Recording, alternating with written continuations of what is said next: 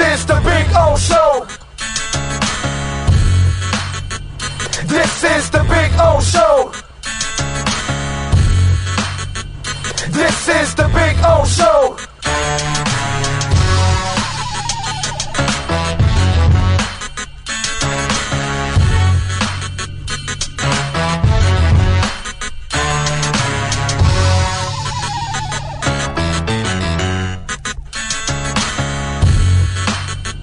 This is the Big O Show. This is the Big O Show.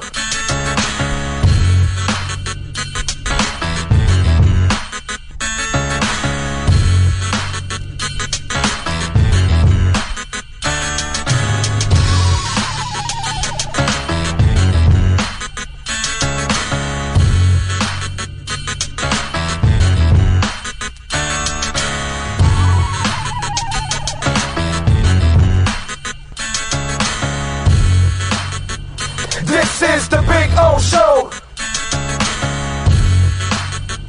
This is the Big O Show. This is the Big O Show.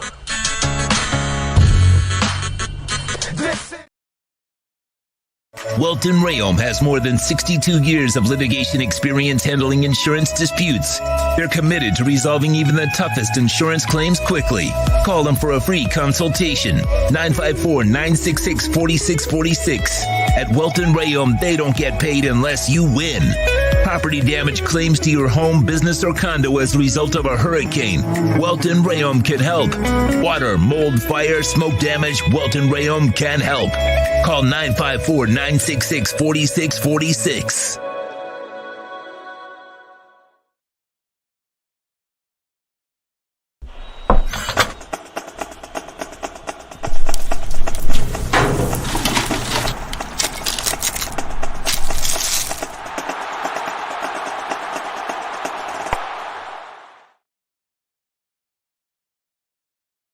There's no need to drive around South Florida wasting valuable time looking for a new or certified pre-owned Acura. Go to the #1 volume sales dealership in the Southeast United States. Craig Zinn's Acura of Pembroke Pines. Purchase with pace and space in a dealership tailored to your needs. From home buying to providing that personal touch. Contact the 2020 Satisfaction Award winner Craig Zinn's Acura of Pembroke Pines. 888-776-5123. That's 888-776-5123. Or visit them at 15601 Pines Boulevard in Pembroke Pines.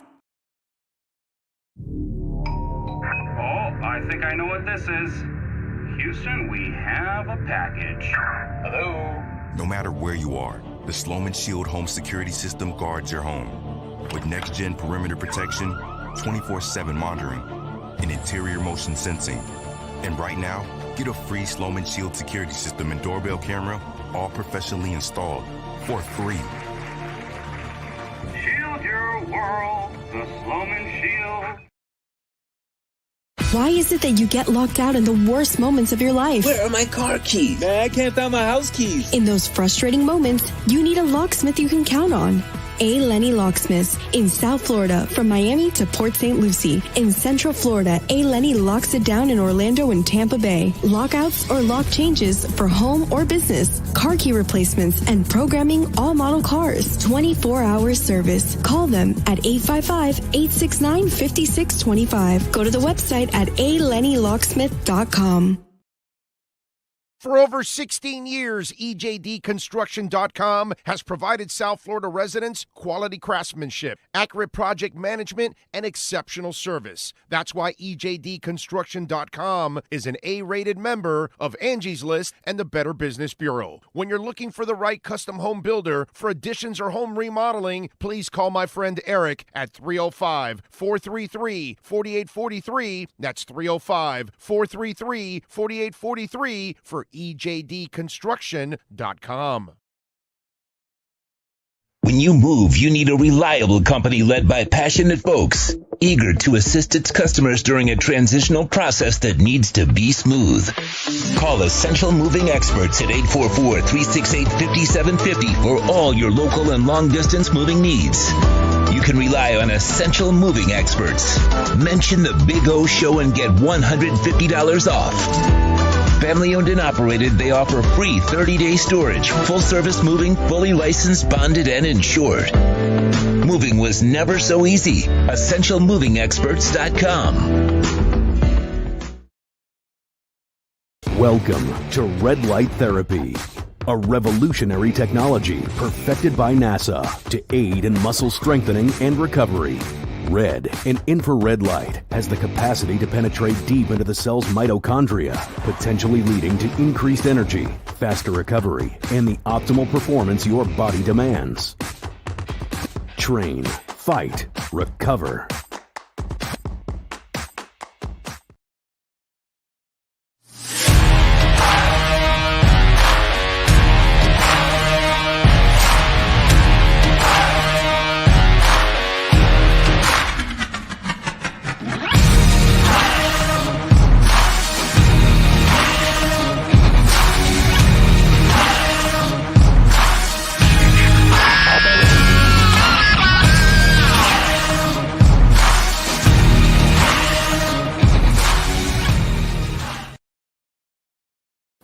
Statements or beliefs expressed on the following program by the host, guests, or callers are not necessarily the opinions of FantasyXS.com, Media Group Inc., ownership, management, sponsors, or website.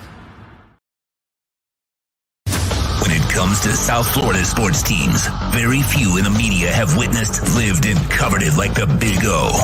Let's start the program dedicated to your favorite South Florida teams with a passion that's unmatched. The Big O Radio Show is on. Here's the Big O. Good morning. Welcome aboard. Yes, sir. A Cutter's Edge. Good morning. Yes. Well, actually, when you walk out and you see that beautiful landscape around your house, thanks to Cutter's Edge, you say it's always a good morning. Good morning to one. Good morning to all over the world, wherever you're watching live or watching later on or downloading the show on audio, wherever it is that you download it on iHeart or Spotify or iTunes or wherever you get it from, man. SoundCloud, Podbean, I don't know. You name it, you tell me. You know what I would love to hear throughout the day today? What is the source you use to I see most of the people that are watching on YouTube, they're going to say, well, I watch it. They don't really download the audio, but it's interesting to see all the different audio sources that are out there. And people they tell me they download it on things I've never even heard of, so it's like all over the place. And so appreciate all of the support. I know as we wind down this year, I know Sean and myself are incredibly flattered and happy and really love the support that you guys have given us this year. And as we continue to grow and we want to make that push for 20,000 subscribers, we're almost at 17 here. So let's turn it up, as they say, and let's get to 20,000. It would be really, really cool if we can get to 20,000.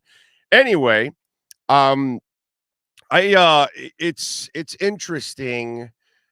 I've talked about this before, that the complainers are the people that are loud, and they aren't necessarily the majority. Most of the time, they're actually not the majority. They're just loud. You know what I'm saying? And so the haters, I don't believe the majority of the Dolphin fan base are disbelievers or haters of Tua. I think most of them are believers and haters, believers and supporters of Tua. But the ones that aren't, they were hiding and now they're out, right? And like this morning, I get a guy goes, "Oh, I hate how the Dolphin season has ended." And I'm like, I had no idea the season ended. Sometimes, some of you out there, you say some really stupid shit. They've got 4 games left. You win this week against Buffalo, we forget about the last 2 weeks. Who are we kidding? Who are we kidding? You beat Buffalo in Buffalo with everything that everybody is writing and talking about, that they can't do it, right? They're a 7.5-point dog and all that stuff, and they win. Everybody changes. That's just the way it goes. And you got complaining. You got complaining about the defense. You got complaining about Mike McDaniel. You got complaining about Bradley Chubb, right? And complainers are loud, but they're not the majority. Here's an example, okay? And I know that we just started early in the morning, earlier than our normal time, so we don't have as many people watching live. But eventually, as it catches on, and Sean will segment this whole thing right here. So let me ask you something. Where are all the complainers with Christian Wilkins? Because I heard you guys for a couple of years. His first couple of years, he was a bust. He was a wasted pick. Where are all you idiots? And I kept telling you, you got to give it some time. Let him develop. He's underachieved. He's underperformed. He's not worthy of the pick. In fact, Omar Kelly was one of those. Okay? But you can't say anything anymore last year and this year, right? How he has developed. Actually, 3 years ago, he started to really turn the corner. And then last year, he really had a hell of a season. And this year, he's been an absolute monster. Remember what I say a lot of times on the show? Nobody tracks whatever the hell you say. Nobody. So that's why when sometimes you come on a chat board or you say, oh, I said this a year. Nobody knows. Nobody tracks it. There's no record, no nothing. It's just a hollow statement. And I heard a lot of you out there complain about Christian Wilkins. So now you're complaining that Tua can't play anymore, that the season is over, that Mike McDaniel's a fraud, that the Bradley Chubb trade is a bust. So if Bradley Chubb starts turning it on towards the end of this year and the last couple games are in the playoffs, or next year he has a monster year and he's comfortable and he breaks out and all that, where will you be? Because I'd like to track you down, right? Which I really don't. I'm not going to track you down. I really don't care. But see what I'm saying? It's like whatever's left of Trump right now, right? He's lost most. He had the general support, right, and he had enough to get to the presidency, right? He didn't win the general vote actually, because even terrible Hillary beat him in the overall vote, and Biden crushed his ass. But he had enough to get in, right? Now he doesn't have enough. Now the only thing that's left are what? Racists and idiots. I mean, you've got to be either a racist or a dumbass to be supporting Trump at this point, right? I mean, all the association with everything racism for several years now. If that didn't convince you, then everything else he's done, insurrection and all, right? But they're loud. They're loud, right? Because racist people are usually loud. That's kind of what it is. Well, they're loud. That's what's left of his base. DeSantis is going to wipe the floor with him. DeSantis will be the guy that will run for president and probably win, maybe. But either way, unless the economy goes the other way and it starts really going well, then old man Biden won't. He might forget the second term, but he might be there. Who knows? We've done crazy things in this world. But the bottom line is what's left for that guy, they're loud. Same thing here. Same thing here. The Tua complainers, you're loud. And then if Tua balls out, you'll shut up and you'll disappear and nobody will track what you say. The Mike McDaniel disbelievers, nobody will track what you say. The Bradley Chubb complainers now, yeah, he's underperforming. But those of you that have gone to the absolutes, right? Tua can't play, McDaniel's a fraud, Chubb is a terrible trade, Christian Wilkins was a bad draft pick. You're the same people. You're the exact same people. The idiot I had on Twitter, I hate how the Dolphins season has ended. You're all the same people. You're loud. You're the minority. You're ignorant. You have no patience. You're really just a mediocre fan, actually. When you just waffle like that, right? Because most of you don't have the balls to come out and say, "Yeah, no, I'm the guy that said Christian Wilkins' pick was terrible for years. I was hammering Chris Greer and hammering Chris Greer and hammering Chris Greer, but I don't have the balls now to say, no, Chris Greer did the right thing." Christian Wilkins is a beautiful example. I was thinking about that last night, and I was going, "This is perfect." Because I'm just as disappointed as all of you with what's gone on the last 2 weeks. But it's over? Come on, dude. What kind of ridiculous crap is that? You're just loud and you're the minority. The sad part is that those of you that are the majority, you kind of sit back. You know what I mean? You kind of sit back and just take it in and, and you don't really react to it. Anyway. So, we got the boys coming up. We're going to have a little redrecover.com inside the paint show. Remember, right now, we had the doc on yesterday. The wraps are 30% off. Take advantage. That's a lot of money you're saying. I mean, they are super affordable as it is. And now you're going to save 30% on top of all of that. So if you're living with any kind of pain, neck, back, shoulders, knee, ankles, you name it, man. Okay, we've got a wrap for you. All right, from sciatic nerves to growing hair to the wrap on the face for the crow's feet for ladies. I mean, red light therapy can help you in so many different ways. You got a scar from a surgery, it can help scars disappear, and it's all natural. There are no side effects. Anyone can use it. And we even have wraps for dogs for their back hips and front hips, so you can, give them some treatment and they can age gracefully and have less discomfort and those kind of things that some dogs develop with their hips. We got that too. redrecover.com, and you can get 30% off. Now, you don't even have to use a code Big O, which was 10% off. Right now, the sale is going on 30%. So go to redrecover.com. All right, let's bring the boys up. Let's get ready for a little inside the paint. Good morning, gentlemen. Good morning. Morning. As the Heat is getting ready for tonight's game against the Thunder, I am reading a young man by the name of Adam Barai reporting that Sadiq Bey could be on the radar. And you tell me, what are you hearing? Is there any truth to all of that?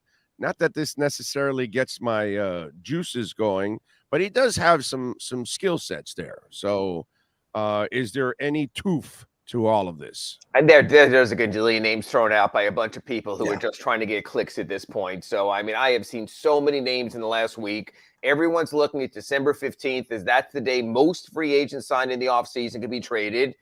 Unfortunately for the Heat, two of their more intriguing contracts, Victor Oladipo and Dwayne Dedmon, can't be traded till January 15th because of the size of their raises. If the Heat bring in any player without sending out money, they go into the luxury tax. I can tell you this right now. They are not going into the luxury tax just to add Sadiq Bey. Right now, if they're looking for shooters, they have a shooter in Duncan Robinson they've invested $90 million in. They have a shooter in Max Strus. They've got to figure out whether they're going to invest that kind of money in him. They have Sadiq Bey level shooters right now who just aren't hitting shots. So if you're saying to me, Big O, if we can sub out one 3-point shooter for another, is that going to turn this whole Heat team around? No, that's why I told you. How does that help the defense? How does that help the offense get out of the mud? Yeah. And look, there are plenty of names now. There are plenty of people's only job is to throw as many names out there. And I will tell you this, and Kurt deals with this all the time at Pro Basketball Talk. One of these people will be right. One of these people I know you're throwing enough shit on the wall. Something's going to stick, of course. Yes. And that's what's going to happen now. So, and again, one thing, and I'm sorry to monopolize this, when people say they're hearing the Heat are talking or interested in, and Kurt knows this. The Heat are probably talking about or interested in behind Pat Riley's office, the big board of the NBA, 20 or 30 players there. You always have to have interest. Yeah. You always say to yourself, okay, today's the morning roundtable, 9 a.m. Adam Simon's in here. Nick Harrison's on the phone. Andy Ellisberg's in here. What about this guy, this guy, this guy, this guy? So then you can come out and you can say, the Heat are talking about this guy. Hell yeah, they're talking about that guy. They're talking about a gazillion guys. They're also talking about staying under the luxury tax. They're also protecting their future position for trades. They're also trying to figure out if guys are going to show up for work or take more mental health days. Exactly, Big O. Yeah, I will say this. I will say this much. There's a lot of teams looking at the Pistons, though, because after the unfortunate news about Cade Cunningham and the surgery and him being done for the season, I think they'll be sellers at the deadline. But I don't like Ira said. I mean, outside of Bogdanovich, who I don't think is easy to get. I don't think any of them help him. I don't think any of them help the Heat.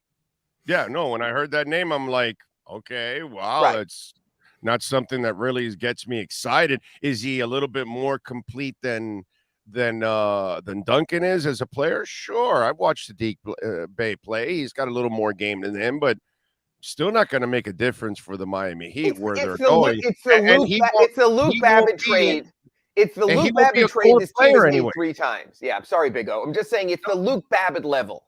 Yeah, he won't be. You're not trading for a guy that could be, because I think if you trade for a player, if you're the Heat, you need to find somebody that could be a core player, not some guy on the periphery. I mean, that to me, like I saw it, it was like, yeah, that doesn't get me, excited. Now, what gets me excited is 1 hour of hardcore Miami Heat and NBA talk, and it's coming your way. It's the redrecover.com Inside the Paint show next. Welcome to Red Light Therapy, a revolutionary technology perfected by NASA to aid in muscle strengthening and recovery. Red and infrared light has the capacity to penetrate deep into the cell's mitochondria, potentially leading to increased energy, faster recovery, and the optimal performance your body demands. Train, fight, recover. The viewpoint statements or beliefs expressed on the following program by the host, guests, or callers are not necessarily the opinions of FantasyAccess.com, Media Group Inc. ownership, management, sponsors, or website. NBA fans, it's time for the RedRecover.com Inside the Paint show with Ira Winderman and Kurt Heelan. RedRecover.com helps pros and everyday warriors heal on the go with our medical-grade, highly specialized devices designed for each area of the body. Use code BIG-O to get a 10% discount. Let's hit the hardwood with some of the best insiders in the NBA. Here's Ira Winderman and Kurt Heelan. And welcome in for our weekly Wednesday 9 a.m. highlight. I'm Ira Winderman from the South Florida Sun-Sentinel. He's Kurt Heelan from NBCSports.com and Pro Basketball Talk. And this is RedRecover.com Inside the Paint, our weekly look at the Miami Heat and around the NBA. And Kurt, I want to start somewhere where it's familiar discussion weeks also and get your thoughts. Honestly, just, again, feel free to chime in on our chat board also, because to me, this impacts the fans maybe more than anyone. The Heat are coming off, I'm going to say, an impressive win in Indiana, because I feel like the fourth quarter still should start when that game ended. I think it was 87-82. So it was a win. You take it and you move on. But the Heat are coming off a win. They're here tonight in Oklahoma City to take on the Thunder, who certainly have enough talented players to beat you. Sitting here going, you know what? Feeling good about the Heat. They got the Thunder next. They got the Rockets next. They got the Spurs next. They might actually return home with a 500 record to be well positioned. And then I get the news that Jimmy Butler is sitting out here tonight in Oklahoma City for knee injury recovery and rehabilitation. Kurt, we spoke about this last week, and you mentioned that some players, it's necessary, it's better for the team, and it's better overall. When you saw the news that Jimmy Butler is sitting out for a team desperate to get back to 500, for a highly winnable game, where you can make a case now with Gilgeous-Alexander that the Thunder will have the best player on the court tonight. What's your take on this sort of Jimmy Butler and getting this time off this early in the season with the day off between games, although I will say it does start a back-to-back? First off, as much as I love Jimmy, the way Gilgeous-Alexander is playing, the Thunder might have had the best player on the floor regardless. All right, and he's Kurt Heelan, and you can reach him at that little Twitter handle below his name. Yeah, exactly. It's not personal. it is a concern because you talked about second night of a back-to-back. They've got the Rockets, right? Yes. Boy, Rockets won a couple in a row, playing with some emotion for their coach. And then you get the Spurs, who have won a couple in a row, and Devin Vassell, and you guys know, like Vassell and Kendrick.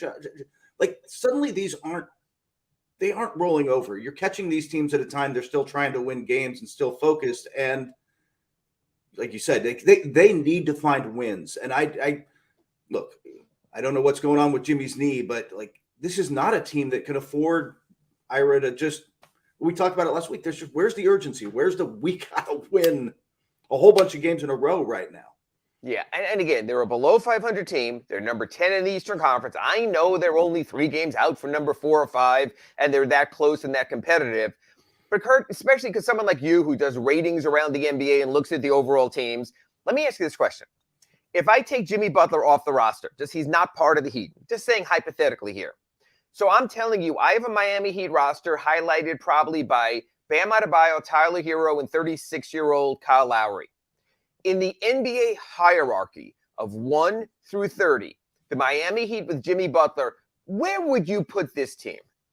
Wait, without Jimmy Butler? Without Jimmy. In other words, saying on a night he sits tonight, so let's pretend Jimmy's not part of the Heat. Then where would you put the Miami Heat?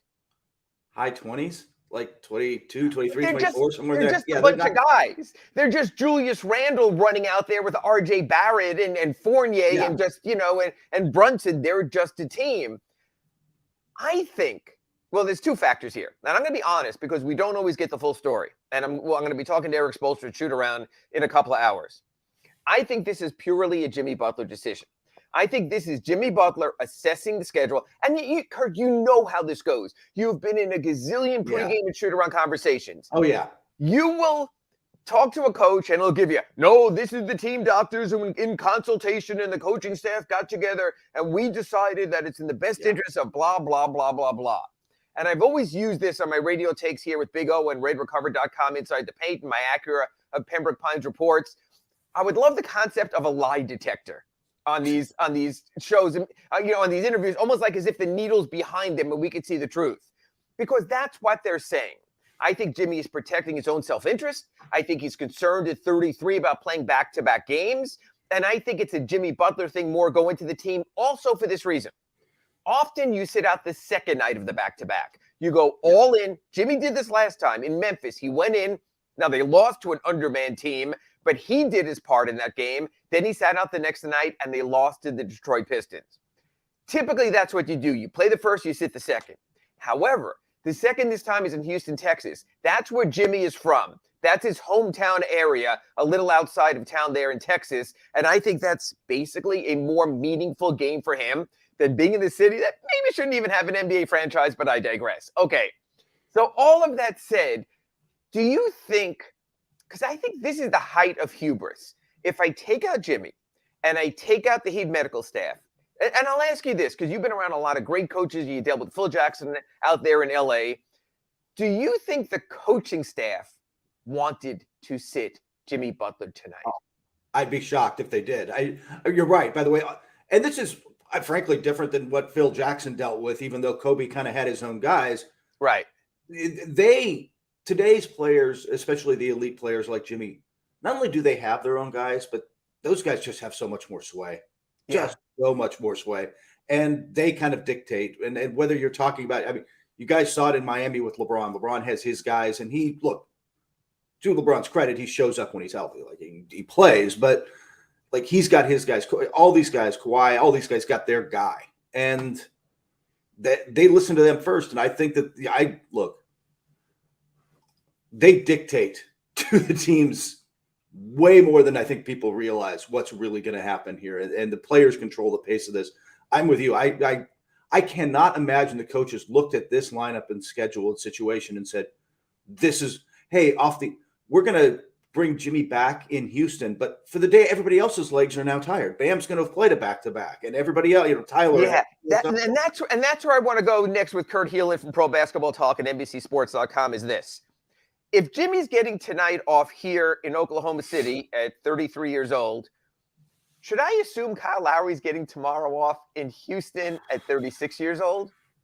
Should, probably, yeah. I mean, I would guess. I mean, and that, by the way, might be a team decision as much as a Kyle Lowry decision.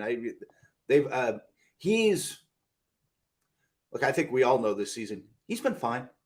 He's been okay, yes. But they haven't been the guy they needed, and they need to protect and ideally get more out of him, but at least protect what they've got going forward.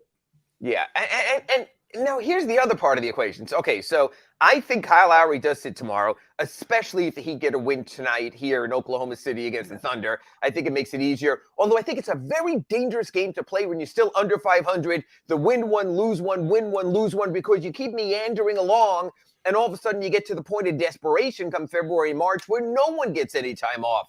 I think that's dangerous. Do you think, and I don't, but I'm going to throw it to you because you've also dealt with a lot of young impresarios, let's say, in this league. Do you think guys like Bam Adebayo and Tyler Hero go, what the F? Like, wait a minute. We're out here busting our ass every day. We're trying to develop reputations as winning players. We want to be seen more nationally. We don't want our games taken off national television. And yet, here's the Heat without Jimmy Butler. Maybe tomorrow, here's the Heat without Kyle Lowry. Bam is busting his ass. Last game, I think it was 18 and 15 rebounds in Indiana. He is sick of anyone trying to insinuate that Miles Turner is better than him. Miles Turner was selected for the World Cup team by Greg Popovich ahead of him, and Bam never forgot that. So that was a meaningful game for him in Indiana. But if Eric Spoelstra is fire and brimstone about how every game matters, if Eric Spoelstra is talking when he can about having his Hunger Game practices where the point these guys are exhausted after a practice is after a game, and then guys get nights off, it just seems to me that while we're dealing in South Florida here with football and guys busting through injuries to get out there and help be an offensive lineman to protect Tua and doing whatever it takes, and you have basketball guy, and admittedly, Kurt, it's an 82-game season. Yeah. But is that good for team building? No, and it's not good. I mean, I think there's two parts. So it is not good on the roster, right? It is not great for the guys who, like you said, Bam is out there busting. And I think if things are going well, players are pretty forgiving, right? Hey, man, you got to take care of your business. You got to take care of you. And there is it's a job, in a sense, understanding about it. Sure. But there is also a frustration when things aren't where you want them. When you're 13 and 15 and looking at the play-in, there's a little bit different urgency. And you and I have discussed this before. That lack of urgency, that lack of guys showing up and playing enough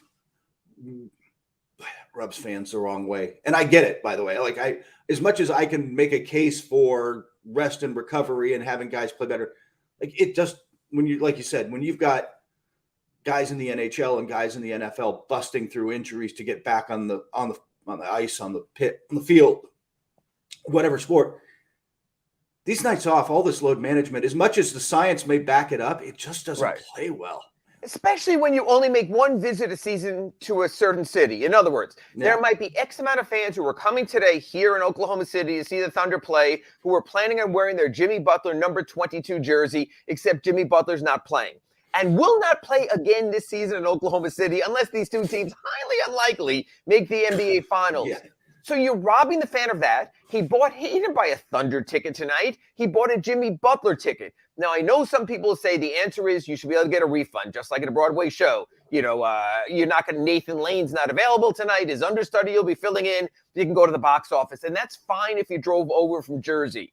But if you made a family trip to drive several hours to come see someone, and you've already rented a hotel room, taken a hotel room, it's a lot harder to do that. The fans get screwed. I don't think the fans matter all that much. It's about the bigger money and the bigger product and all that. TV. Look, I don't want to digress too much to that. So I want to get to a couple of other factors regarding the Heat roster. We will get to the chat board. We will discuss the Heat's upcoming schedule. We will talk a little bit about trades also. Kurt, we're at a point now with the Miami Heat where Max Strus has been very up and down is starting to win over up lately. 3 of 12 game the other day in Indiana. Did hit a big three-pointer in the fourth quarter that helped. Duncan Robinson did not play. Duncan Robinson played Saturday when Max Strus was benched for the second half. I believe it was about more than performance. Eric Spoelstra wouldn't say anything, so I'll just leave it at that for now. When you look at this Heat roster, you have two financial decisions here. Financial decision number one, you're paying Duncan Robinson $90 million. He has 3 more years left on his contract. You are getting nothing out of it. Should you be showcasing him? Should you be giving him another chance? Part number 2, Max Strus is going to be an impending free agent come July. Players, seems like no matter what kind of seasons they have, if they've ever been in a rotation, they get paid somewhere. So you might have a decision whether you're going to have to pay Max Strus. I don't want to say Duncan-like dollars, but even if it's Caleb Martin-like dollars, 3 years, $21 million, something like that. If you're the Heat, knowing what you know about those two situations that I just laid out, knowing you're trying to, even with Jimmy sitting out tonight, win every game, Kurt, how would you and how do you think the Heat should handle the Strus Robinson situation? I wrote about this in my Ask Ira, posted it at sunsentinel.com this morning. Curious to get your thoughts. I think you kind of got to start giving Duncan a little more time for two reasons to me. A, yes, you'd like to showcase him for a trade. Frankly, I'm not sure the market is out there. We'll see.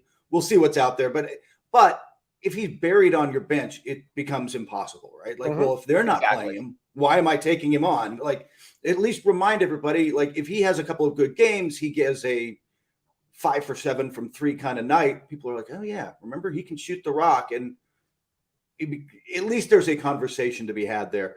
The other part of it is, it's just when you watch this team right now, something needs to shake it up. Something needs to happen. And it doesn't necessarily have to be a trade, but switching some rotation, some lineups, whether, we've talked a million times, and we can have the conversation about Tyler Hero off the bench again, because I've kind of come around to that. Yes, we will next. But you've got to do something, and Duncan is something, right? And so give him a shot. Like, you've got 17 people, I guess, with the two ways, but you've got a 15-person bench for a reason. Over the course of 82, you got to lean into it a little. Yeah, and I think Duncan merits at least that get out there in the second quarter shot, maybe hits 3 in a row, sparks your team, lets you know you're comfortable for the game. The other team notices, maybe a scout from another team notices that, hey, this is the spark we need. The Heat won last year because of three-point shooting.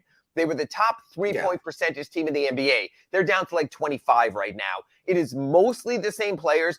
And the crazy thing about this is Caleb Martin is having a career year on 3.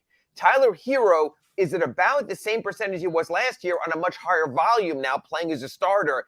All the ancillary guys. Duncan Robinson is down. Max Strus is down. Gabe Vincent is way down and injured now as well. So you have that coming into play. I want to get into the second part. I know we're coming up to a break soon on redrecover.com Inside the Paint, but wanted to talk about this on the first segment.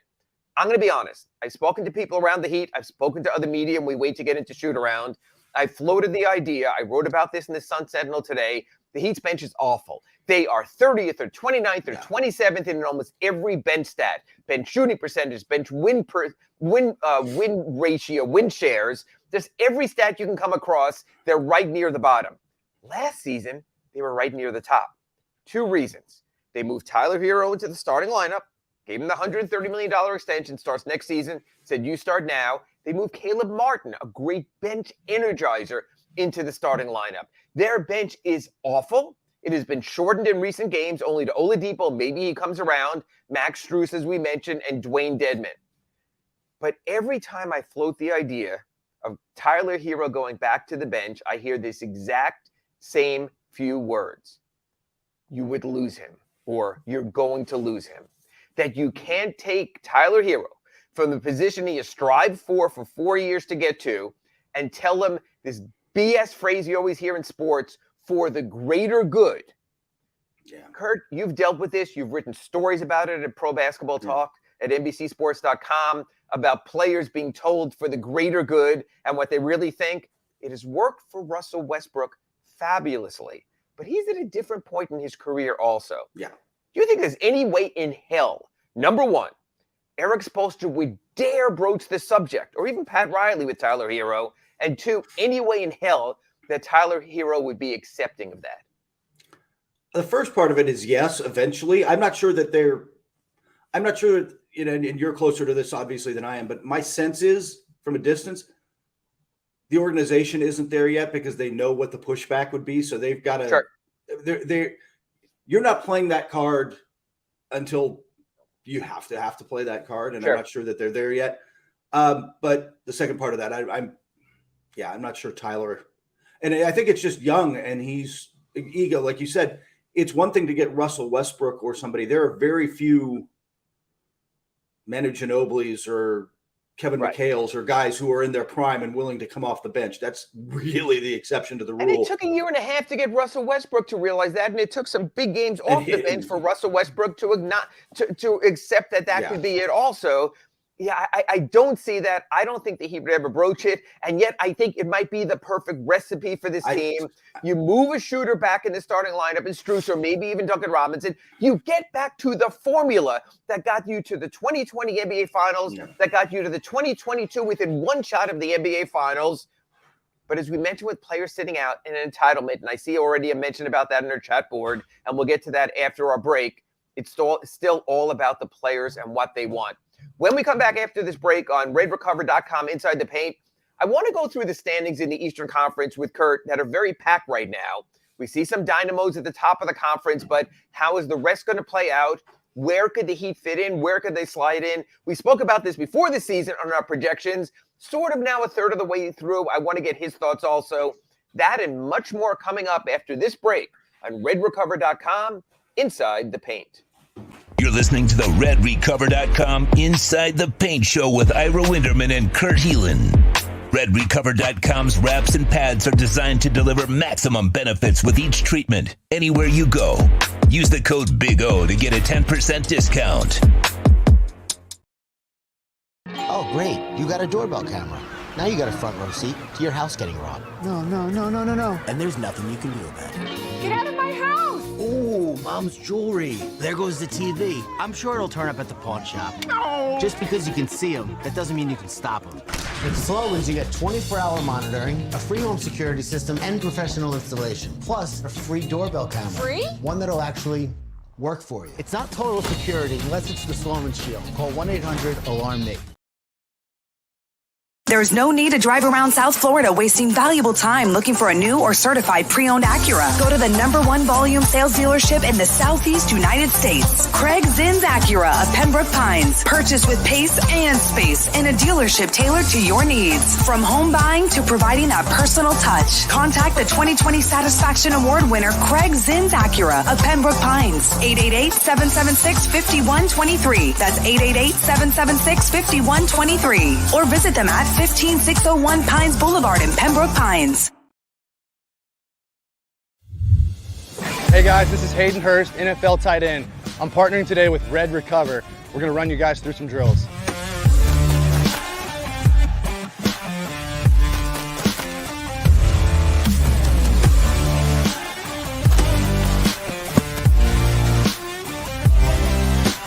I started using Red Recover last year, my 4th year in the NFL. It just helps me on Mondays after games, get my recovery process started, get back into the fold of the week, and get ready for the following Sunday. If you want to recover like me, use Red Recover.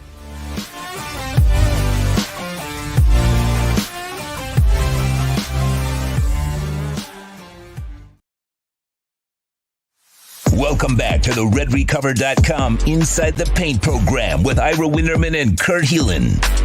Go to redrecover.com to learn more about red light with videos, blog posts, and 40 years of medical research to treat pain, inflammation, and overall well-being. Use code BIG-O to receive 10% off your order. Here's Ira Winderman and Kurt Heelan. And we're back on redrecover.com Inside the Paint, our weekly 9 a.m., most of the time Wednesday show. I'm Ira Winderman from the South Florida Sun-Sentinel here in Oklahoma City for the big Miami Heat Oklahoma City Thunder till tonight.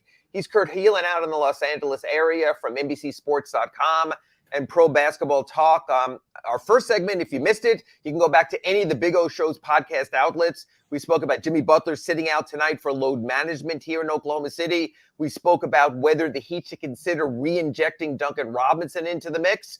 We spoke about Tyler Hero as a possible starter. As I hinted right going to our break, I wanted to discuss the standings, but I did promise that I would get to our chat board. So I'm going to get to that real quick. Kurt, you know how this goes. I'm going to read your thought. Just give me a quick thought and response. Yeah. And I want to get everyone involved here. Again, you can go to our YouTube chat board. First of all, wherever you are, smash like buttons. If you break your computer, Big O will buy you a new one. On our chat board, Carlos Seguero says, The NBA is a bad product in total. Probably not watching our show that much then. It's not the heat issue with the players feel entitled. They don't care about the regular season. Why should we? The best thing the NBA can do is to cut the season in half. And yet, Kurt, if you cut the season in half and there's still back-to-backs, wouldn't you agree players still would sit out games? Yes. If there were still back-to-backs, yeah. I mean, look, I don't think there's – and Ira, I assume you're on this boat too. I don't know anybody around the league who doesn't think fewer games would just be a better product in a lot of ways. Like if you could just – if you kept roughly the same time parameters and dropped it to 66 games and played two a week. I think the bookkeepers and the accountants, and the accountants would be against that because that's in percentage loss. So again, everyone, this magic number 60 games, that's fine. Is everyone across the board willing to take a 25% cut in revenue? From what I've seen, Kurt, you mentioned this around the league.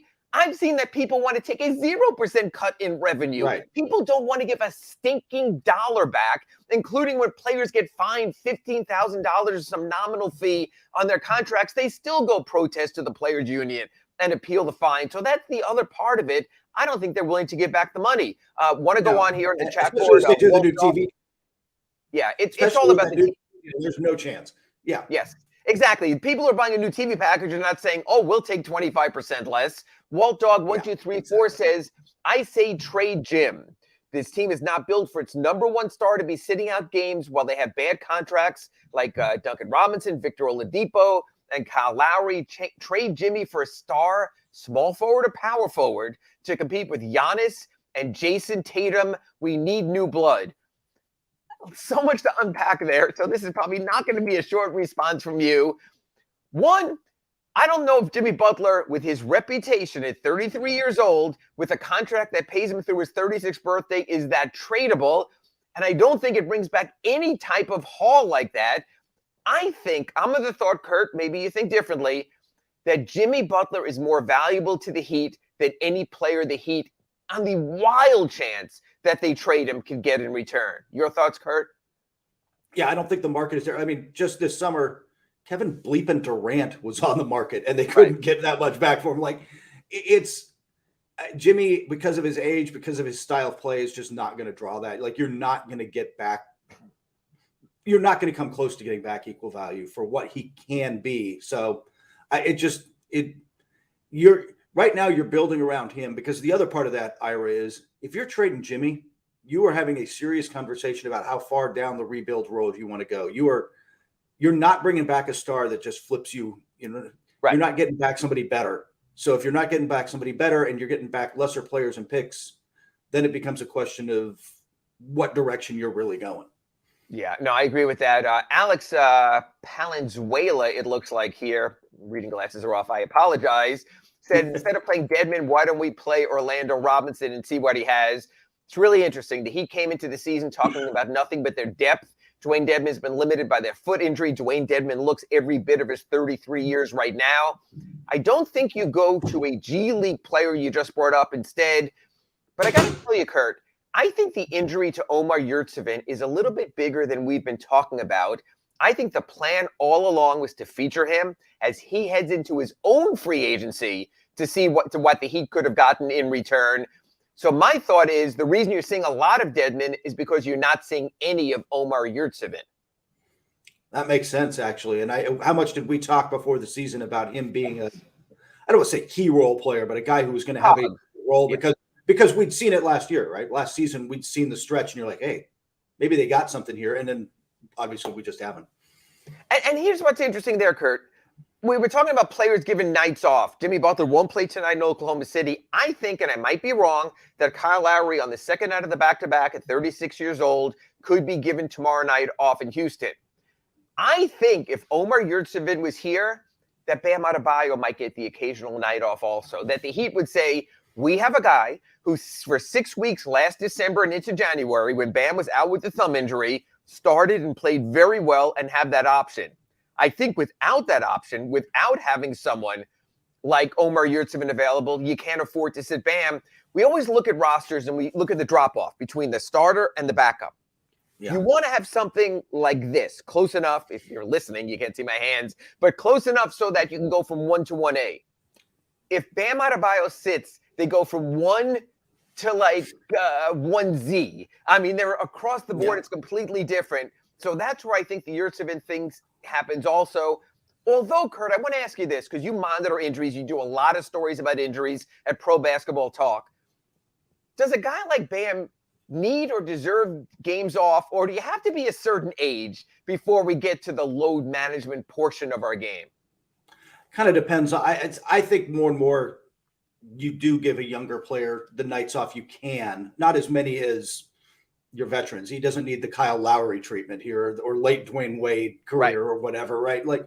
But if you've got a night you can, and I think you hit the nail on the head. It's easier to give.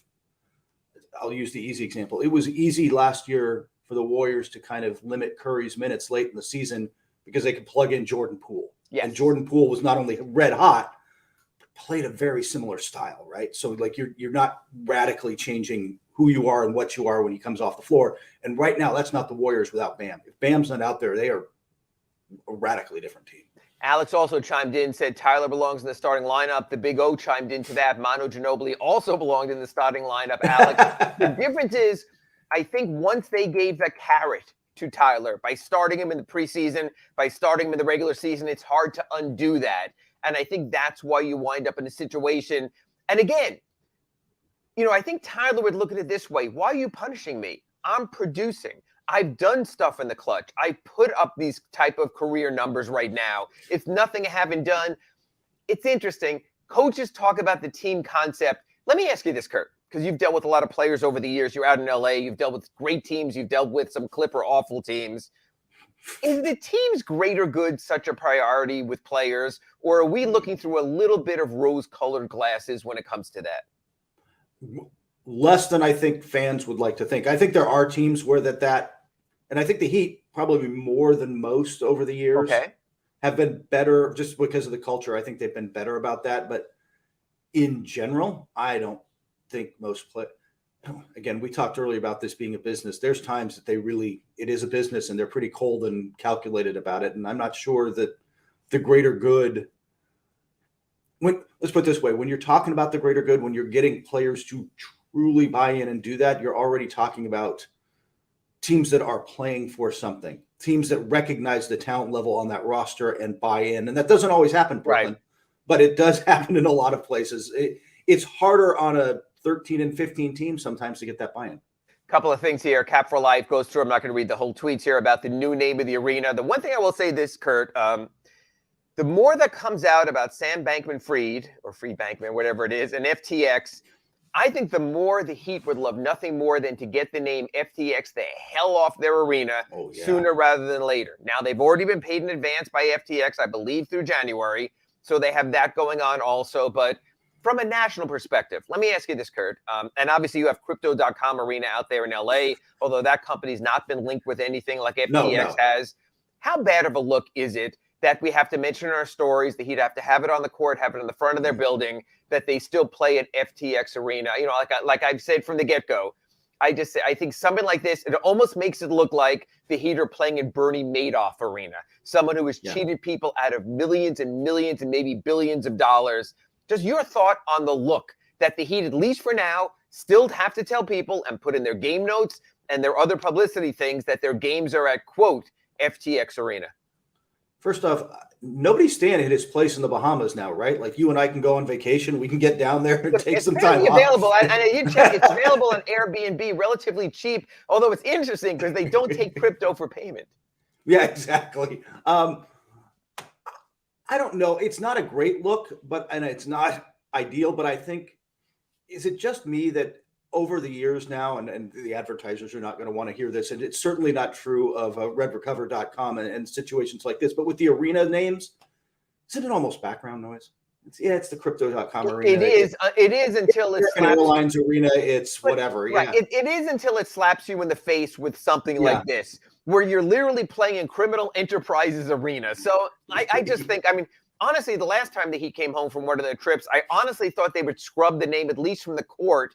So when they showed the games, it wouldn't be there. But I understand they've gotten a payment from a company that's in bankruptcy but still exists. So I understand there's legal implications there that we don't know as much. So I understand that also. I know we're going a little long here on the chat board, but again, that's the point of the show, is to get everyone else involved. Yeah. Terry asks, Ira, do you think we're going to get a deal done for Jay Crowder? And if so, would he start or come off the bench? Here's what's interesting. Kurt, I don't know if you saw, or maybe you might even have aggregated Shams' report, that there's a way for the Phoenix Suns to trade a boatload of second-round picks out that wind up with Houston, actually would go through Milwaukee, and that the Suns could wind up with Eric Gordon, who the Heat will see tomorrow in Houston. That's a pretty good deal for the Suns, isn't it? If they could wind up with a pros pro like Eric Gordon for a player who doesn't even play for them right now. Especially because Chris Paul has not been Chris Paul this year. Yes. And it's something not everybody really wants to talk about. But Chris Paul, I mean, he dealt with some injuries. Right. But he has looked, and frankly, towards the end of last season and during that playoff series, he's just not looked like Chris Paul again. And so I think bringing in another guard is a higher priority than people realize in Phoenix, because obviously they've got Devin Booker, they've got an elite, they've got one, all NBA level guard, but they need another one. So I saw that deal and I found it was interesting that I was curious if it was Daryl Morey or their owner who's like, no, we need a first. Like that, but how often does that happen? But I don't think people realize how often certain, I don't want to say lower levels, but not the highest level of your front office, work out a two-way, three-way trade, whatever the trade is. Then they bring it to the GM or they bring it to the owner, and it's like, why don't we get more? And it just deals fall apart. But I want to put this back in here, because you deal with a lot of this aggregational stuff and you deal with a lot of these rumors. So I want to put it to you this way. I don't mean that condescendingly. I mean that's what we all do. So the Phoenix Suns would trade Jay Crowder to the Milwaukee Bucks, which would bolster the Bucks. The Bucks would trade, I believe it was 4 second-rounders to Houston. Yes. Houston would then forward Eric Gordon to the Suns. So let's say we have that trade in place. I think there was another element from Houston to the Suns also. Another player too, yeah. Okay, but if you're Pat Riley and Andy Ellisberg and Adam Simon and sitting at 601 Biscayne Boulevard, can you trump that? Can you tell Phoenix, no, hold on, don't trade him Milwaukee, our top rival in our conference, trade him to us because we will give you. Is there something you can do to trump Eric Gordon? I think you mentioned it in the first segment when we were talking to the Big O. Do you have to get to January 15th when Dedmon and I'm not sure right now you have that, right? I just don't know that you have I don't know. Off the top of my head, I don't remember how many second-round picks you've got, but if they want a first, you're a little bit limited. Yeah, it's just don't have any. The Suns don't want picks. The Suns want win-now players. What's been floated here is the Heat could trade Victor Oladipo for Jay Crowder. Now, my question is, Victor Oladipo will have another runway of a month. He can't be traded till January 15th to show what he could do. He's pretty good in Indiana the other night. Very emotional game for him. As I wrote in the Sun Sentinel, just posted my story now, this is sort of the Victor Oladipo homecoming tour. He played in Indiana on Monday. He's playing tonight in Oklahoma City. People might forget, Victor Oladipo was a member of the Oklahoma City Thunder in 2016-17 when he was traded from the Orlando Magic along with Domantas Sabonis. They always are a package deal. They came here. Serge Ibaka went to the Magic. And then the Heat played Thursday in Houston. And, of course, the Heat got Victor Oladipo from Houston for Avery Bradley and Kelly Olynyk. So there is a motivation this week beyond the comeback for Victor Oladipo to play well. Okay, you're James Jones. You're sitting there. You've just been elevated to president of the Phoenix Suns. Could you make any case to me, Kurt Heelan, why I'm better off taking Victor Oladipo on an expiring contract than Eric Gordon? In other words, Jay Crowder can go out for Eric Gordon. Jay Crowder can go out for Victor Oladipo. Is there any case to be made for instead trading for Victor Oladipo? He's going to have to prove it a lot over the next month because I just trust Eric Gordon more to be there night in and night out right now. Despite he's had some injury issues, he's been up and down, but I mean, how little we've seen of Victor over the last couple of years would make me hesitant to bring him in, like you said, to a team they're not thinking about 3 years from now too much. They're thinking about this year. So, I mean, can Victor help them right now? That's where the ramp the next month and even these weeks matter, right? Like he needs to go into that arena and put up some games where if you're going to be able to trade him, he has to have some games, kind of what we were talking about with Duncan, right? He's got to pop a few eyeballs. Well, let me ask you another question then. If that's the case, and Victor Oladipo has a good month for the Heat, and you're an over-the-cap team, and you have his bird rights, which would you rather have from a Heat perspective? A re-emerging 30-year-old Victor Oladipo or Jay Crowder when both will be impending free agents? That's a good question. I might still go. I might still just go Crowder because of the positional need. Positional need. Okay. And I'm on board with that. Look, folks, I know I said we're going to talk about the standings in this segment, but this is what we want the show to be. We want it to be interactive. Yeah. We want to answer your questions. We're getting up at the ass crack of dawn. Kurt, 6 a.m. on Mondays out there in L.A. Me today starting at 8 a.m. here in Oklahoma City. So after the break, I promise, unless your questions are really good and we go in another direction, talk about the East standings as we do when we wrap up our RedRecover.com Inside the Paint show every week. Talk about the Heat upcoming schedule. Keep those cards and letters coming. If we can't answer them, Big O will. And we'll be back right after this break. You're listening to the RedRecover.com Inside the Paint show with Ira Winderman and Kurt Heelan. RedRecover.com's wraps and pads are designed to deliver maximum benefits with each treatment, anywhere you go. Use the code Big O to get a 10% discount.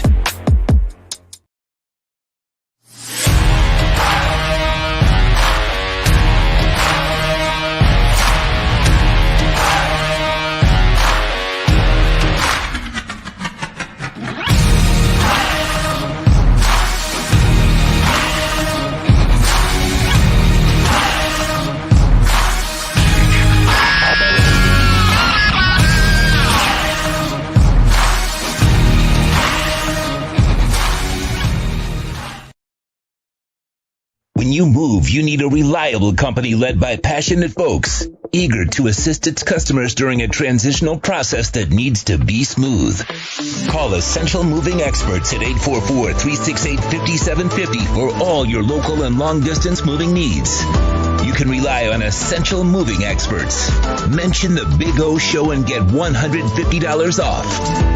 Family owned and operated, they offer free 30-day storage, full-service moving, fully licensed, bonded, and insured. Moving was never so easy. EssentialMovingExperts.com. If you're a Miami sports fan, then there's only one store to go to, and that's Caneswear at Miami Fanwear in Davie. They're your one-stop shop for all your inner Miami CF, Canes, Dolphins, Panthers, and Marlins merchandise. They have hats, t-shirts, game day jerseys, and so much more. Located at 2511 South University Drive in Davie, and open 24/7 online at Caneswear.com or InnerMiamiWear.com. Call them at 954-835-5597. Caneswear, the spot where Inner Miami and all Miami sports fans shop. Red Recover now offers a simple-to-use, professional-grade light therapy device designed to help your dog heal and live a healthier life. Red Recover emits red and infrared light therapy based on the same science that NASA developed, all in a soft, flexible housing pad powered by a convenient, rechargeable lithium-ion battery. Say yes to science and give your dog the care it deserves with Red Recover.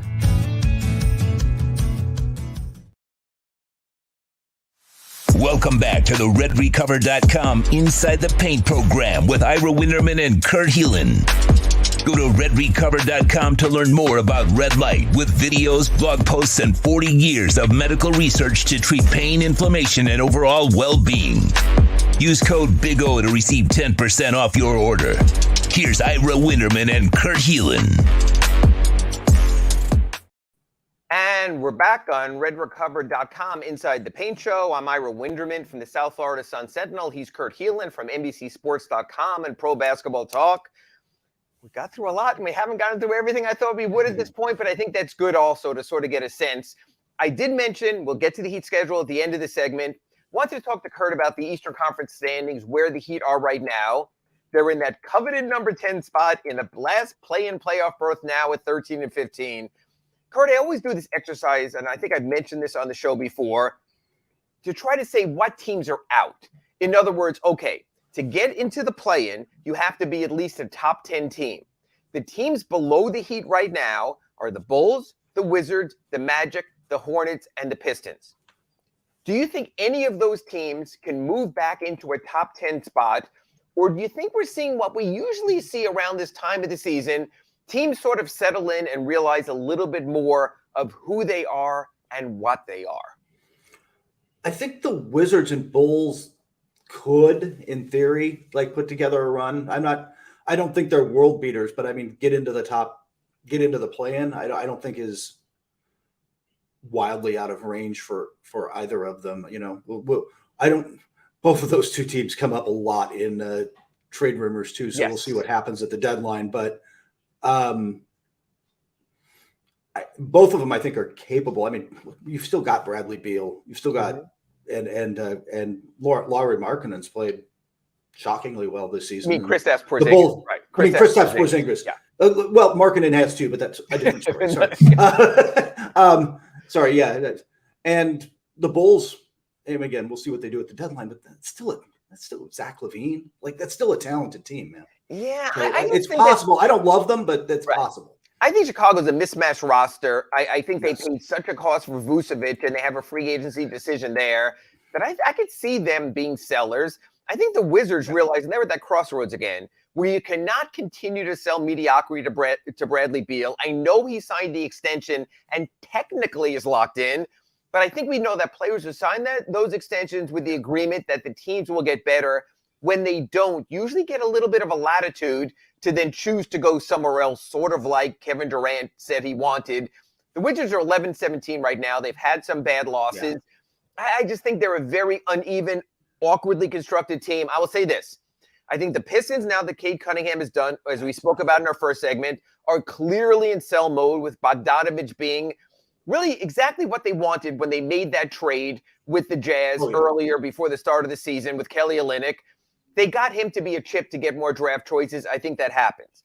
I think the Hornets are a go-nowhere franchise with a roster that is middling from the get-go, dealing with LaMelo Ball injuries. I think the Magic have 9,000 forwards, but I don't see them going anywhere without any guard play. I think those could be your 5 teams. Then I want to get into what now currently is the play-in group.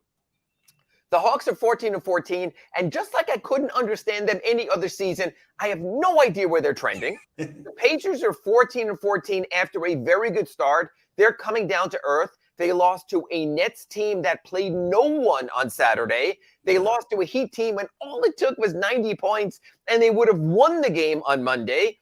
They're questionable. The Raptors are teetering, and I think have been teetering since the start of the season, weighing what Masai is going to do. Keep the core, trade the core, blow it up, continue the pattern of what they did when they moved off Kyle Lowry. So when we look at the other play-in teams right now, the Hawks, the Pacers, and the Raptors, where do you see Hawks, Pacers, and Raptors trending in weeks ahead? Hawks are trending down. There's chemistry issues in there, and you know, I know some of that got out publicly, but it's that you watch a game, watch the body language of that team. I just don't think they're going anywhere. The Pacers got off to that hot start, but I've never totally believed in them. And don't you look at that roster if you're them and think, man, we got these young guys with Therese Halliburton and Ben and think, man, that's the future. And I don't know. I would think that that's where they're going, but that's never where their ownership goes. So who knows? But I don't think they're a threat really. So, and I suddenly went blank on who the other team was in that group, but none of them are blowing your doors off. Like the Heat should be better than all of them. Right. The Raptors to me are always a question because I still look at that team when everyone's healthy and you have Siakam and you have Anunoby, I always get that wrong the first time, Anunoby, and you have Fred VanVleet. You still have talent, and of course, the rookie they were at Florida State also. You have the talent to win now. I could see them shooting up the standings also of that group. Yeah. I will say this. If I'm Pat Riley and the Miami Heat and Mickey Arison, I'm worried about the Pacers more from this standpoint. You put Victor Wembanyama on that team with Benedict Mathurin, with Tyrese Halliburton, with the talent, even if Miles Turner comes back as a 4 who puts alongside, the Pacers could be the best team in the Eastern Conference for years to come if they win the lottery because their base of youthful talent is as good, arguably, as anyone in the East. So I almost want the Pacers to make the playoffs just so they can't win the lottery. So that's the group with the Heat now locked into that play-in round, 7, 8, 9, and 10. Let's go to the next 3 teams up here, 4, 5, and 6. The Nets are what I said they would be, what Big O said they couldn't be, and you were a little bit on the fence. They are a red-hot team. They have won 4 in a row. They're 8-2 in their last 10. They're 17-12 and 4th in the East. Kurt, has your thoughts changed? Could this work? Is this just a hot streak? Will Kyrie still have his moment where he disappears for 2 weeks? Or are the Nets a legitimate first-round home playoff team in the Eastern Conference? I still am just not sold enough that they'll be able to sustain this. I mean, I don't think we've ever questioned that the talent is there. That's never been the issue, but I will need to see more from them. I just don't. I don't know. I fully haven't bought in on them the way I bought in on other teams because I just keep waiting for the other shoe to drop. Maybe I'm wrong because, and maybe we're having this conversation in February and I feel differently. But until then, we'll see. I'm in on the Nets because I think what they needed to have is what they're having now, a taste of success. And once they have a taste of success, I think buys in, hey, this is possible. Okay, we didn't get Ime Udoka and go for the big splash, but we didn't also have the big name coach in Steve Nash. We've got a workman-like coach in Jacques Vaughn who is letting us be us. Maybe you can even say letting the players run the asylum. But I think it works for that team. I think that's what that team needed is KD wants to be in charge. Kyrie wants to be in charge. I think it works for them. Number 5 of the Philadelphia 76ers, they've righted their ship a little bit also. They're in a 3-game winning streak. They're 15-12. Again, not world beater record-wise, but the way Joel Embiid is playing, they have Harden back. Maxi's coming back. I would think that's a team on the come. That's a team on the rise. Your thoughts, Kurt? Absolutely. I think once Maxey gets back, they need him to counterbalance and be the attacker, which Harden kind of isn't the same way he used to be. But once that's there, like you said, I think they've got good role players around them. And Joel Embiid when Joel Embiid's playing like this, when he's playing like an MVP, that team is absolutely one of the better teams in the East. Yeah, I would agree with that. Number 6 is a team who all of a sudden thinks they're great again. I don't know if there's more of a roller coaster team in the Eastern Conference this season than the New York Knicks. Yes, they are on a 4-game winning streak. Yes, they were above 500 at 14-13. And yet, if you were to ask me where the Heat are at 10 and the Knicks are at 6, I would at least expect a positional swap between those two teams. Are the Knicks for real? Are the Knicks sustainable, Kurt Helin? I don't think so. I think this is just a hot streak. I think that I just don't believe in them I don't believe in the way that roster is built. It was good as Jalen Brunson has been. He's frankly been everything they could hope for from them. RJ Barrett's not the guy. I don't think you can count on sustained production from Julius Randle. Hey, Evan Fournier is available if you're looking for trades. Well, no, I don't want to get. I just don't love them. I want to get to that because the one thing that's remarkable, and you know this because you read all over the country, and the Knicks always lead the league in trade rumors because they have a massive media market there, and that's what sells papers, and that's what generates clicks. So right now, the Knicks have all these players that, hey, you can get our great players. Evan Fournier and his bad contract is available. Emmanuel Quickley and his moments apparently are available. And then the one I laugh about here is, Cam Reddish might be available in a trade, as if Atlanta wasn't saying the same thing last year when they couldn't get rid of him quick enough. Yeah. Do Evan Fournier, Emmanuel Quickley, or Cam Reddish get you anything? And I ask this from almost a particular perspective, Kurt Helin, who is based out in L.A. For a Lakers team looking for a little bit of a jolt, do any of those three create any interest for the Lakers? The Lakers have long had and Pelinka has long had a fascination with Reddish. And I think there's some positional need for them on the wing, but I don't think, like you said, he's been in 2 places and he just doesn't move the needle. Atlanta looked at their options and said, we want DeAndre Hunter.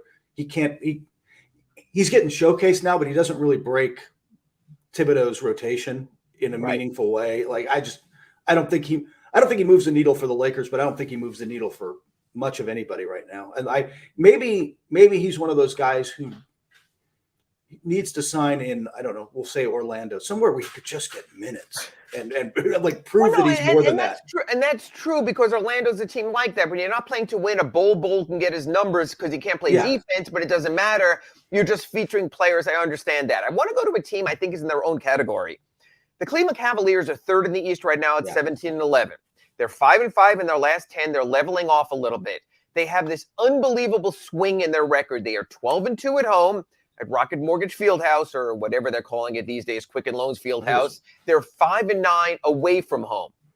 Is this a team, do you think, that could hold on to home court in the first round? Or is this a team, if he really do think they have a move and can get to home court in the first round, might be able to pass? I kind of think they're going to hold on to it because they defend. I think that with that front line, with Mobley and Jared, and by the way, Jared Allen's, I think it's sneaky important to them, and you could see it when he was out. Suddenly their defense was not nearly as good. But I think ultimately, as long as they stay healthy, they hold on. Donovan Mitchell's had a little bit of, like you said, he's had some up and down moments, but all in all, I still think I think they've been the third best team in the East. Yeah, I'm still not sold on a young sort of what I always call a glad to be here team. So I remember last year we saw the Bulls were up a little bit last year. The Cavaliers are up a little bit last year. I still think it's too early to make a judgment there. You certainly might be right. Then there's the class of the East, the cream of the crop. You have the Bucks number 2 at 20-7. They are 8-2 in their last 10. You have the Celtics leading the conference at 22-7. They are 7-3 in their last 10. They're winning at home. They're winning away, 11-2 at home, 11-5 away.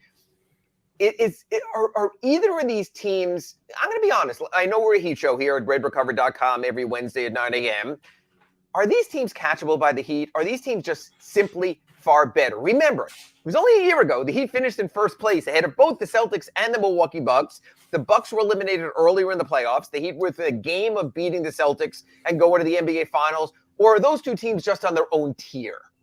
Regular season, they're on their own tier. And right now, I know the Celtics had a couple of losses this week when they ran in the Clippers and Warriors, teams that are comfortable going small and switching. And then sure. I watched them in person. I'm going to let you guys in on this. Blake Griffin may not be the best defensive center that's ever played the game. They miss Al Horford and Robert Williams something fierce. Yeah. But they're getting Robert Williams back. But they're going to get Robert Williams back sooner rather than later. And remember, Kurt, last season, Boston made its run when Robert Williams moved into the starting lineup. Yeah.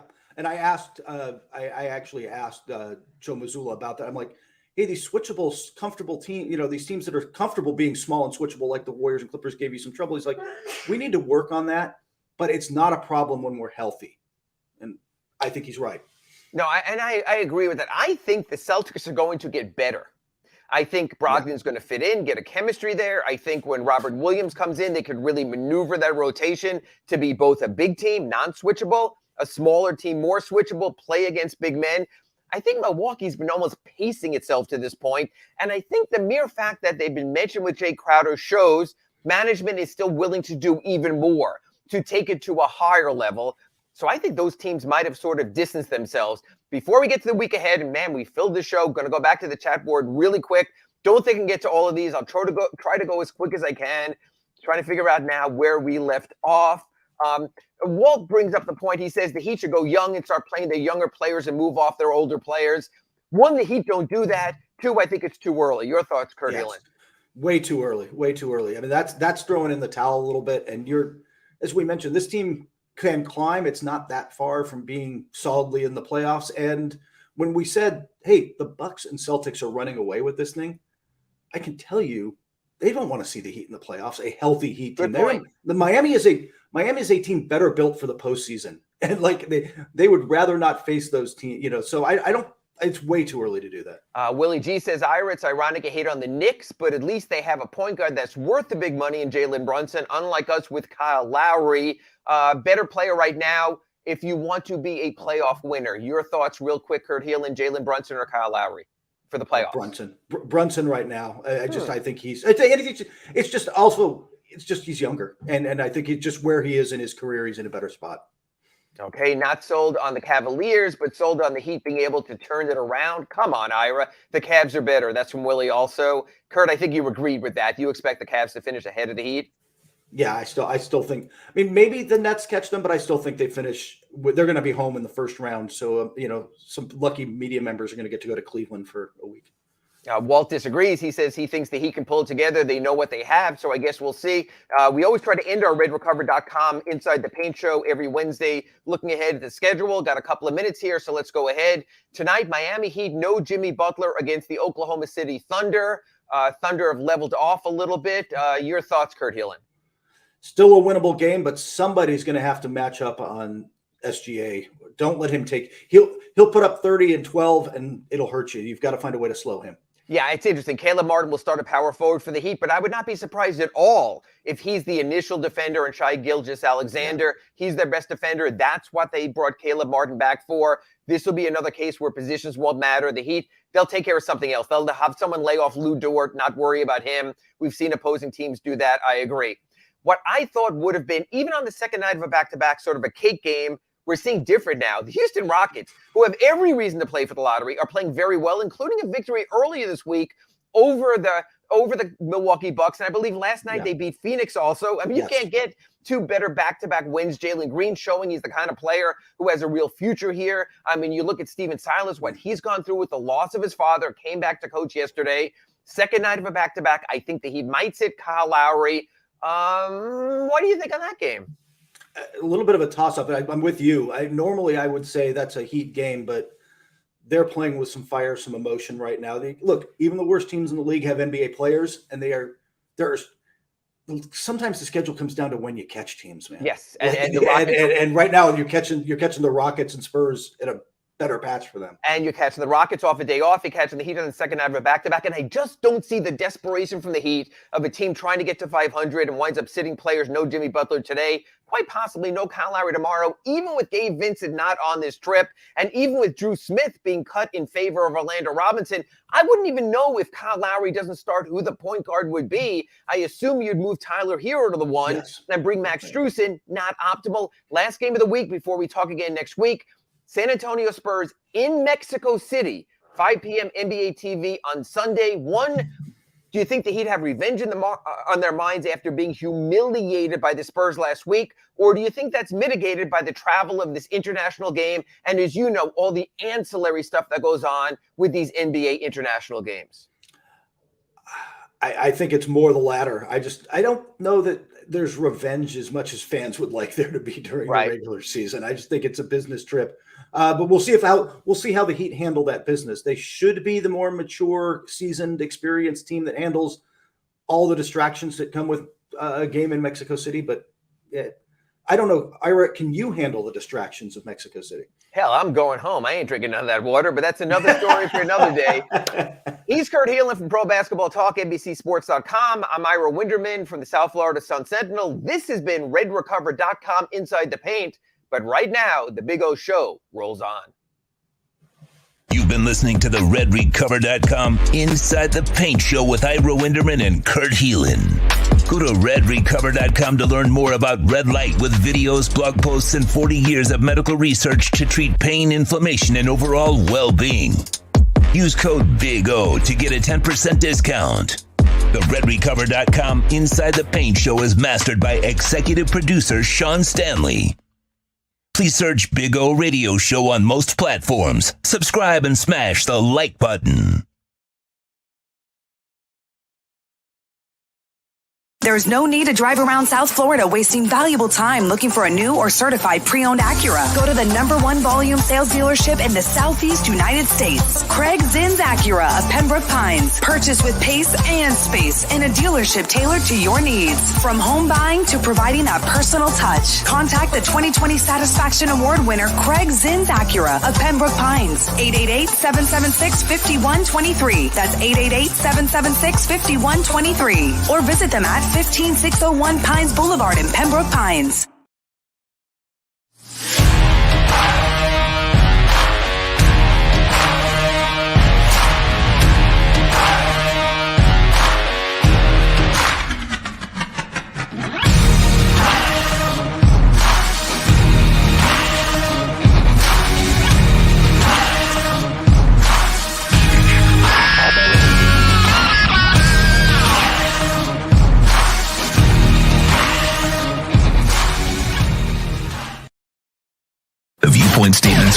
expressed on the following program by the host, guests, or callers are not necessarily the opinions of FantasyAccess.com, Media Group Inc. ownership, management, sponsors, or website. When it comes to South Florida sports teams, very few in the media have witnessed, lived, and covered it like the Big O. Let's start the program dedicated to your favorite South Florida teams with a passion that's unmatched. The Big O Radio Show is on. Here's the Big O. All right. Good morning, boys and girls. Hope you all are well. We are back after Ira and Kurt did their thing for the last hour. Good hour of basketball talk. Good morning. As the markets are up a little bit, Bitcoin has crossed the 18,000 mark. It was just under. Remember, it was at 17. It was messing around with 16.6, 16.8, 16.9, 17. And now it's, shot up into the 17s, and now it hit the 18 mark. And we will have the Feds today. So hopefully the Feds will talk about easing up on raising the rates. And hopefully he's only going to go half a point this time around. And markets should start going up and up and up. So we shall see. So we got Bitcoin crossing 18,000. We got the Dow up 144, about half a point. We've got the S&P up 1867. So NASDAQ up, 9.5, almost half a point also. So the markets are slightly in the green at this point. So not a bad start right now. We'll see how it all ends after the Feds talk today. Hopefully we'll get more news. Brian says, great news for me and my woman with Bitcoin up. Well, it's I still think we're in for some rough waters ahead still. You know what I mean? We might get a little pump here and all that, but I still think we're headed for a little rough waters. And then, sometime next, again, not a financial advisor, who knows? Maybe the market takes off right from here. The good thing is, things are going down here. Inflation and everything, where inflation is rising all over the world, and our economy is doing way better than many others around the world. So good stuff for our friends in England too. What's it called? I think inflation started to ease up also a little bit there too. But man, it is a major problem in other places compared to what's going on with us. We're actually headed in a much better direction than a lot of the parts of the world. So we shall see. We shall see. We'll get through it one way or the other, man. It doesn't matter. You gotta weather the storm, kind of like Dolphin fans right now. You gotta weather the storm. And you got all that negativity going on, and you just gotta kind of fight through it. Players are gonna have to fight through it. Yesterday they announced, like, they didn't have practice, but if they would have had a practice, Armstead would not have practiced. Teron Armstead is dealing with the toe and a pec, and he's also dealing with a knee injury now. Knee, toe, pec. Jesus Christ, dude. And somehow or another, he's still standing, as Elton John would say. Jeff Wilson with the hip. He is day-to-day, so it's not as serious as first thought. Elijah Campbell with the concussion. River Craycraft with the calf. Melvin Ingram probably would have had a vet day off. And Eric Rowe with the hammy. Remember, they play Saturday, so it's more of a condensed week. And they didn't practice yesterday because, it's just you can only do so much in a short week to wear out your players, especially that defense that has played a lot of plays. So we shall see. But boys will continue their preparations for the Bills on Saturday. I'm glad that it's Saturday. I'm glad it's one less day that we have to wait. Bad for them, unfortunately, but bad for the Bills also. I'm not here to make any more excuses for the Dolphins or anything like that. Find a way to get it done, man. Okay? Everybody's got tough stretches in their schedule, and you got to find a way to do it. I know this one's tough with 2 West Coast games to then come back to then go to Buffalo. It's not easy, but hey, man, you got to find a way to prove yourself, and this is a beautiful way to prove yourself and to exercise the demons of the last 2 weeks. You know, you've got your fans that are questioning or nervous about what's going on. You come up with a hell of a performance, I think people will feel a lot better about the Miami Dolphins, and they'll kind of forget about what's gone on the last 2 weeks. So interesting job that's ahead. Interesting task that's ahead for the Miami Dolphins. So there you go. Alex says that hour flies by with, yes, it does. Ira and Kurt do a great job. Great insight there, man. No doubt about it. And obviously our sponsors are the reason why. So make sure you support our sponsors so you can keep this platform going. Okay. And make sure you hit the like button wherever you're listening. If you're watching, please hit the hell out of that like button. It is very, very important. Let's see. What do we got on there? Gas prices are down to, no, it's all getting better right now. The economy is getting a little better slowly but surely. You know, pandemic, war, gas. There's a lot of things, what's it called? Supply chain. There's a lot of things that were out of our control, right? And then there's some things that could be in our control. But now, it's just things don't happen overnight after, stuff like this. It takes a while to kind of recover from it. So hopefully we're recovering and hopefully we're headed in the right direction. It would be really, really nice. What else do we have? It says U.S. economy will be the last to fall as it always is. Well, it doesn't mean that the U.S. economy is going to fall, my brother. I disagree with that. And, I don't really look at it that way. Herd or turd crypto market. Yeah, we've been in the turd. It's been the turd for a while. This is your accumulation time. I hope you've taken advantage of it if you believe in it like I do. You know what I mean? It's up to you. You got to do your homework, and you got to then decide whether you think it's the right direction or not. So we shall see. What else do we have?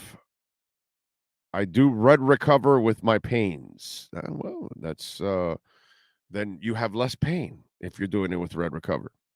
Big O, I'm super pessimistic about this week. I don't see Miami going to Buffalo. I mean, it's not an easy task, but they've beaten the Bills already once this season. They've won some games like down 21 in Baltimore. This is a team that's got the kind of character that can actually do it. And I get it. The last 2 weeks have been, there's no excuses. The offense shit the bed. That's it. Tua choked the last 2 weeks. Mike McDaniel was, I think, pretty mediocre this past week. San Fran, he was fantastic, actually. Just Tua was completely off. And they've got to find a way to get back on track. But lots of teams, lots of quarterbacks, they go through funks. Okay? That happens. And you got your peaks and valleys. Now, Dolphin teams in the past, they were just bad. It's up to these guys to prove that they're not bad, that this is just a valley. And I believe that that's what it is. But they've got to go do it now. Now they've got to go prove what I think. I could be wrong. Maybe I'm wrong. Maybe it's the same old Dolphins, which is what some of you are bringing up. We'll see, man. We'll see. But I'm not ready to give up on what's gone on. It's just been a crappy 2 weeks. But that happens to great teams, to good teams, along every long-ass season in the NFL. All right, let's go around the NFL with our redrecover.com look around the NFL with the one and only Ian Rappaport. Football fans, it's time to take a look around the NFL. It's the RedRecover.com look around the NFL with Ian Rappaport. RedRecover.com helps pros and everyday warriors heal on the go with our medical-grade, highly specialized devices designed for each area of the body. Go to RedRecover.com to learn more about red light with videos, blog posts, and over 40 years of medical research to treat pain, inflammation, and overall well-being. Now, let's find out the latest in the NFL with one of the best reporters in the business, Ian Rappaport.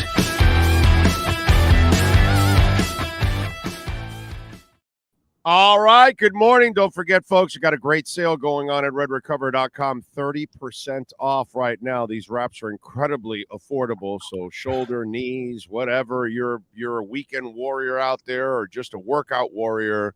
It's great to optimize your workouts or to recover from surgeries or old injuries. Go to redrecover.com. Red light therapy will change your life. All right, my man. How you doing? How you feeling? Because the Dolphin Nation around the world is feeling like shit after the last 2 weeks.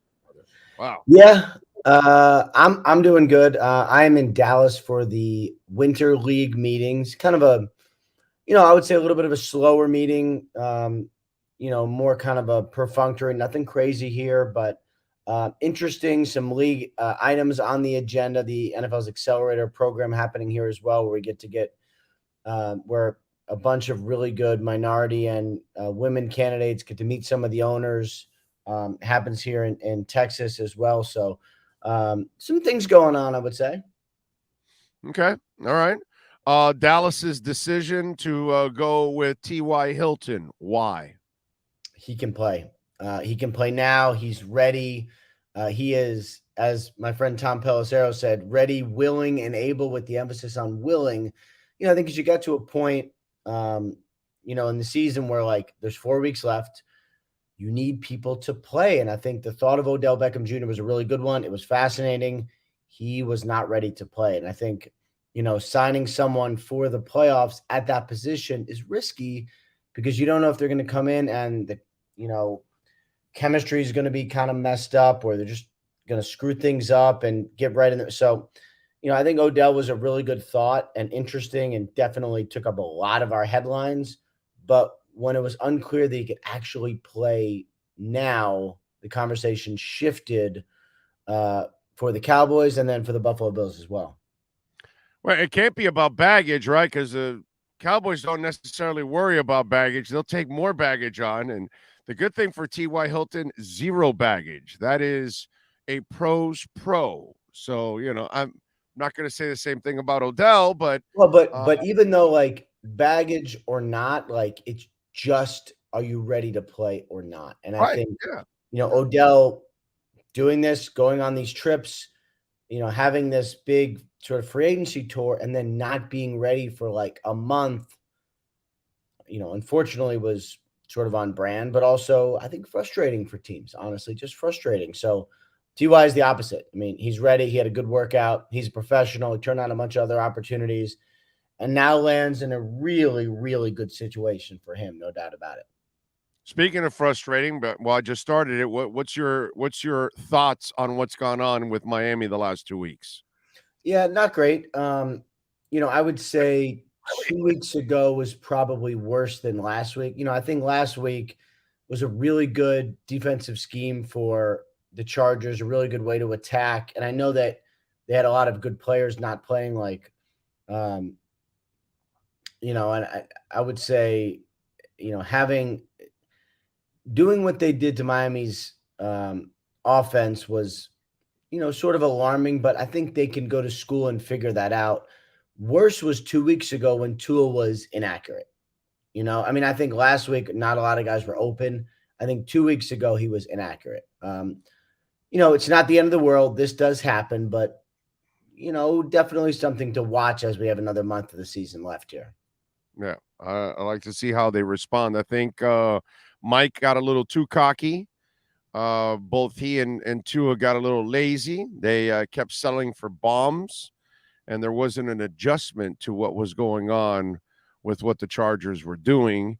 And I was a little disappointed with that with Mike because I thought, and then at the beginning of the game this past week, I don't know if you watched it, but he was forcing balls to Tyreek when he's covered by 3 guys, and it's like, come on, man, there's other people open, and there was definitely force feeding of I'm not Tyreek. sure everybody was on the same page. I'm not sure all the proper routes were being run. There were definitely some issues there, and yeah, I mean, when you're a quarterback and you're dropping back and you're not 100% sure what you're looking at until after the ball is snapped, that can lead to some bad decisions. Definitely out of sorts.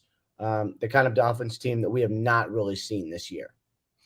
I'm very interested to see what happens this week in Buffalo and how they show up this week against the Bills, because I think it's going to be very important to come up with. I'm not telling you got to win, but I'm telling you got to perform well. You can't have another one of those performances. If you lose, you got to lose because, all right, you played a hell of a game, but the Bills were just slightly better than you. I think Dolphin Nation can deal with that.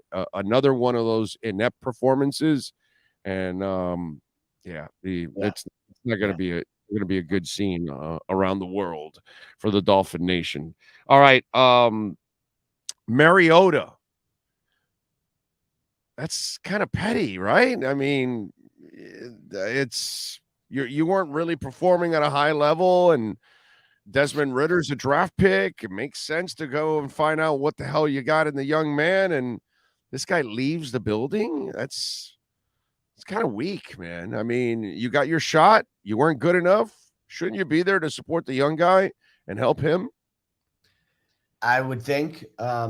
It's tough for me to paint this in any sort of positive light. I mean, now, to be fair, I don't know 100% of what's going on, but just judging from the quotes and what it says, which is basically Mariota leaves and we're not sure when he's coming back, and he's going to get his chronic knee thing checked out, which, they'll put him on IR. So that's okay. I mean, then obviously, cut him at the end of the year.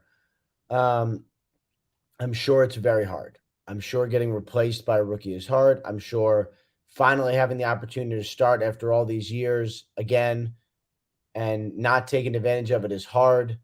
Not what you're looking for from a quarterback, not what you're looking for a leader. And Mariota's always been a little bit different, but I did not expect this. Now, on the other hand, really, to me, like this time of year, you sort of get interested in 2 things. The really high stakes playoff games. Like I thought, Dolphins Chargers was awesome, like a truly awesome game. Fun, high stakes, truly awesome, except for Dolphins fans. Right.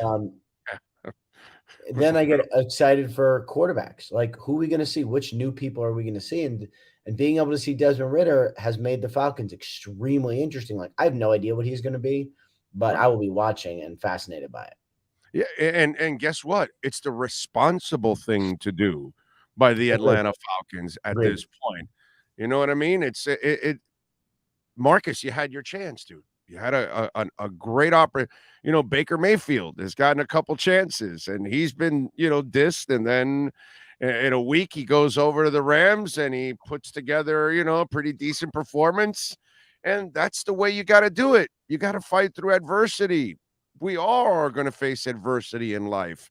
And I think that's a good example for Mariota is look what Baker Mayfield has been through. You know what I mean? And he's been more of a lightning rod than Mariota ever will be because he's put himself out there for criticism where Mariota's never even done that, overall. So it's, I think a guy like Mariota could actually learn something from Baker Mayfield's resiliency. Yeah, I would say that's right. Now with Baker, I mean, I think some of it is personality-wise. He just believes that he is really good and believes that he should be starting and, is cocky, confident, like whatever you want to say, whatever has sort of propelled him through this. He has been through a lot and not all of it good. A lot of it has not been good, but it does feel like he has the same confidence that he always has had, which is not natural, but I think really does help him. In this case, I could not believe what he did last week. He is going to be the starter going forward for the Rams. It's a great story. Another one where, like, what does he end up doing? I mean, does he win a bunch of games for the Rams at the end of the year? Like, does he set himself up to be a really good backup, a starter? Could somebody decide to make him the starter? Like, maybe. It depends on how he finishes, right? And the beauty is he's hungry to prove to people that he belongs, and that's what a guy like Mariota should be displaying. By the way, you and I have been covering this league long enough. If you meet enough players, most of them have that kind of attitude. I don't care if they're the 50th guy on the roster. Usually, the football players that even are backups feel like they should be starting.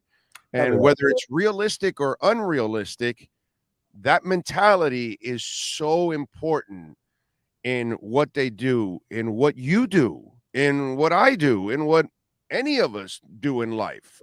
You got to have some kind of confidence, right? It's like, okay, so I'm going to leave regular radio, which is the thing that we grew up with, and I'm going to go on my own on a digital platform. Well, wait a minute. Is that going to work? You know how many people told me, really? You're going to do that? And now 2 years later, they're like, oh, wow, dude, it actually works. You got to have some belief in yourself. 100%. And no matter what the hell you're doing in life, dude. And if you don't have any belief in yourself, then it's really hard to have any kind of success if you don't have that foundation that you have to convince yourself that you can do it. Whether anybody believes it or not, you better believe it, right? I mean, that's the key, I think, every time. Yeah, and I mean, it's like when, I always think about it in golf terms because you stand over a putt and you're like, yeah, I'm definitely going to make this. And the really good ones just think they're going to make it all the time. And these are not natural acts. These are not natural behaviors. I mean, some of these guys are just, it doesn't make sense. And you're like, why are you able to be so confident despite failing? Or if you're a corner, like, why are you confident you're going to stop this rep when you just got burned on the last rep? But the really good ones think like that. So, yeah, I mean, the mentality is always fun to study and discuss. I would say that. You could be Sauce Gardner. Oh, you're playing in Cincinnati, dude. Get the hell out of here. You're going to play in the NFL? Yeah, I'm going to play in the NFL. Not only am I going to play in the NFL, I'm going to be one of the best corners in the NFL. Kader Kohu for the Dolphins. Division II, bro. He is like one of the better draft picks. And he's not even a draft pick. He's a street free agent from Division II. Amazing. Talk about having inner confidence in yourself.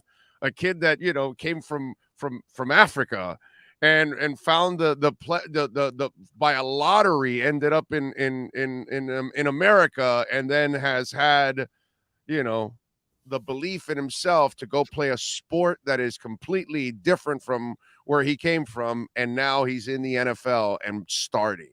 Yeah. That's confidence, that's bro. Amazing. Truly amazing. That's wicked ass confidence. All right. A guy with wicked ass confidence is now, his life kind of changed with the divorce, and now his contract's going to come to an end in Tampa. We all know Tampa doesn't really look like a championship caliber team, maybe moving forward. San Francisco, are they convinced with Trey Lance or not? Jimmy Garoppolo's kind of injured. I know the Purdy kid is on a roll, but does Tom Brady come back next year? And does he end up in San Francisco? Talk to us. Well, I did some digging into Brady's situation this past week, and I kind of went into the season assuming he would retire. And I think most people close to him thought that would be the case. He'd go move on with family and just kind of, move on. He's got the Fox, multi-million-dollar Fox deal.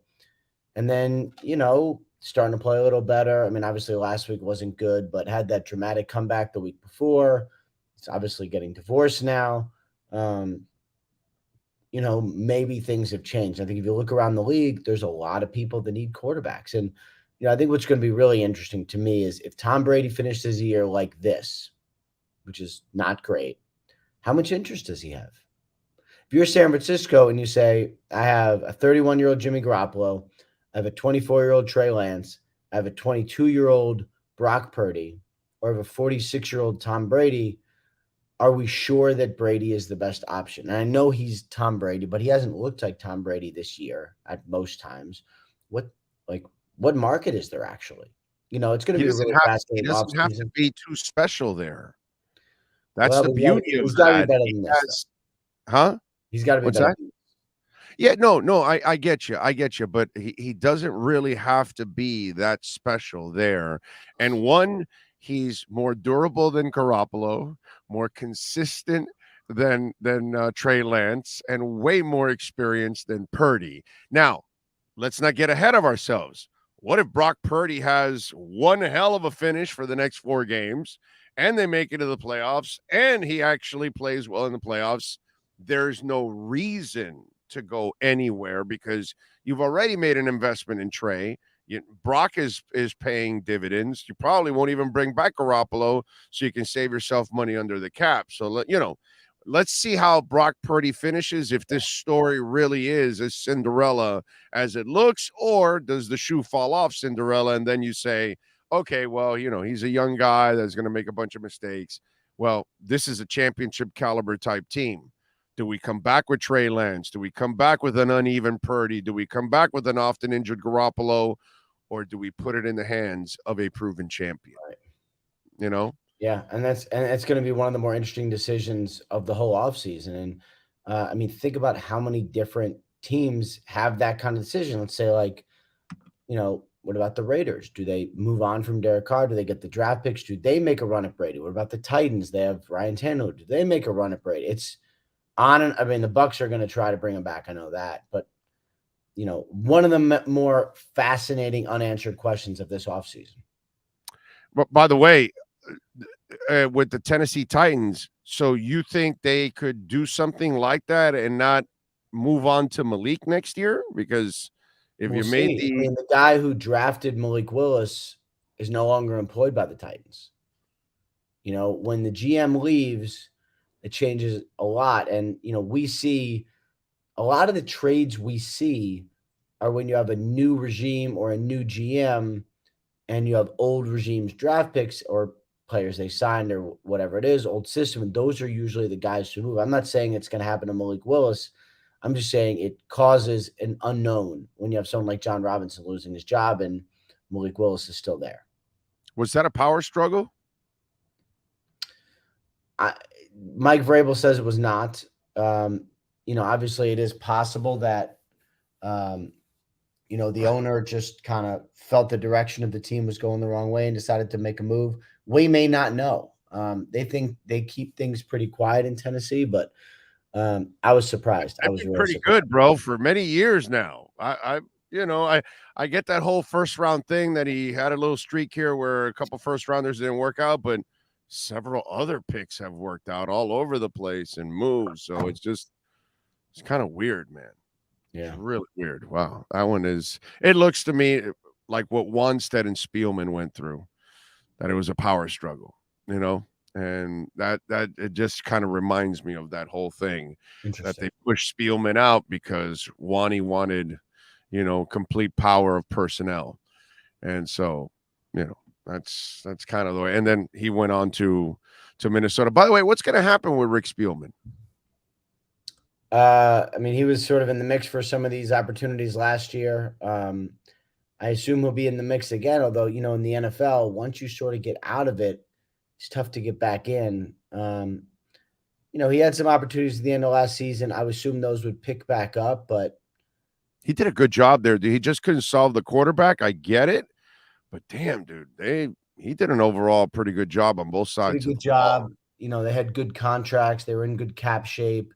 They had some good depth. And you look at what's happened. The new regime came over and made minimal changes and one of the best teams in the NFL. Yeah. Like we got Jeff Ireland and Rick Spielman in their early days here where they could make their mistakes. And then they went on to have better success in other places. And, it's an example of sometimes we have to be patient with people. And we have to give them opportunities to grow. All right. What are you doing this week on NFL Network, my brother? Well, here the rest of the day in Texas, covering these league meetings, back at home tomorrow, and then back on TV on Sunday, another big slate of games. So we'll have some fun. Yeah, and prayers to our friends in Texas who went through some rough ones with some tornadoes yesterday. That was a rough one. Scary. All right, Ian. Appreciate you, my brother. We'll catch up next week, my friend. Thank you. Look forward to it, man. Take care. You got it. The great Ian Rappaport, baby, from the NFL Network and our Red Recover look around the NFL. Remember, go to redrecover.com when we're talking about pain relief, injury, surgeries, and there's pain and discomfort along the way. We have wraps to help you out, whether it's your neck, your back, your shoulders, elbows, knees, ankles, feet, you name it. We've got a pad for it, folks. Go to redrecover.com, check out the video blogs, check out the blogs. And right now, we got one hell of a sale going on, 30% off. redrecover.com. Take advantage, 30% off. So if you're dealing with some kind of shoulder pain, me and my wife had our shoulder issues, and they're gone now, man. And because I'm a side sleeper, I've been using the Red Recover wrap on my shoulder, and it's gone. It's gone. The pain is gone. The discomfort is gone. The mobility is completely back. It's not like I could still get the mobility going, but it would be like, that kind of stuff. Like, damn, dude. And now there's like no pain and just feels great. And as a side sleeper, man, it happens. So I now what I do is once a day I put it on. I was doing it twice a day when I had the pain. And now that it's gone, I'm just treating it once a day because obviously I'm still a side sleeper. So there's going to be a little soreness with all of that. redrecover.com. You've been listening to the redrecover.com look around the NFL with Ian Rappaport from the NFL Network. Redrecover.com's wraps and pads are designed to deliver maximum benefits with each treatment anywhere you go. Go to redrecover.com to learn more about red light with videos, blog posts, and over 40 years of medical research to treat pain, inflammation, and overall well-being. Use code BIG-O for 10% off. The redrecover.com look around the NFL with Ian Rappaport is mastered by executive producer Sean Stanley. Right. Richard McLean, by the way, is asking me about Eric Ezukama. You guys got to drop it already. None of this has anything to do with Eric Ezukama. Okay? Their struggles are a lack of being more creative by Mike McDaniel, getting more people involved with McDaniel and Tua. They didn't use Sherfield and Cedric Wilson enough or Waddle enough last week. Has nothing to do with Ezukama. Okay? Zero. Ezukama's not going to know the offense better than Sherfield. He's not a better player than Cedric Wilson at this point in his career. He's certainly not faster or better than Waddle or Tyreek. They don't need Eric Ezukama. That's not the answer to anything whatsoever that's going on at all. Could you use him for a couple of routes? Sure.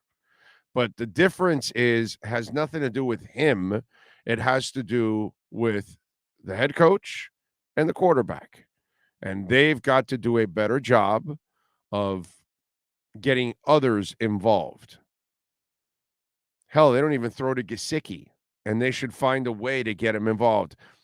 Listen, if he's not the perfect player for you, you're stuck with him for the year. You decided to keep him on the roster to try, right? Well, you're not even trying. And he's a mismatch. And you can't design a way to get him involved in the offense? That's on McDaniel, dude. I like Mike McDaniel. Big fan of Mike McDaniel. Big fan of Tua. They got to do better than what they've done the last 2 weeks. Simple. But it has nothing to do with Ezukama. Zero. And I just wish people would get off of that. McDaniel knows what he has to do. And I hope that, he got a little bit of a wake-up call here in the last 2 weeks. But you better come up with a hell of a performance on Saturday. Okay? One hell of a performance you need on Saturday. You can't have another crap performance on Saturday because that will give no confidence to your team and to the rest of the fan base because now that 3-game losing streak, there's no excuses. And, you've played two good teams, one decent team, because really that's the Chargers team they lost to was not that good. Okay. They just played like dog crap. That's all. What do we got going on? Okay. Bitcoin's still at 18,000. I like it. I like it. I like it. I like it. What else do we have going on? So, Sean, I gotta ask you something, dude. I thought, when I look at not that I really, watch this sport much, but from what I understand of, wrestling, it is a preordained sport. It is choreographed. It is pre-planned. You kind of know who's going to win and who's going to lose. They do, not necessarily us, but they do in a way, right? And even when you kind of like, well, they're going to give this guy the win because they're trying to sell the headliner for the pay-per-view, and in order for him to lose, it would not look good, and you'll sell less. You need him to win so you can sell for the pay-per-view. So there seems to be some kind of, like, organized stuff here. But then I read this story about Bobby Lashley, who's fired by the WWE for attacking referees and officials on Raw. So I'm thinking, did he not know who was going to win? Or is it also staged that he attacked the referees and then they'll bring him back eventually? Or is this part? Walk me through this. Or did Bobby, or is there actual competition here that either guy could have won and Bobby is not happy that he didn't win? I don't know. Walk me through what's real and what's Memorex here in this story, because I'm confused. Yeah, when I first saw it, I went on and I was hoping what they were doing was setting up for Bobby Lashley to come back and bring back the Hurt Business, which Vince McMahon did away with. And now I think they can even do it better because you have Omos as the enforcer, and then Bobby Lashley could be the guy, and then bring up Carmelo Hayes and everything else. And then all that was ruined last night I saw it at about 6:00. The gentleman pointing at Bobby Lashley in the picture, Adam Pearce, came on and said that he acted in haste by firing Bobby Lashley. So he is no longer fired, which it was a storyline the whole time. Okay. They weren't going to get rid of them, but my hoping was they were going to realign them and give them maybe a heel push with MVP and bring back the Hurt Business and everything else. We'll see if they still do that, but it was one of the storylines. Lashley's been getting a little temperamental as of late, destroying everything ever since him and Brock Lesnar went at it. And they just kept going with it, and this is where it ended up getting to. And I'm not sure if just because I don't know, maybe if Adam just maybe went off script and fired him on purpose, or if it just slipped out and he went with it and then was like, hey, we can backtrack it later. But yeah, they backtracked it yesterday. Okay. All right. Okay. All right. So I'm like, it's kind of weird. That one had me confused. It's pro wrestling. By the way, what's up with your boy Vince McMahon? He wants to come back because he says he got bad advice on leaving, but then reports are Vince, we don't want you back. The Wall Street Journal's writing a business piece, and as soon as that piece came out, the stocks dropped. So that should give you an idea if Vince should stay out of it or not. Once he said he's coming back, the stocks dropped. So if I was him, I would just enjoy the peace and quiet and getting the money and just let everything keep going as is. Yeah. And then also two more. Listen, I don't know a fraction of what you know. But it does seem like he loves being a part of that shit. So, he grew up. It's hard for him to live without it. His dad sold him the WW. I can't remember if it was WWF at that time or just WWF, under the premise that he would not buy up the territories. And Vince McMahon's whole time was, as soon as I get the company, I'm putting everybody else out of business, basically.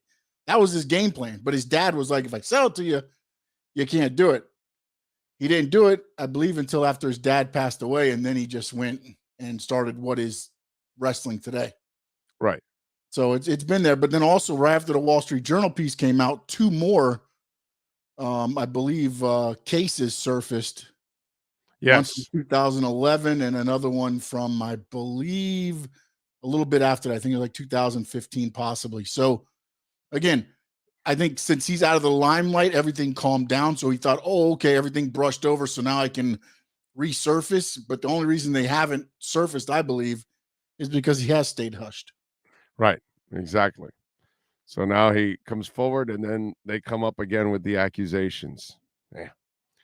Big O Vince is making a documentary on his life. You'll learn more about him then, buddy. Yeah, maybe I'll check it out. Well, Vice is making it, not Vince McMahon. Oh, Vice. Oh, so then, yeah, definitely. So Vice will be, what's that called? They'll be objective. Yeah. No, you're gonna get some more stuff than you would get if it was.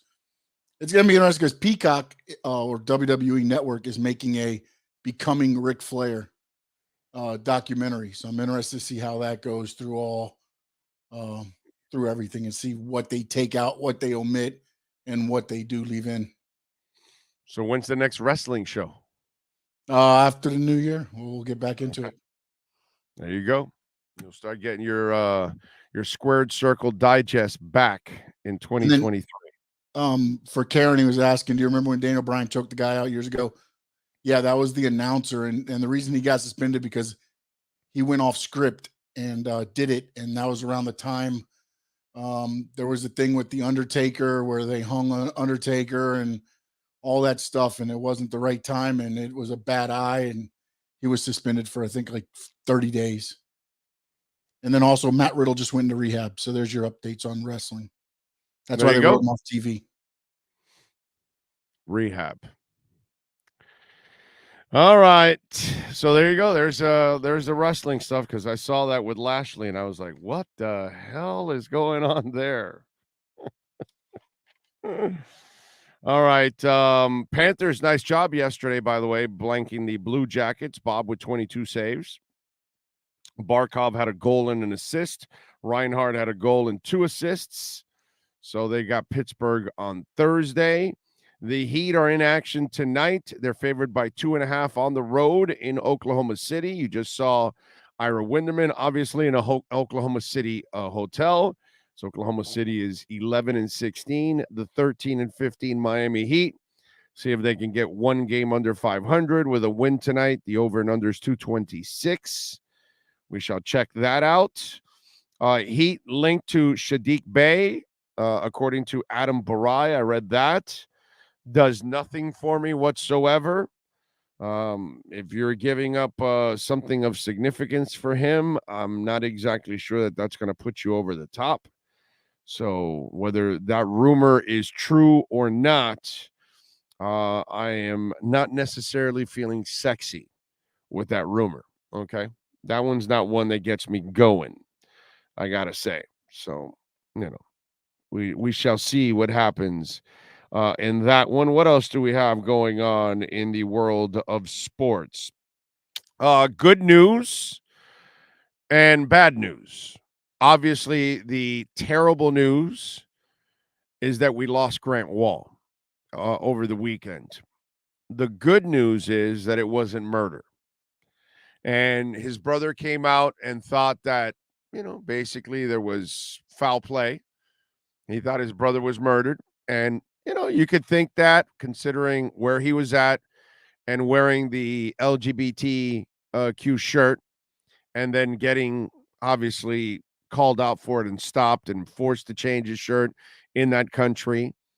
But the wife reported that Grant Wall suffered from an aortic aneurysm that ruptured.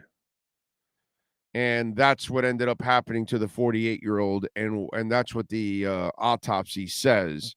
So there was no foul play in the death of Grant Wall, which is really good news because, by the way, there's 2 media members now that have died.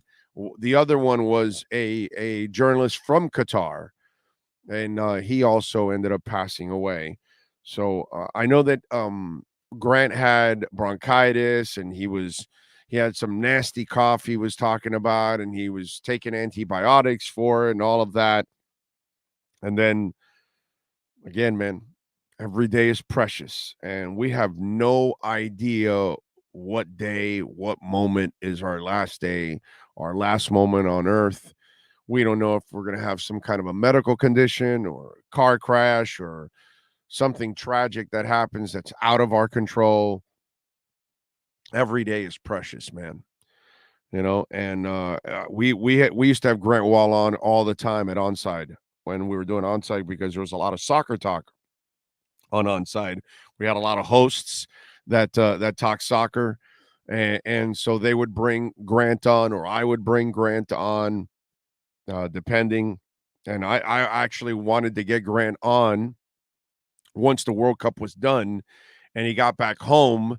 I was going to try to get Grant on I'm sure I would have gotten Grant on. I mean, he's never denied coming on the show. You know what I mean? I've had him on several times. He's, just he was an absolute, gem of a human being. Everything that people have written about Grant Wall is completely true. Great human being, cared about others, gave time to others. Our platform was very new at Onside. We didn't really carry a lot of weight at all because it was so green and we were trying to grow, and he understood. And it wasn't like he came on once. He came on several. I think Alex Dono had him on like probably once a month. He would bring on Grant Wall for one reason or another, something locally, nationally, internationally, whatever, because obviously he could talk about all levels of soccer. And he would come on and never flinch, man. Great, great, great dude. Really nice human being, super talent. The sport really lost an ambassador. Okay. His family lost, obviously, a fantastic human being. His wife, I mean, I can't imagine what that woman is going through now. You know what I mean? And so, just really sad, really sad. This is not what you want to ever see. Life is so unfair. It really is. God, it is unfair at times. We watch what goes on with this Sam Bankman-Fried character, and then you look at a guy like Grant Wall, and it's just sad, man. Really is. And so our prayers and our thoughts and condolences, obviously, to Grant Wall's family, and just sad news, man. So, and a person like myself that has had many, many encounters with him, just hasn't been a good couple of years, man. Losing several people, Pedro Gomez, in our business, it's just kind of sucks, man. We've lost Juan C. Rodriguez a few years back here locally. Therese Paylor. Just crazy, man, to see some of the people that we've, recently lost in our business over the last couple of years. Hank, we just recently lost, so it just tough stuff, man. Tough stuff.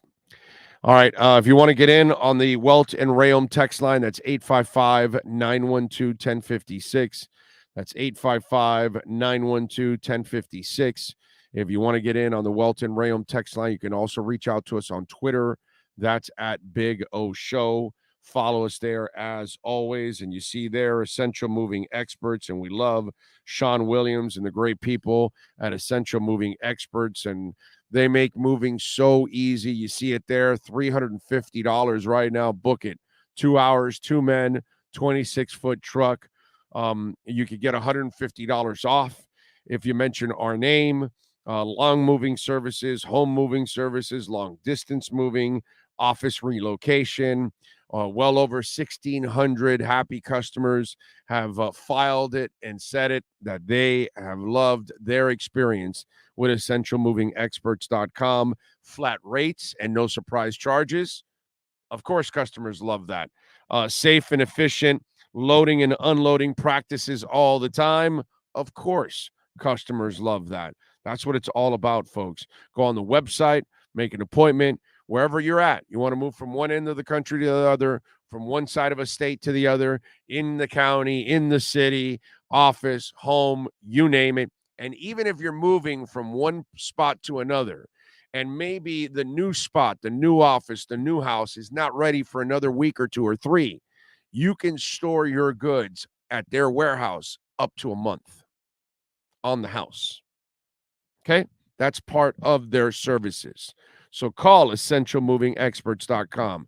Ask for Sean Williams. Tell them that Big O sent you. They will take care of you, man. Essentialmovingexperts.com. Big O, I super chatted you earlier. You did. I'm sorry. Let me see. I am so sorry if I missed any super chats. Let me see here. Okay. BitBop66. Big O, McDaniel wants this team to go through the playoff atmosphere. Do you think McDaniel's taking receipts for next year? No. I just think McDaniel is learning along the way, and he makes mistakes like the rest of us that are human beings. And I think that that's really what it's all about for McDaniel.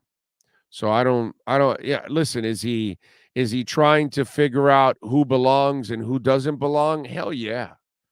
You know, that's part of, and coaching too. Yeah, he might like some coaches, he might not like others, and he might change them, you know, overall. I'm sure he's assessing everything like any new business owner would when they take over a new business. They make changes. And this guy, he inherited the defense and the special teams. And who knows, maybe some of the offensive coaches he brought over at the end of the year, he decides one of them he's not happy with, and he makes a change. So, BitBop, thank you for the super chat. I appreciate you. Frankie Fresco, AEW Wednesday, Ruby Sobo or Tay Mello. Also, Sean Michael Manzuri, big deal or no deal signing with AEW. Also, it's Ruby Soho, just so you know. I know how you do Soho, these. not Sobo? Yeah, I know how you do these names, so I want to make sure you got it right. Okay, so it's Ruby Soho or Tay Mello. All right, well, my problem is here that if I get Mello, who doesn't play any defense and doesn't rebound, and now I'm going to get a tame Mello instead of a Tay Mello. Yeah, you know, that's a lighter Mello. So we're getting even more Mello. So, you know, I don't want to get Mello when I'm in the octagon, when I'm in the ring, when I'm on the hard court, I'm on the ice, I'm on the gridiron. You know, I'm not here to get Mello. So Ruby Soho, I mean, you know, come on. You got to go with a Ruby Soho anytime, because Soho is a great place to go hang out and party and all that. So we're gonna go with Ruby over anything that is mellow. Okay? Unless it's like a drink or a joint or a cigar, that's the way to get mellow. But Tay Mellow reminds me of Carmelo. Yeah, no, I'm gonna go Ruby, and I'm going over to Soho and have a good time. What do you think about that, there, Sean? I like the pick. And the Michael Mansouri deal. Oh, wait a minute. Hold on. Hold on a second. I'll tell you if that's a big deal or not. Right, okay. Let's hear it. It's a big deal because you just signed a guy with 3 names. He could be a serial killer and could hurt your business. So I'd be watching out for this guy named Sean Michael Mansouri. No, that's where you're wrong, bro. I am wrong. Why? Because he's asking he doesn't also. Have names? He didn't do right. I believe he's saying also Sean. The guy's name is Michael Mansouri. Oh, okay. So then, all right. So then, it's a big deal. It's definitely not a big deal. That's what I'm going to say. It's not a big deal to sign a guy named Michael Mansouri. Eminem, come on. That's just, no big deal. No big deal. Now, if you would have signed a guy with 3 names, somebody could get killed in the ring. So that might be a big deal there. This, not a big deal. Nah, I think Impact should have signed him instead. Wow. It's necessarily not really a big deal, but if you're a WWE fan and you wanted to see some change, it is a big deal. Because Michael, I really insulted the guy by sending him to Impact. Is Impact like a really bad league? No, they're all good, honestly, man. Impact's been making an impact, not to be no. Oh, really? You like Impact? Okay. They're doing right. It's becoming a better show. I mean, they're getting, they use a lot of the younger the guys that are getting cut and by AEW, WWE, but it's a pretty good show. I mean, for what it is good wrestling. But this gentleman was the gentleman that was supposed to take over the production side of WWE as they filtered a gentleman that's been around since the whole Vince McMahon era. And now that he's gone, that gentleman has to stay on. So nothing will change in the production of WWE right now because this was the gentleman that was supposed to replace him. So now that's why that guy hasn't been replaced, because Mansouri went to AEW. So okay. What about the what about the other league? What's that called now? It has 3 letters. It's by WWF. What's that other one? NXT? Yes. Yeah. Yes. Oh, they're doing good. They just had a pay-per-view this weekend. So okay. They've been good. So which NXT is better than Impact? Is Impact number 4? I think it goes WWE, AEW, NXT, and then maybe, I mean, you got to throw Ring of Honor in there now because AEW's done them. So maybe Ring of Honor, then Impact. Wow, Ring of Honor. I haven't even heard of that. Ring of Honor. It's been around for a long time. It's where like CM Punk and a lot of these guys got their start. Seth Rollins at the time was Tyler Black, Moxley. All those guys started there. Bryan Danielson. They all started there. Then they kind of went up into WWE or wherever they went to. So AEW purchased the whole library, and they just started. Now they're going to stream a weekly show starting in January on their basic digital, their own digital format. What is it called again? Hall of what? What did you say? What'd you call them again? What is that? What was Ring that of Honor? last one? Ring of Honor. Okay. Yeah. Ring of Honor. I had no idea. Okay. And there's one of Japan. Yeah. Oh no. I mean, again, if you want to start throwing the internationals in there, then you throw in JPW. Might jump probably. It'll be competition with NXT and Ring of Honor. Really? Wow. It's real big over in Japan, but it's getting bigger here too because now they do the shows over here now too on the West Coast. I don't know if they've made it all the way to the East Coast. They might do up in the Jersey area and stuff like that, but they're slowly becoming a pretty good player. And then also WWE guys went over there for their show, I believe over the weekend, and some AEW guys, and they transfer talent back and forth. So, all right. Don't forget, Edge Energy Drink, by the way, is a proud sponsor of our program. And if you want the finest energy drink on the planet, I'm telling you, delicious, smooth, and zero aftertaste, only 78 calories. And you can't get it in a store. You got to go to the website, myedgedrink.com. Get it delivered to your home, delivered to your office. And it's great to have in the office also because you can use it as an elixir. And if you want to serve some drinks, let me tell you, a little Edge with vodka, it's off the chain. It makes my Grey Goose completely disappear. Had some this weekend, actually. And while I was hanging out in the backyard, man, it was nice and cool over the weekend. It was really, really nice evenings, man. That was good. And with a little Edge and vodka, woo, doggy, little Grey Goose. It's awesome. Go to myedgedrink.com. Get 10% off by using our code BIG-O. I promise you. Try it. Get it delivered to your home. myedgedrink.com. Delicious, smooth, and zero aftertaste. 1 hour down. Hour number 2 is next. Matt Verderam gets it going right here on the Big O Radio Show on the Sports Talk 305 Network. Welton Rayom has more than 62 years of litigation experience handling insurance disputes. They're committed to resolving even the toughest insurance claims quickly. Call them for a free consultation. 954-966-4646. At Welton Rayom, they don't get paid unless you win. Property damage claims to your home, business, or condo as a result of a hurricane. Welton Rayom can help.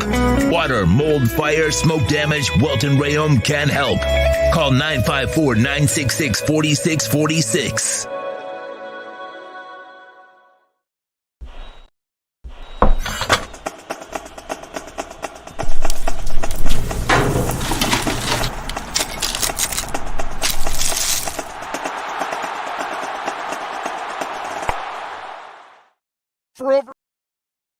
For over 16 years, EJDconstruction.com has provided South Florida residents quality craftsmanship, accurate project management, and exceptional service. That's why EJDconstruction.com is an A-rated member of Angie's List and the Better Business Bureau. When you're looking for the right custom home builder for additions or home remodeling, please call my friend Eric at 305-433-4843. That's 305-433-4843 for EJDconstruction.com.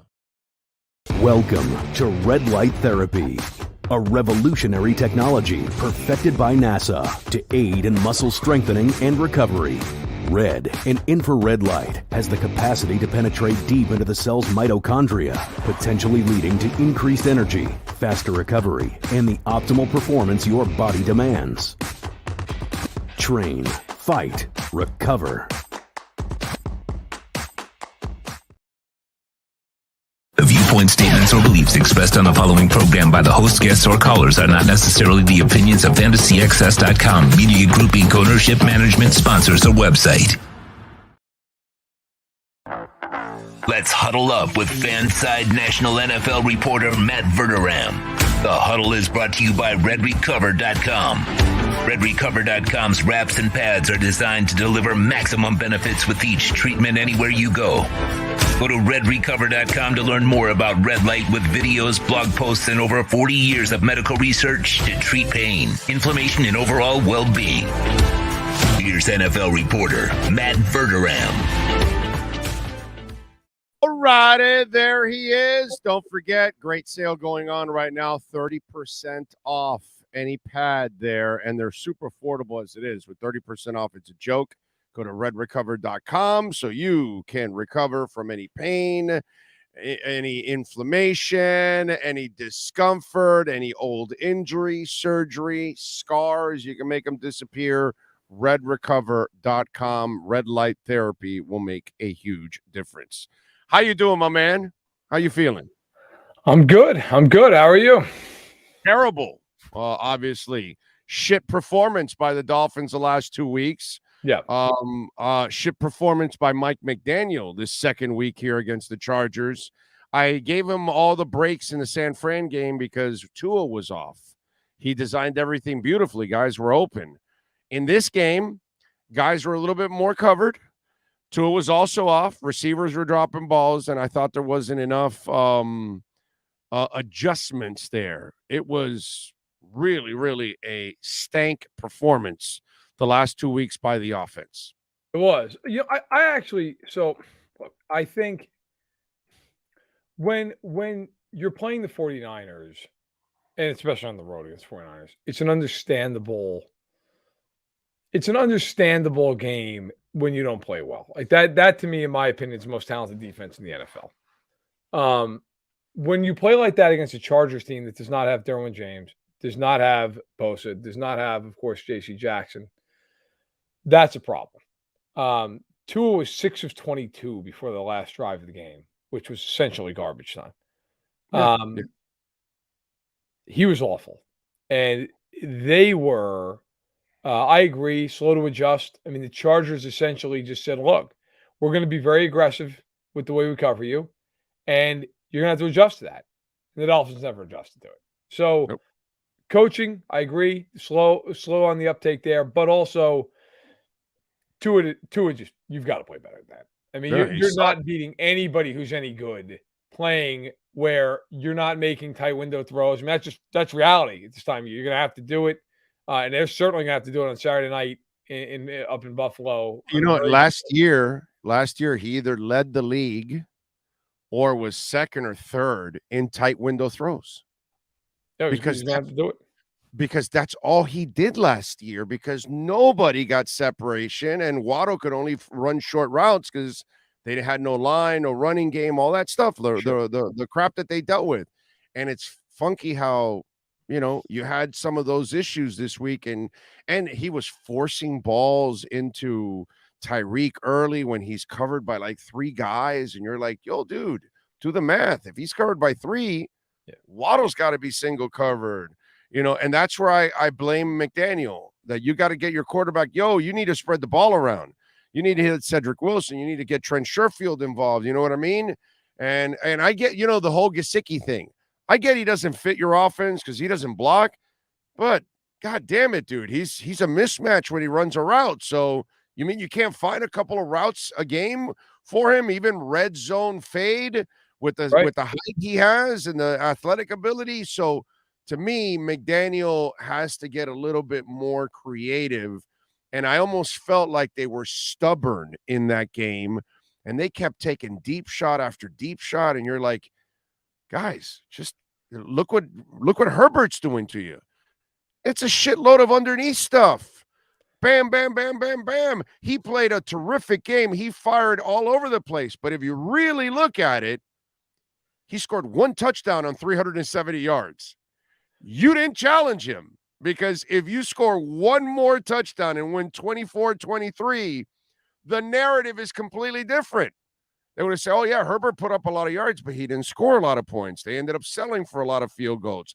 The narrative would have changed completely. This week, if Josh Allen throws for 370 yards, do you think it's going to be 1 touchdown? No. You're not going to lose by 6 points. You're going to lose by 20 points if you allow Josh Allen to throw for 370 yards. So for me, it was just one of those things that if you got a little bit of offense, that entire game changes. The whole narrative of the whole game changes and everything. Yeah, of course. It was there for you. Listen, that game was weird in the sense, too. If we're going to be honest, I mean, the Chargers had a 4th and goal where they're the Chargers, and so they throw the ball outside of the goal line. And I think it was DeAndre Carter, it might have been Josh Palmer, I can't remember off the top of my head, who caught the ball and then staggered forward and fell over and couldn't get in the end zone. Okay. Right. On a play that I'll never understand. You have to get into the end zone. It's 4th and goal. You throw the ball short of the line. I mean, that's like when teams do that in the middle of the field. They have a 4th and 3, and they throw a swing pass backwards.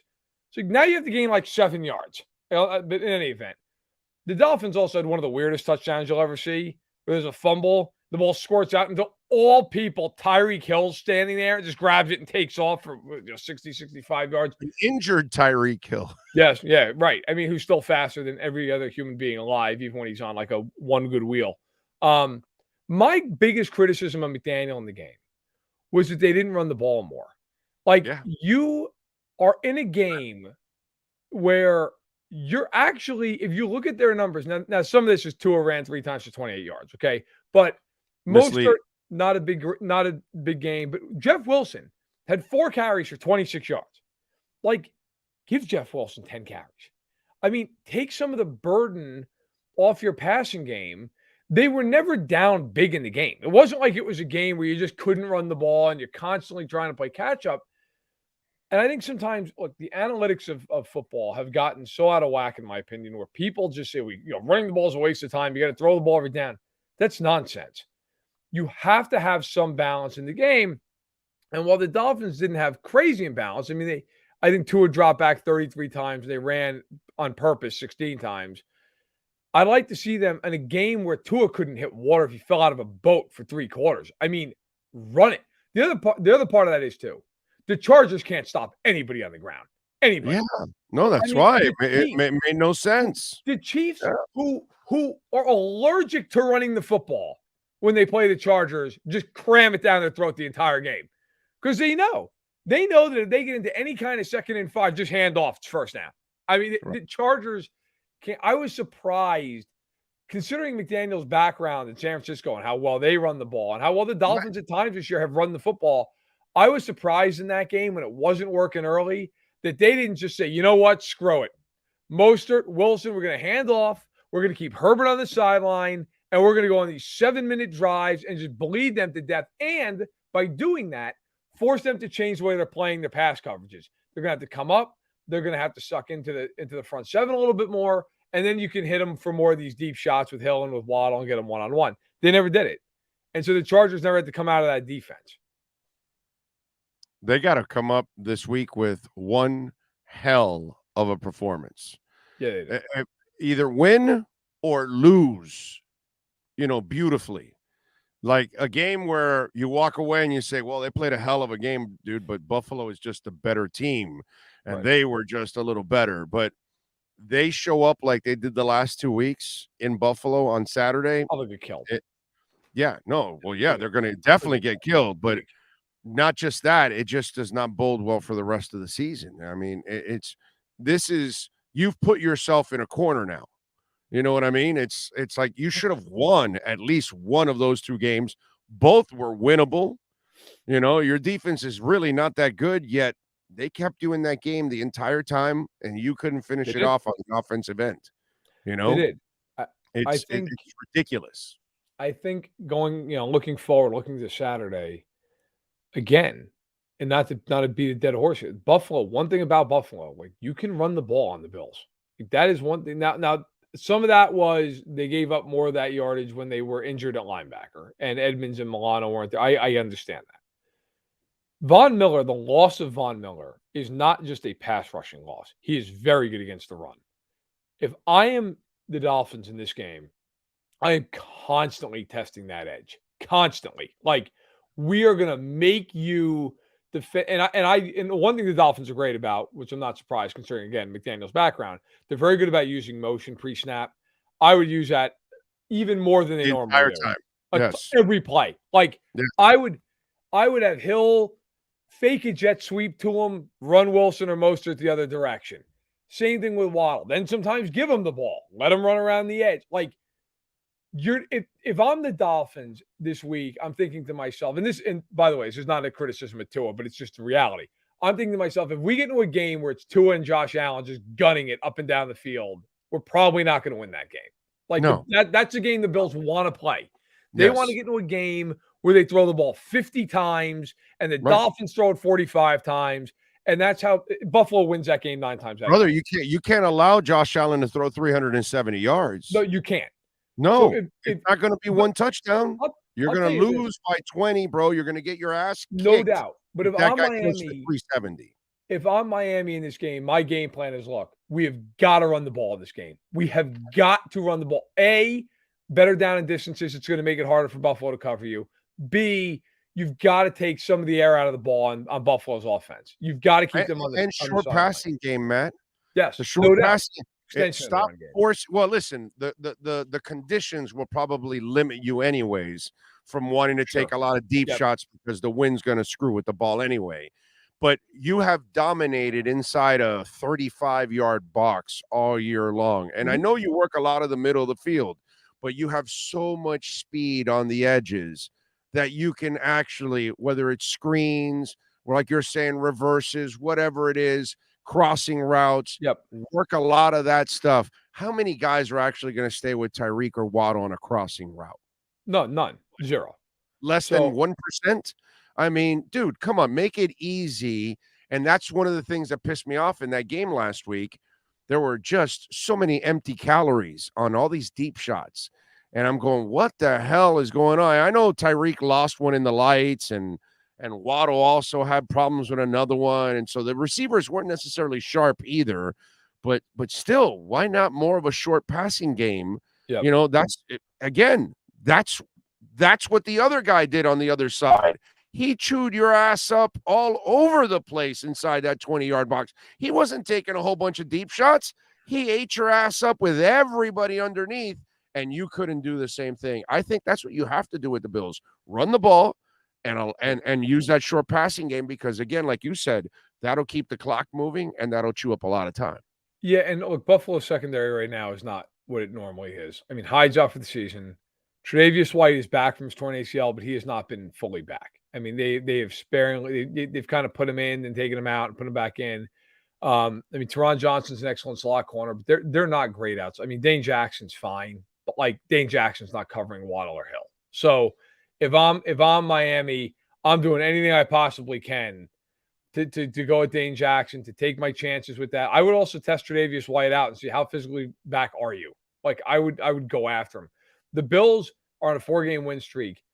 They have not played teams that can throw the ball in this stretch. They've played New England, who can't throw the ball at all. They've played Cleveland with Brissett, who they actually probably were the best team they faced over this stretch in terms of throwing the ball. They played Detroit. That was a weird game on Thanksgiving. Jameson Williams wasn't there. They had already traded Hawkinson. I mean, Miami's a whole nother animal in terms of the weaponry that they're going to face this week. But I think the other side of this too is defensively. If I'm the Dolphins, like common knowledge is if you have a great quarterback on the other side of the ball, you don't blitz. If I'm Miami in this game, I'm not afraid to go after Allen a little bit in this game. Like I'm not saying I blitz relentlessly or anything, but I would not be afraid if you get into a passing situation. Hey, send them and double digs. The quiet, dirty secret about Buffalo's offense this year, Diggs is pretty much it. They don't have another guy. The other guys haven't been as consistent. You're right about that. I mean, because everybody came to the year going, Gabe Davis is going to be unbelievable. He's going to be great. He's been fine. Gabe Davis has 696 yards this season. Like, he's been fine. He's averaging 58 yards a game. It's not bad, but that's also been elevated by he's had 2 massive games this year. One against the Rams, one against the Steelers. Other than that, he's like 300 yards receiving. So if I'm Miami, I'm going, Gabe Davis, beat me. Let him. If I'm the Dolphins, I'm going, look, I don't care about Dawson Knox and Isaiah McKenzie and the backs. Like none of that matters to me. That they're not winning the game. I'm doing everything imaginable to take Diggs out. And I'm saying, you know what? I'm not afraid of you running the ball because the Bills are terrified to run the ball themselves. I mean, actually, they do something even dumber.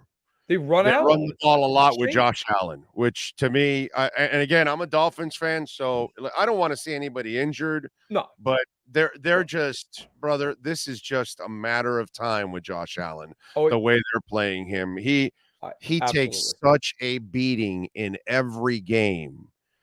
Every game I watch, dude, they are taking shots at him, and eventually, it's going to cost you, dude. I say this every week. Multiple times, I'm sure I've written it.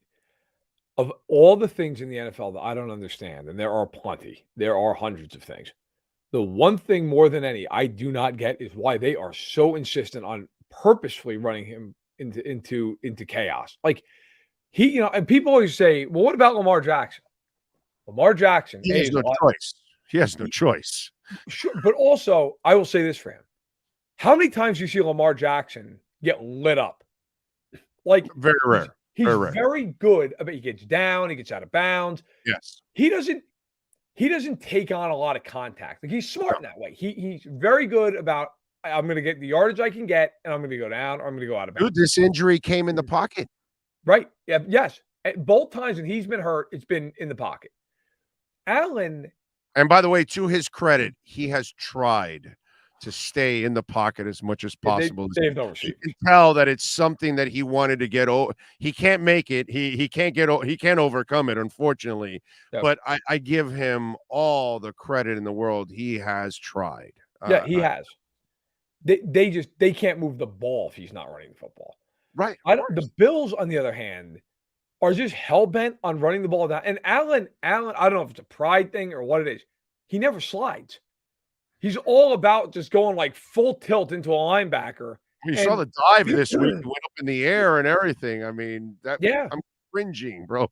I mean, the thing that kills me with the Bills is Devin Singletary this year has rushed for 4.5 yards a carry. James Cook, who they drafted, is averaging 5.1 yards a carry. Neither one of them ever get the football. I don't understand what their fascination is with having their star quarterback run a sweep like 5 times a game. And then it's not like he does the sweep and like runs out of bounds. He turns upfield. And I love the people who are always like, well, he's a big quarterback. Okay, that's great. He's not the size of a linebacker. Like most of these linebackers are bigger than Josh Allen. So I don't understand the idea of just, hey, let him try to run somebody over. And if I'm the Dolphins, by the way, in this game, I don't care at all about their other running backs. I have no fear of them because they're never going to see the football. If I'm Miami, my entire defensive game plan is get pressure on Allen and double Diggs. Take him out of the game. Hit him. Make them beat you with Cole Beasley now that he's back. and John Brown and all these guys gave like I'm willing to take my chances if I'm Miami that they're not going to beat me otherwise down the field more than maybe once or twice. And I can live with that as long as the offense is doing some things on the other side. I'm with you there. All right. Gotta ask you, the talk is Brady could end up coming back now that his life has completely changed. He could come back in 2023. And some are saying again, San Francisco, the Garoppolo injury.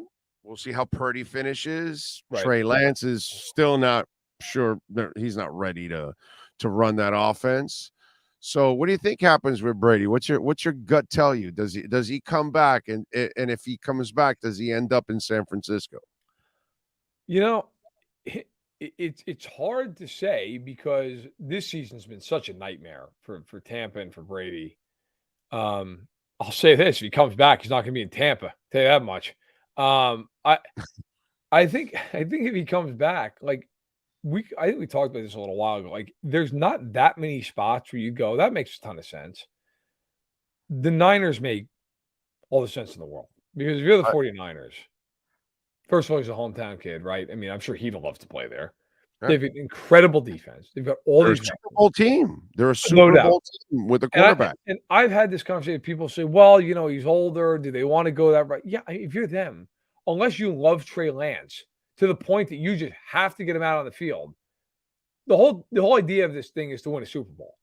I mean, the Rams are complete garbage right now, but I'll tell you right, you think the Rams regret going all in? No, they don't, because they won a Super Bowl. They won their title, bro. They got their ring. They're Yeah. all immortal. They got their ring. That's it. If I'm the Niners, I'm trying to get him there in the worst way possible. So my gut kind of says that that's what's going to end up happening. Now, that's not based on report. It's just based on I just look at it and go, I don't think he's going back to Tampa. And I think, with everything going on in his life, that Fox gig is waiting, but that'll keep waiting. It's not going anywhere. That'll be there for him. Yeah. So if you're Exactly. him, And by the way, as I told Ian earlier on the show, he doesn't have to be special. He just has to facilitate it in Just San be good. Francisco. They have all the weapons, dude. He doesn't have to worry about carrying a defense that's not that good or a running game, or he has an offensive line. He has a running game. He has receivers. He has an all-pro tight end. My God, he has everything he needs. Hell, Gronk will come back just to play opposite of Kittle. The division's terrible. I mean, the other part of it is too, like, look, if you're him, is that not like the perfect way to go out? You win a Super Bowl for the team you grew up rooting for, and you grew up in that area. And if you're the Niners, let's face it, if you sign him, you're the odds-on favorite to win the Super Bowl. Oh yeah, I mean, because that's always been the thing with them. They're great, but they don't have the quarterback. Well, now they have the quarterback. So, dude, and he's already done something that nobody's done. He's led 2 different teams to a title. Can you imagine if he leads 3 different teams to a title? I feel like at this point, nothing is impossible with him. Like if you said to me he's going to play at 50 years old and win MVP, I'd be like, okay, sure, why not? I mean, at this point, why doubt the guy? You know what I Right. mean? It's like you keep looking stupid every time you doubt him. You know what I mean? I mean, right now I do doubt that team. Oh, that team's terrible. Yeah, doubt that team right now.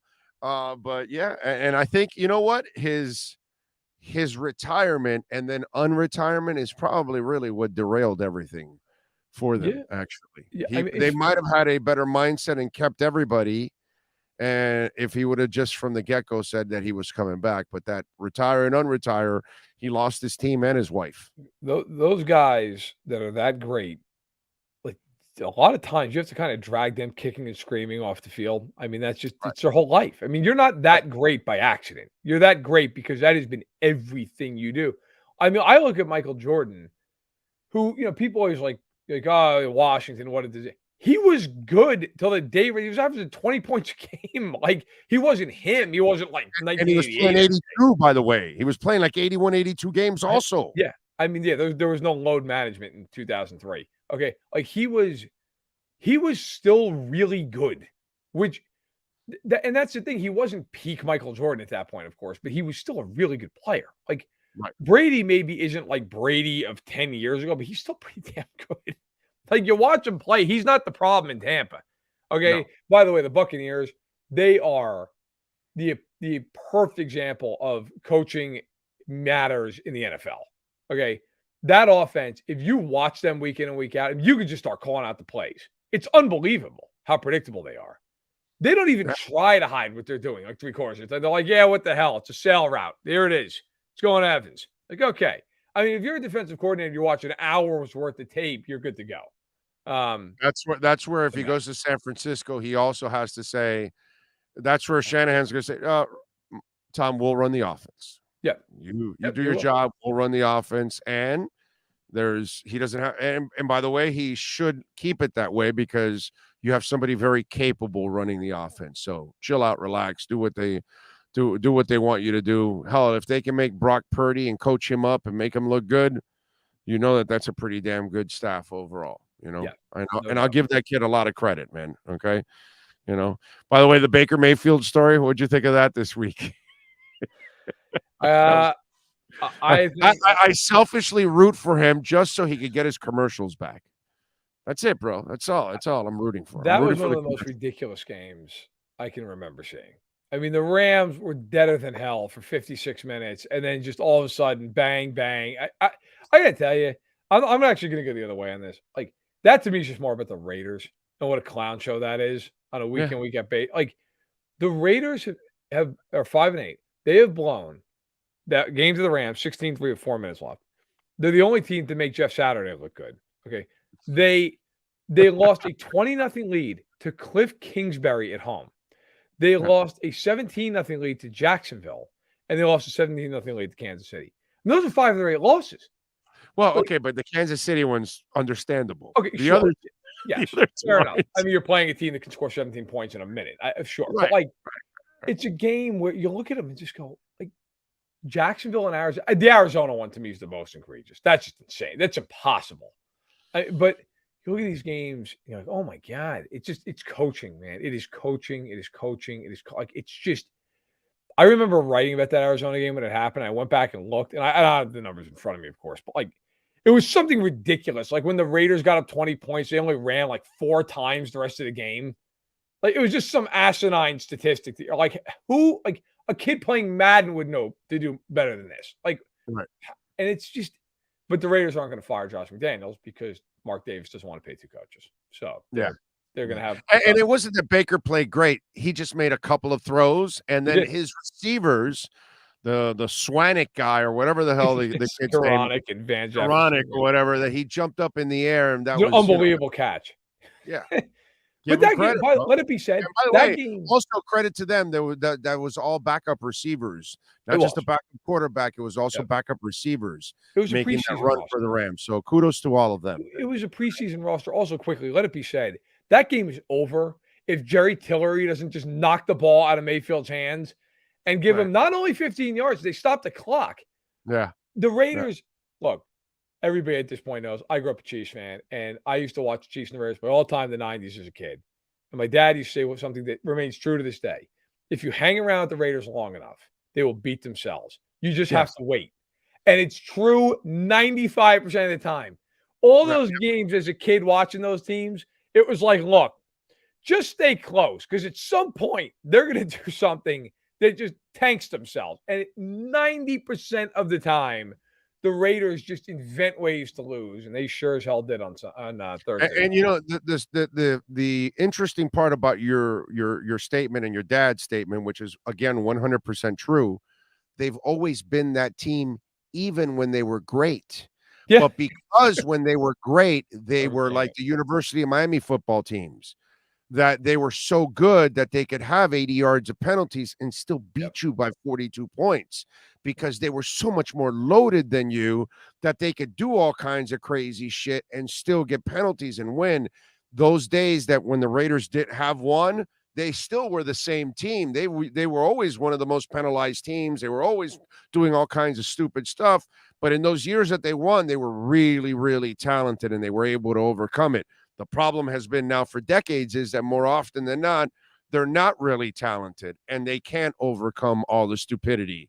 And this year's proof, I mean, 4 games of 13 or more points in leads and you've blown them all. I mean, that's That's bad. And by the way, McVay's gone at the end of the year, right? You know what? I wanted to actually mention that. So Liam Cohen is the offensive coordinator there. I found it very interesting that Liam Cohen took the same role at the University of Kentucky, went back to Kentucky. He was from there. He's been yo-yoing back and forth with the University of Kentucky and the Rams. I thought it was really interesting that he went back to Kentucky. Like, very few people are closer to Sean McVay than Liam Cohen. And for him to leave that job, to go back to college, that kind of screams like I'm getting ahead of something. Right. Yeah, I would lean to think that McVay's he's gonna be it's gonna be a race between him and Brady to see who can get the analyst job over at Fox first, right? Yeah. I mean, if you're him, why? Right? I mean that team is going to go into yeah, or maybe he leaves, Sean Payton takes over, and who knows? You know, because Sean Payton is going to come back. There was a story like he might even come back to the New Orleans Saints. You know what I mean? I don't know. By the way, do the Saints control his rights? Yes. If 2 he more wants years. to come back, 2 more years. You have to trade for him. so you have to trade for him. So the either Rams he have comes nothing to back to trade. New Orleans, or you have to then trade for him for You have to anybody trade for him.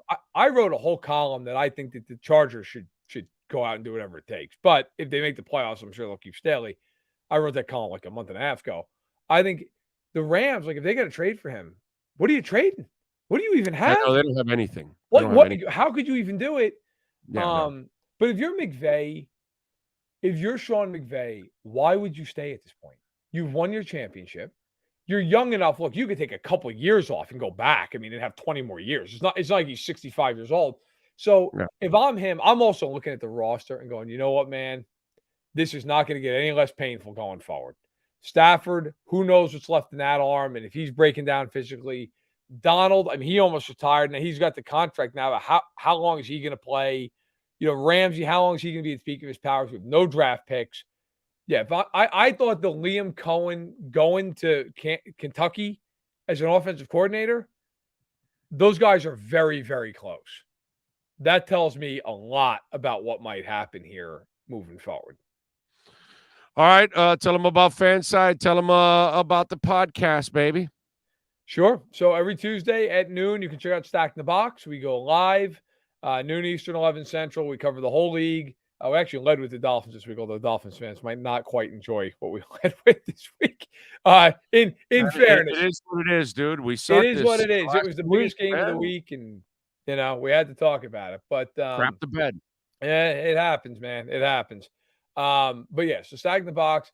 Also, check out the column Stacking the Box every Monday morning over on Fansided, and you can check it out, of course, on my Twitter feed, which is just at my name. So go ahead, check all that stuff out. I got my quarterback rankings up today. I'll tweet those out right after the show. And I appreciate everybody that comes into the chats on my podcast because I see some of you guys. So that's always cool. But hey, look, good luck on Saturday. That's a really big one. So we'll see how it plays out. They better show up, brother. They better show up like you do every week for us. Follow him on Twitter at Matt Verderam. Matt, much love, my brother. Enjoy the week. Take care, Big O. You got it. There you go. Matt Verderam, baby. We step out of the huddle. This has been The Huddle with NFL reporter Matt Verderam. RedRecover.com helps pros and everyday warriors heal on the go with their medical-grade, highly specialized devices designed for each area of the body. Go to RedRecover.com to learn more about red light with videos, blog posts, and over 40 years of medical research to treat pain, inflammation, and overall well-being. All right. Little Perdomo cigars. Yes, sir. Make sure you go to your nearest cigar bar, cigar store all over the world, wherever you're at. Ask for Perdomo by name. You see there the champagne, a 93 rating from Cigar Journal. I've been telling you about Perdomo cigars, I don't know, easily over 20 years. I've been telling you about Perdomo cigars. I've known Nick Perdomo for, I don't know, 20, 25, 30 years.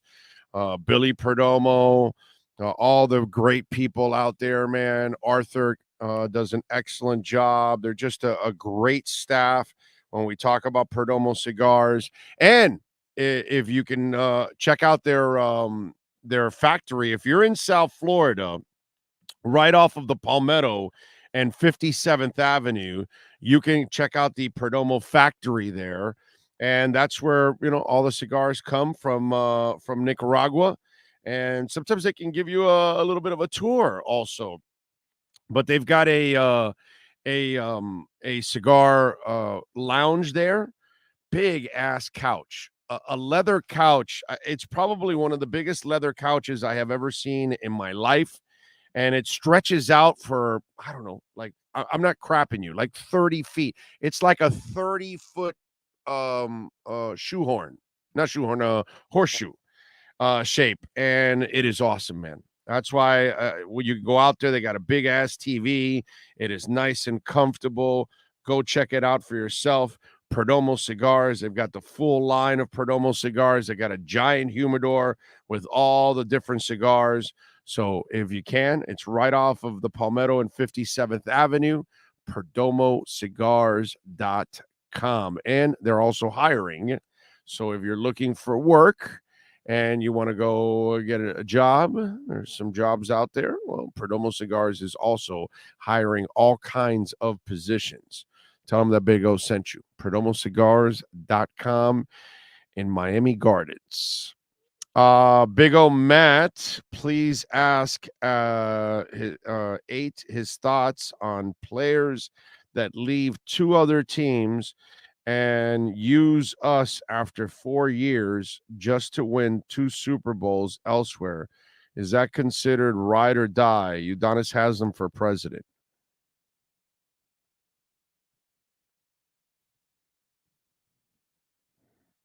I don't know what that. I'm Cap for life. Do you understand that question? What does he mean? I don't get that question. Number 8. Who's the backup to Kansas City? Oh, Chad Henne. Oh, that he left and then he's won a Super Bowl there. Right? I don't know where he's going with number 8. The only thing is, I know Javon Holland. He's 8 right now. Yeah, he's 8, right? Yeah. He had an Instagram where he was talking about. I didn't hear the whole thing, but he came out. There was an Instagram that he put out about sticking with the team. I don't know where he's going because what throws me off is the 2 Super Bowl wins elsewhere. I'm thinking he's thinking the backup quarterback. I don't know. I don't know. I have no idea what he's talking about. Yeah, I have no idea. He's thrown me off because he's not using all caps anymore. It's really thrown me off. I see. There you Javon is a second-year player. Give the young player some slack. Well, what? Is somebody picking on Javon? He came out and said something about Dolphin fans and the way they've jumped on to I believe I didn't hear the whole thing. Oh, I saw that. Yeah, I saw the video. Javon's fantastic. He's doing a terrific job overall. Things have changed, so his responsibilities have changed, but he's kind of playing center field and making sure that not a lot of stuff gets back there. And he's doing his best right now with what he has. And yeah, I think anybody that's like off the Tua bandwagon and you were on and now you're off, well, you're a phony. That's all. Did the kid suck the last 2 weeks? Yeah, he played bad. So what? But you got to give people an opportunity to redeem themselves. And then we can make a determination on whether he's the guy or not if he can't actually get himself out of this funk. But lots of players get into funks and then they get out of it. That happens. A couple games this year where Brady was playing brutal. Happens even to the best quarterback in the history of the game. That's look, the people that are I would say this. I would say most of you that don't believe in the kid right now, or you believed or whatever, you really never believed in the first place. You know what I mean? Because the majority of the year he has played great football. Unfortunately, the last 2 weeks he played shitty football. I'm not going to defend how he played. I can't defend it. And I'm not going to make any excuses for it. But I'm not telling you that the kid doesn't have it. Bullshit, dude. He's got it. He'll figure it out. That happens. And that happens to McDaniel, too, as a new coach. He's a first-year coach. So he's going to experience all kinds of things that he may think he knows because he has seen it as an assistant coach, but still, you weren't making all the main decisions. Now you are. Now you need to kind of adjust. Okay? That's it. Cowboys, Eagles, ex-defensive end Anthony Rush signs with the Cowboys. Okay. There you go. So the Cowboys get T.Y. Hilton and Anthony Rush. There's some news crossing the wire. Where are we at right now with Bitcoin up 18,100 now? So it's gone up a little bit more again. I like it. As for the markets, what do we got going on right now? The Dow is up 0.75 of a point at 34,357. S&P also up 0.75 of a point. And the NASDAQ is up a little over 0.75 of a point also. So there you go. Slight movement up. Okay. Slight movement. It's funny how they're up 0.75 of a point and Bitcoin is up 1%. It says a 98. It's almost 1%. Interesting. But it's nice to see that it's moving in the right direction right now with Bitcoin going over the 18,000 mark. I like it. I like it. Sorry, Orlando. I'm trying to fit it as much characters as I can. I was talking and referring to the comments that were made on Monday that Javon Holland made towards the fan base. My fault, bro. Okay. I got no problem with I got Javon's back on that one. That kid's been an absolute freaking monster. Don't forget, folks, you can make a donation through Cash App or Venmo at Cash Big O Show. That is Cash Big O Show. And by the way, not only could you send Bitcoin through Cash App, I see it now that also on Venmo, they've got me like the Venmo balance and they've got a crypto balance. And so you can actually send Bitcoin or Ethereum to us on Venmo also. So I have no Bitcoin on Venmo. So you can actually be the first person to donate a little Bitcoin on Venmo if you want. So there you go. Love it. That's pretty cool. You know, those are my favorite donations right there. As always, I know you can send in the super chat here on YouTube, but remember, YouTube takes away 30%. We only get 70% of the donation, where on Cash App and Venmo, we get 100% of the donation. So appreciate all of you out there as always. Frankie says, if the Dolphins make the playoffs and have a home game, do you think the Dolphins fan base will show up or will it be 50-50? No, I think the Dolphin fan base will show up. Okay, you got to finish strong here. You don't want to back into the playoffs.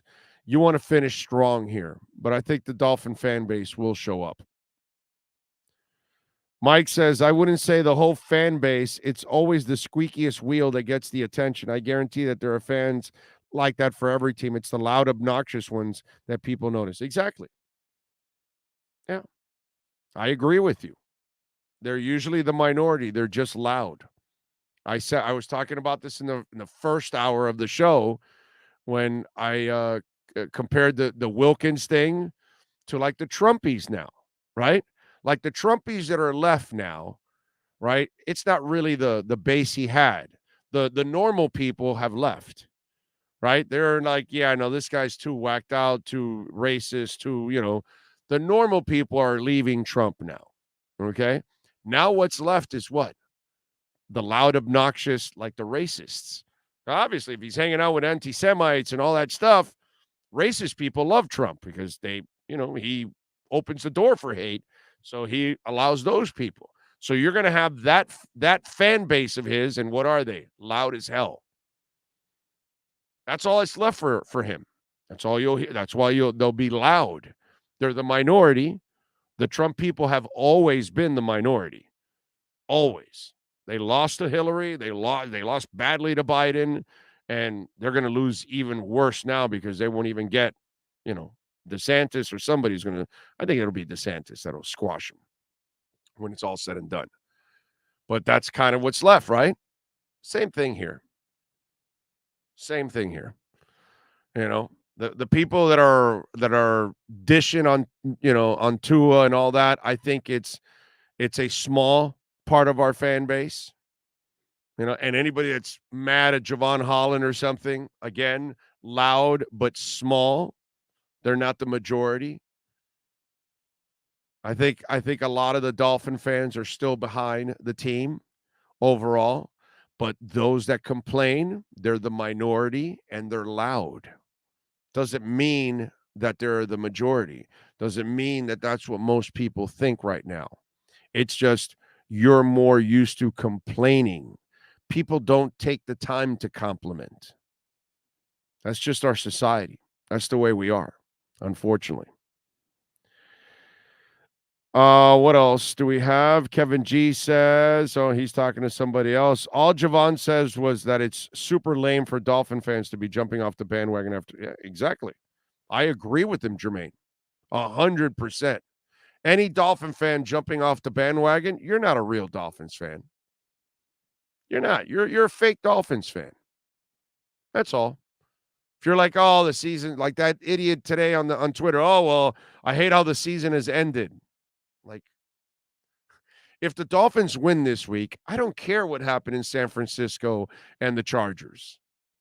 If the Dolphins go to the playoffs and win a playoff game, do you think I'm going to care about what happened with San Francisco and the Chargers? No. I'm not going to give a shit what happens.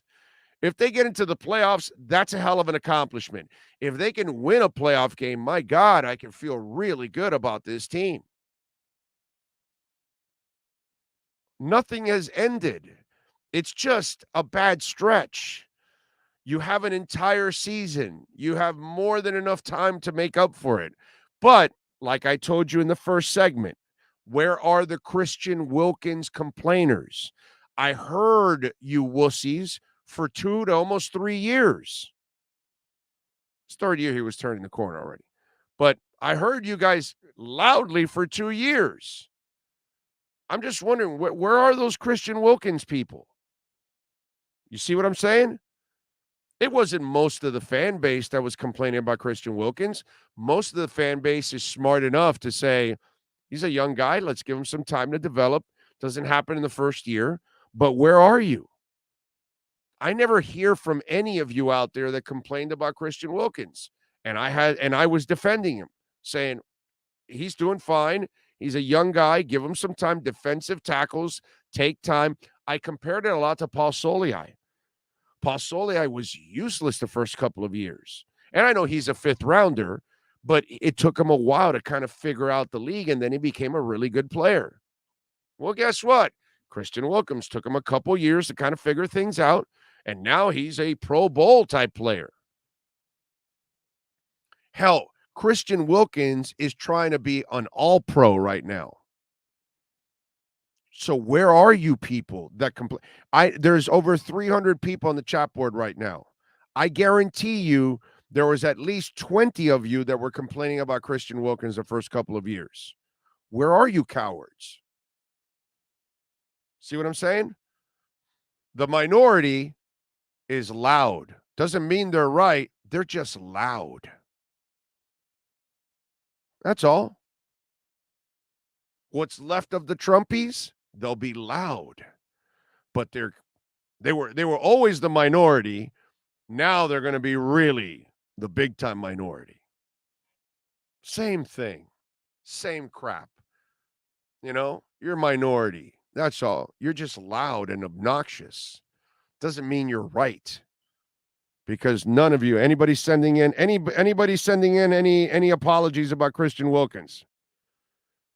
Devin saying Big O Christian Wilkins was playing great already, but these games since Chubb elite and Phillips has played much better. It's not a coincidence. Chubb draws a lot of attention. Christian was already playing well. It has nothing to do with Chubb. Christian Wilkins is playing like a badass. Chubb has to play better, bro. He's not getting double teamed on every play or anything. Okay, he needs to play better. I'm not giving Chubb. I'm not doing this shit where you're crediting Chubb for all of the success of Phillips and Wilkins or Sealer. Sealer makes plays on his own. Phillips is going to make plays on his own, and so is Christian Wilkins. It's time for Chubb to step up even more than what he's doing now. He's got to do better than that. But I'm still waiting. Where are they?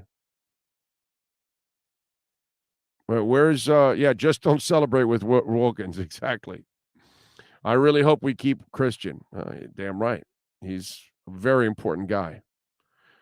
But I'm not getting any apologies.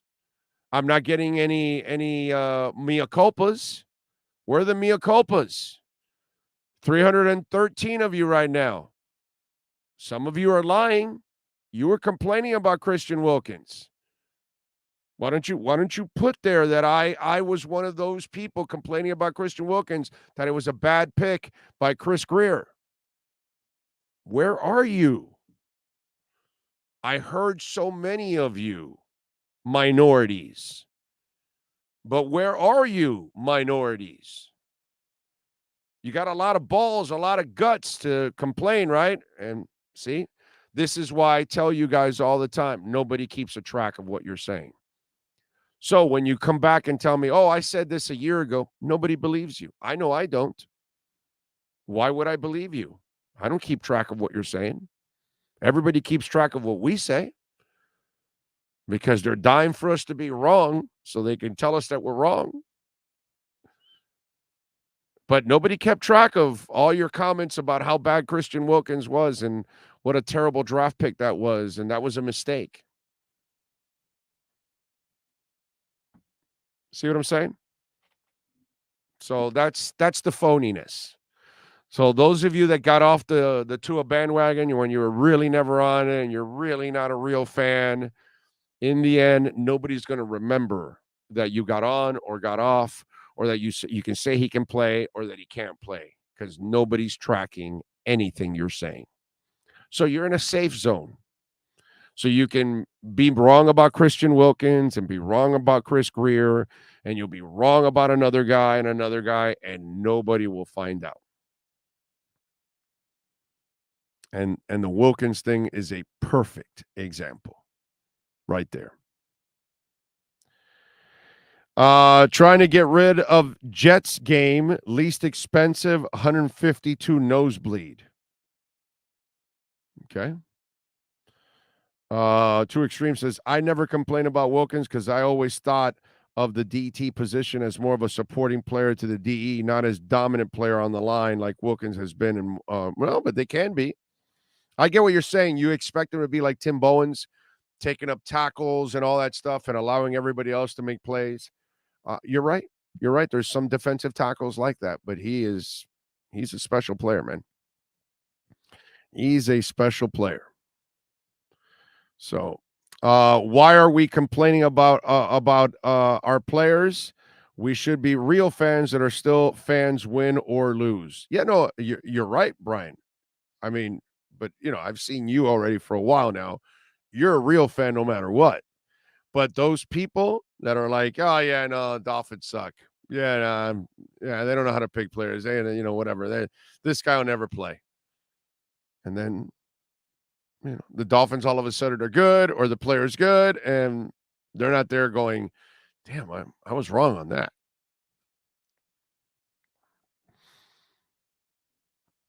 So, just funny how it is. Uber Beaner says, lost to Hillary. What are you smoking? But Uber Beaner, he lost by 3 million votes to Hillary. Brother, know your facts. Know your facts. He lost to sorry-ass Hillary by 3 million votes. He won electoral, dude. Learn the facts. Uber, okay? Brother, I don't care about the Democrats or the Republicans. And I certainly don't care about Hillary Clinton. Ugh. It's gross.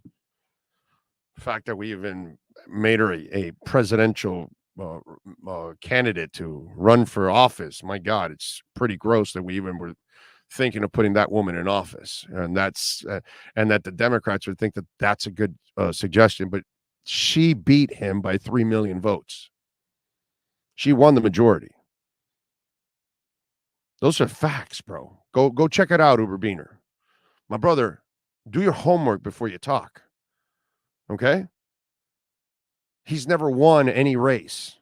He loses like crazy all the time.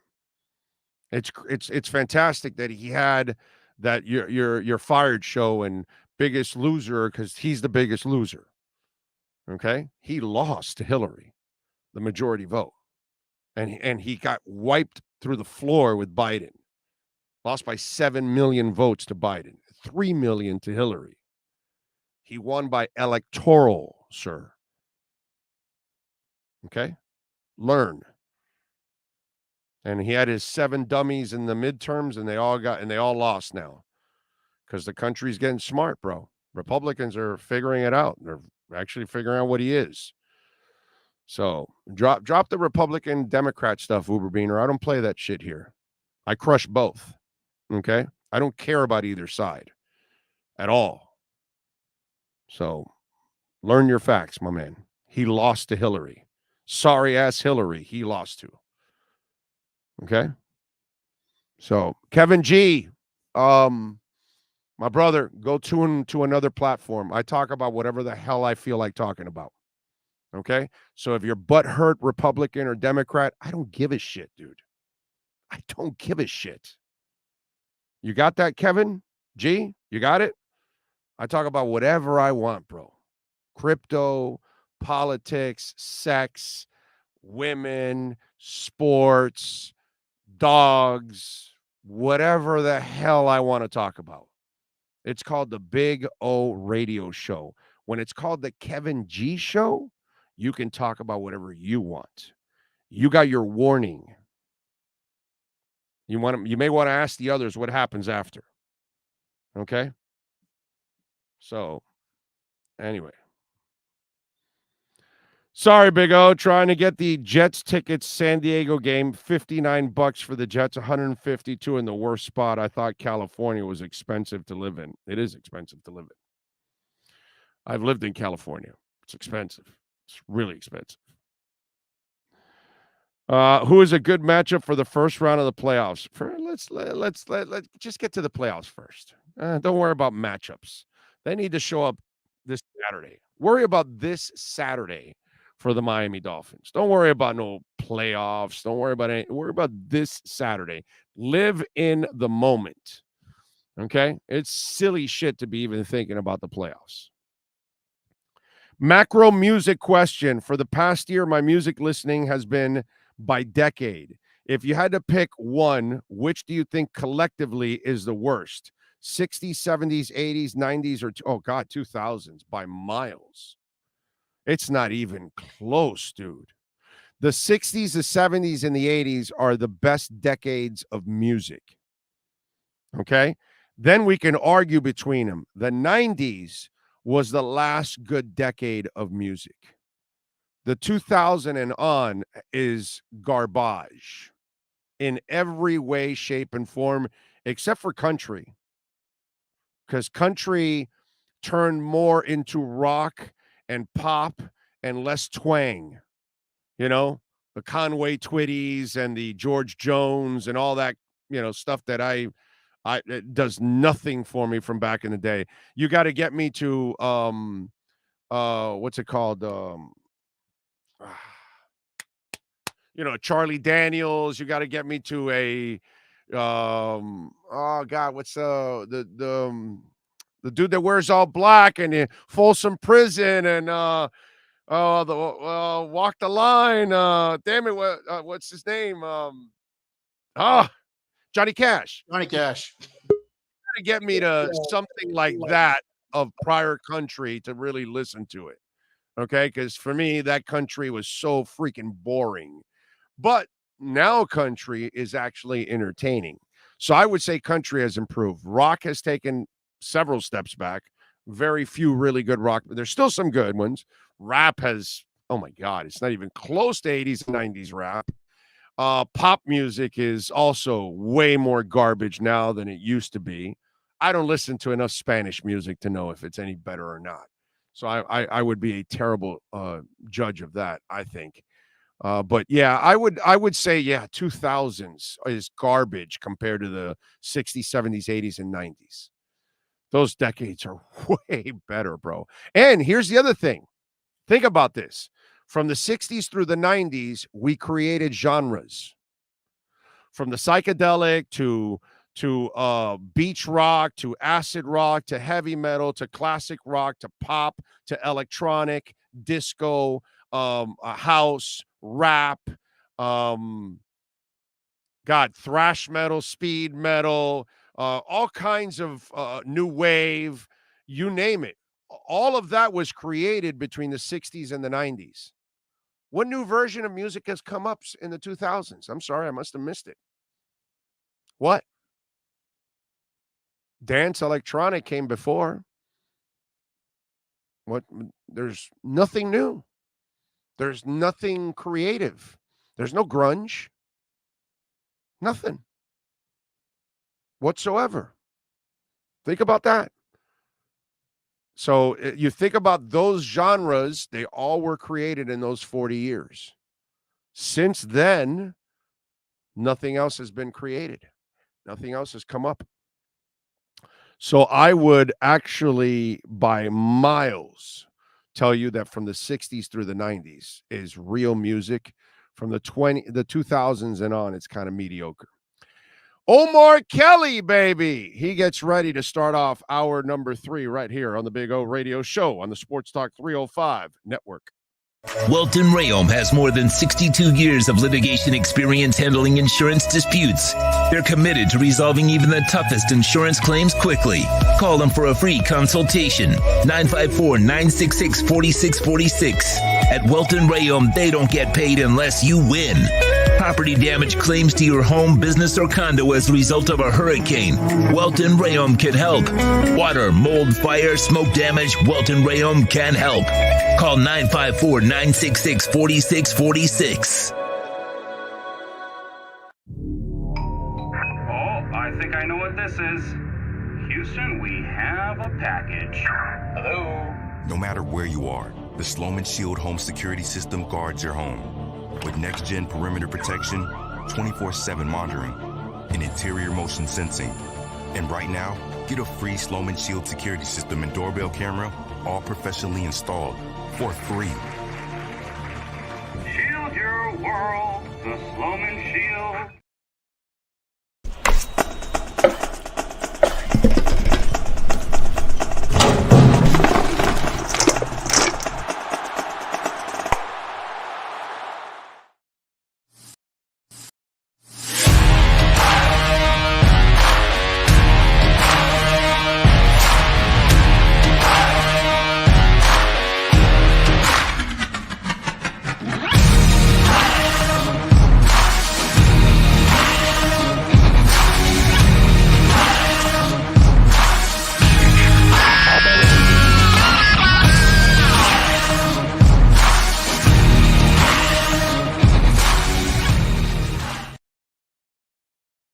When you move, you need a reliable company led by passionate folks, eager to assist its customers during a transitional process that needs to be smooth.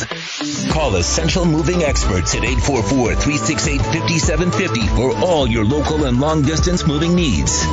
You can rely on Essential Moving Experts. Mention the Big O Show and get $150 off.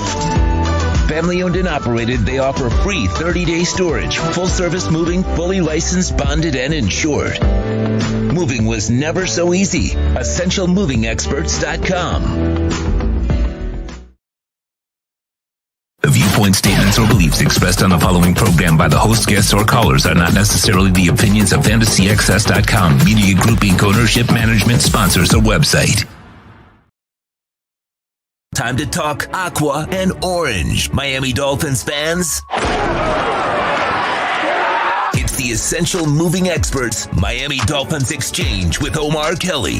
When you're looking to move your home or business anywhere in the U.S. from coast to coast, call Essential Moving Experts at 305-602-8369. Flat rates and no surprise charges. EssentialMovingExperts.com. 305-602-8369. Let's talk Dolphins football. Here's Omar Kelly.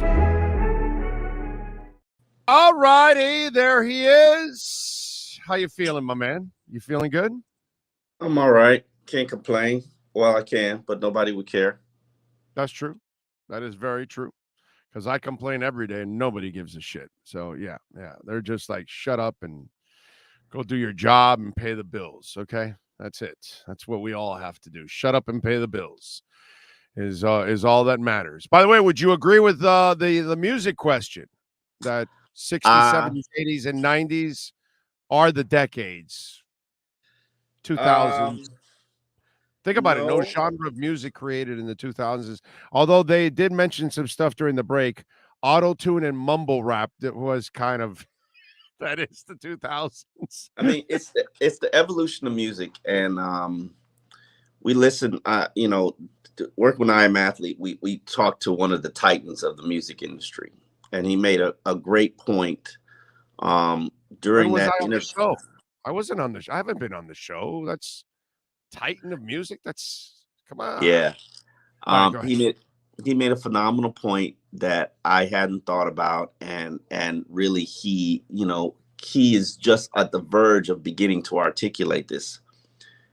Rap music is 50 years old. It's not even 50 years old.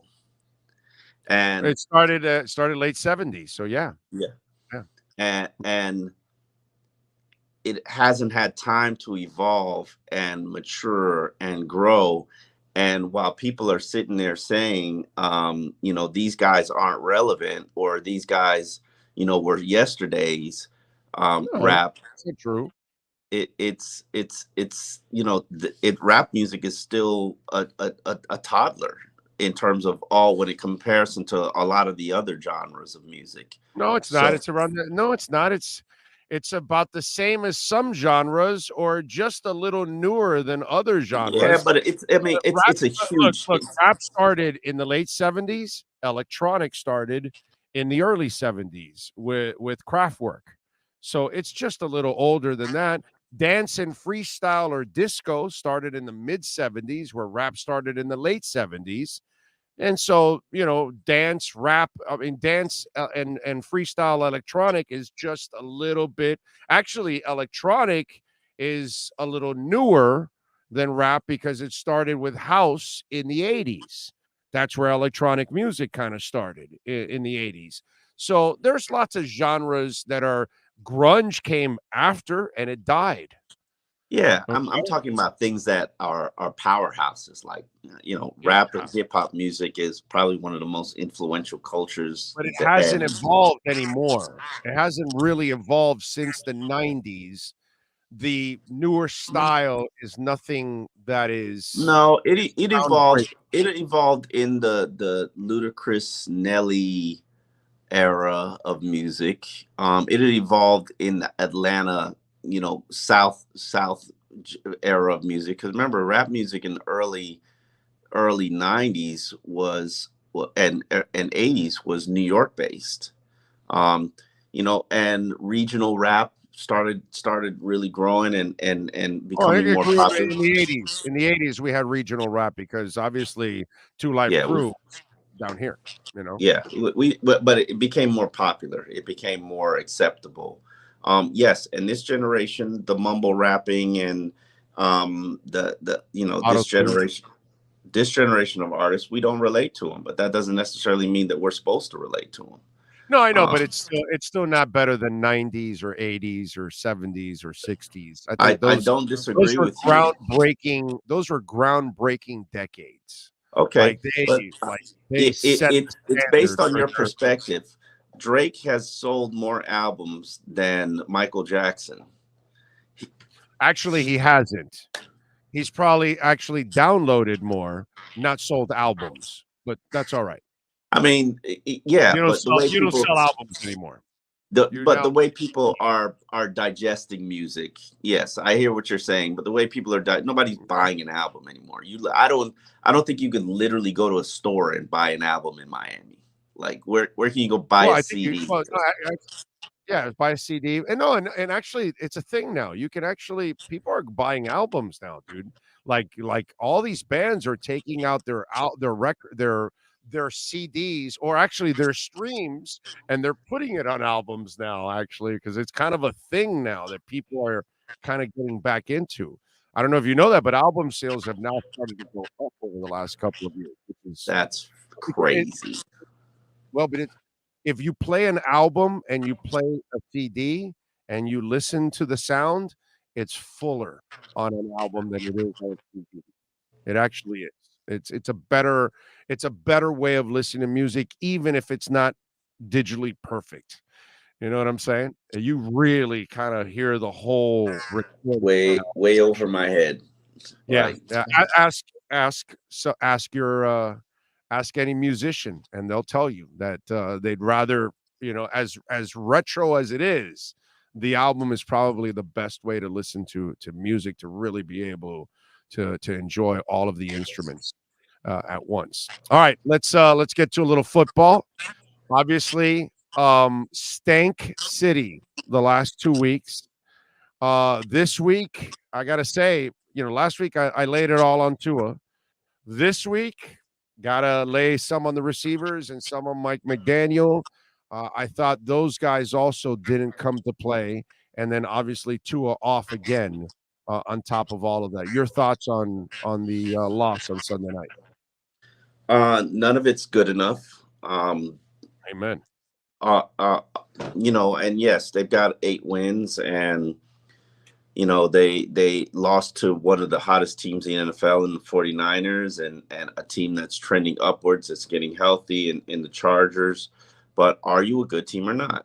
We were talking about you being a Super Bowl contender and Tua being the MVP 3 weeks ago. Well, that conversation has to cease and end. But if you look at this team from a statistical category, there are a lot of things that really trouble me. Primarily, let's start with the rushing attack. They are averaging 31 yards less than the NFL average rushing the football. If I would have told you that before Mike McDaniel ever coached a single game for the Dolphins, you would have said, that's crazy. That's not going to happen. That's not what we got him for. And I just find that absolutely unsatisfying and unacceptable. Then when you look at, I got other issues. Third down conversions, they're below the league average, third down conversions, even though they've got one of the most efficient third down quarterbacks in the NFL. Then you go to the defense. There's literally nothing that this defense is doing except for run defense that is below that is better than what the NFL average is. And that's problematic. And that's a sign that, hey, you got issues there. And I know, and it's not just injuries. You've got issues there that you have failed to address. And, I don't know, how much more can you address them, bro? They've done the best they can in the middle of a season. The miracle was that they had Cater Kohu as depth, because you lose Trill, you lose Nick. That's still not acceptable. When the Dallas Cowboys, they signed T.Y. Hilton because they felt like there's a need, and they're a Super Bowl contender, and they need one last push. The Buffalo Bills, they don't have 3 other receivers injured. Miami does have 3 other defensive backs that are injured, bro. There are defensive backs that you can get to talk out of retirement right now that can come help you and help you patch, and safeties and linebackers help you patch up what, just like you signed Eric Fisher, help you patch up what your deficient areas are. How come nobody else is signing them? Is a substandard. Don't make excuses. It's a substandard defense because you're creating you're creating a fact that doesn't exist. No. If teams are signing, our teams signing players. But who? Our team signing players. Who? Our teams signing players? Are teams that are in the playoff hunt, are they adding players to improve their roster, addressing issues? Yes or no? No. Yes or no? No, they're not. So the Dolphins didn't just do it when they signed Eric Fisher. Yeah, but you're not talking about an offensive lineman. I'm talking about a safety. When the Rams needed a safety, didn't they talk Eric Weddle out of retirement? And he came and he played. Okay, and so that's not possible. That's not possible, right? Omar, but you're creating some made up fact that you don't even know if they've called guys to see if they want to play, and maybe they don't want to play. Okay. What are you going to do? The problem is those guys, if they went to get Eric Fisher, my brother, don't you think that they've tried everything already at this point? If they feel they need something. I don't put it past them. And here's the reason why I don't put it past them. Because a lot of times these teams think that whatever young players will develop or you will get, like, if you don't look at this Dolphins defense and realize you got an issue at safety right now, there's a problem. If you don't look at this Dolphins defense and say, yeah, you got an issue at linebacker, there's a problem. If you go look at this, they don't grow on trees, dude. They don't grow on trees. I get it. They don't grow on trees, but did you do anything? Did you sign anybody to your practice squad? Could you sign Reuben Foster right now to your practice squad and see if he can help you? You're getting that tweet from that guy also? Come on. No. Listen. Everybody's had a chance to sign Reuben Foster, and Reuben Foster has ruined his own existence by screwing up constantly. You're correct. All the time. Okay. So that's not a good example. So let me ask you a question. You've worked him out twice, but it's not worth taking a look when you know how desperate you are at linebacker right now. So what do you like? I guess you're just going to claim somebody off another team's practice squad, which you could do to try to address it. Why hasn't anybody signed Reuben Foster, bro? Okay, really? I'm not asking about particular players. I'm asking you about. That's the only way this becomes actually. Okay, the conversation began with your defense is substandard. It's not good. We can agree, right? We can agree on that. We can agree on that. And can you agree on this with me? Hold on. You do agree on that. Not one of the 5 losses has anything to do with the defense. No, I disagree with you on that. I disagree. I think the 49ers this week they couldn't have won without the defense. Gave you everything to win. You had a 1-score game the entire time. The offense couldn't score with a fistful of dollars in a whorehouse last week. No. Hold on. So the secondary couldn't have played better last week? What more do you want from them? Oh, I'm sorry. I know. Your boy doesn't know how to tackle and touch somebody. Wow. My boy. That's your boy. That's your boy. Listen. Because that's the secondary you're talking about. The one that's in you got issues. You got issues in your secondary. Is playing like a shell of what he used to be. My boy. You got issues in your secondary. No question about it. It's named Xavier Howard. A lot of money and not a lot of production. Okay. Yeah. Whatever your reasoning is, you got issues in your secondary. Mm-hmm. Do you need reinforcements? Yes or no? You make it sound like they grow on trees. Answer the question. Yes or no. This is what you do. You evade the question. Do you need reinforcements? Yes or no? And they've gotten guys.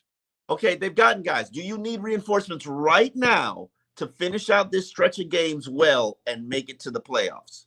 Yes or no? I just asked you a question. Don't ask who. Everybody needs it, bro. I want a badass middle linebacker that's a thumper. I want another corner. Yeah, but who's available, Omar? I just gave you a name, and no matter what name I give you, a terrible name. Okay, hold on. Time out. No matter what name I give you, you're going to give me the same answer. Fight with a nurse. No matter what name I give you, you're going to give me the exact same answer. And then that's the same reason T.Y. Hilton, you would have given the exact same answer. The slot receiver the Bills just got to unretire to come finish a stretch. You would have given me the exact same answer. But yet you can't inject into this conversation any defensive back that you're talking about they need that is available and is going to change their lives. Okay, I But you can. can Give talk me a about a sec. Give me a guy second. that's a wide receiver because you could talk about Beasley and you could talk about T.Y. Hilton. But Norman, look at it. You're not coming up with any names. The only thing you can come up with is a linebacker that nobody wants. Okay, I can give you a name. Give me a second. Let me get. I know I can't remember his name right now, but I'll get it for you. What, Joe Hayden? Is that what you're going to say? No, Janoris I wasn't going to give you Jenkins? Joe Hayden. Janoris Jenkins. Is that what you're going to say? Because those guys are retired, and apparently nobody signs them. So was T.Y. Hilton. T.Y.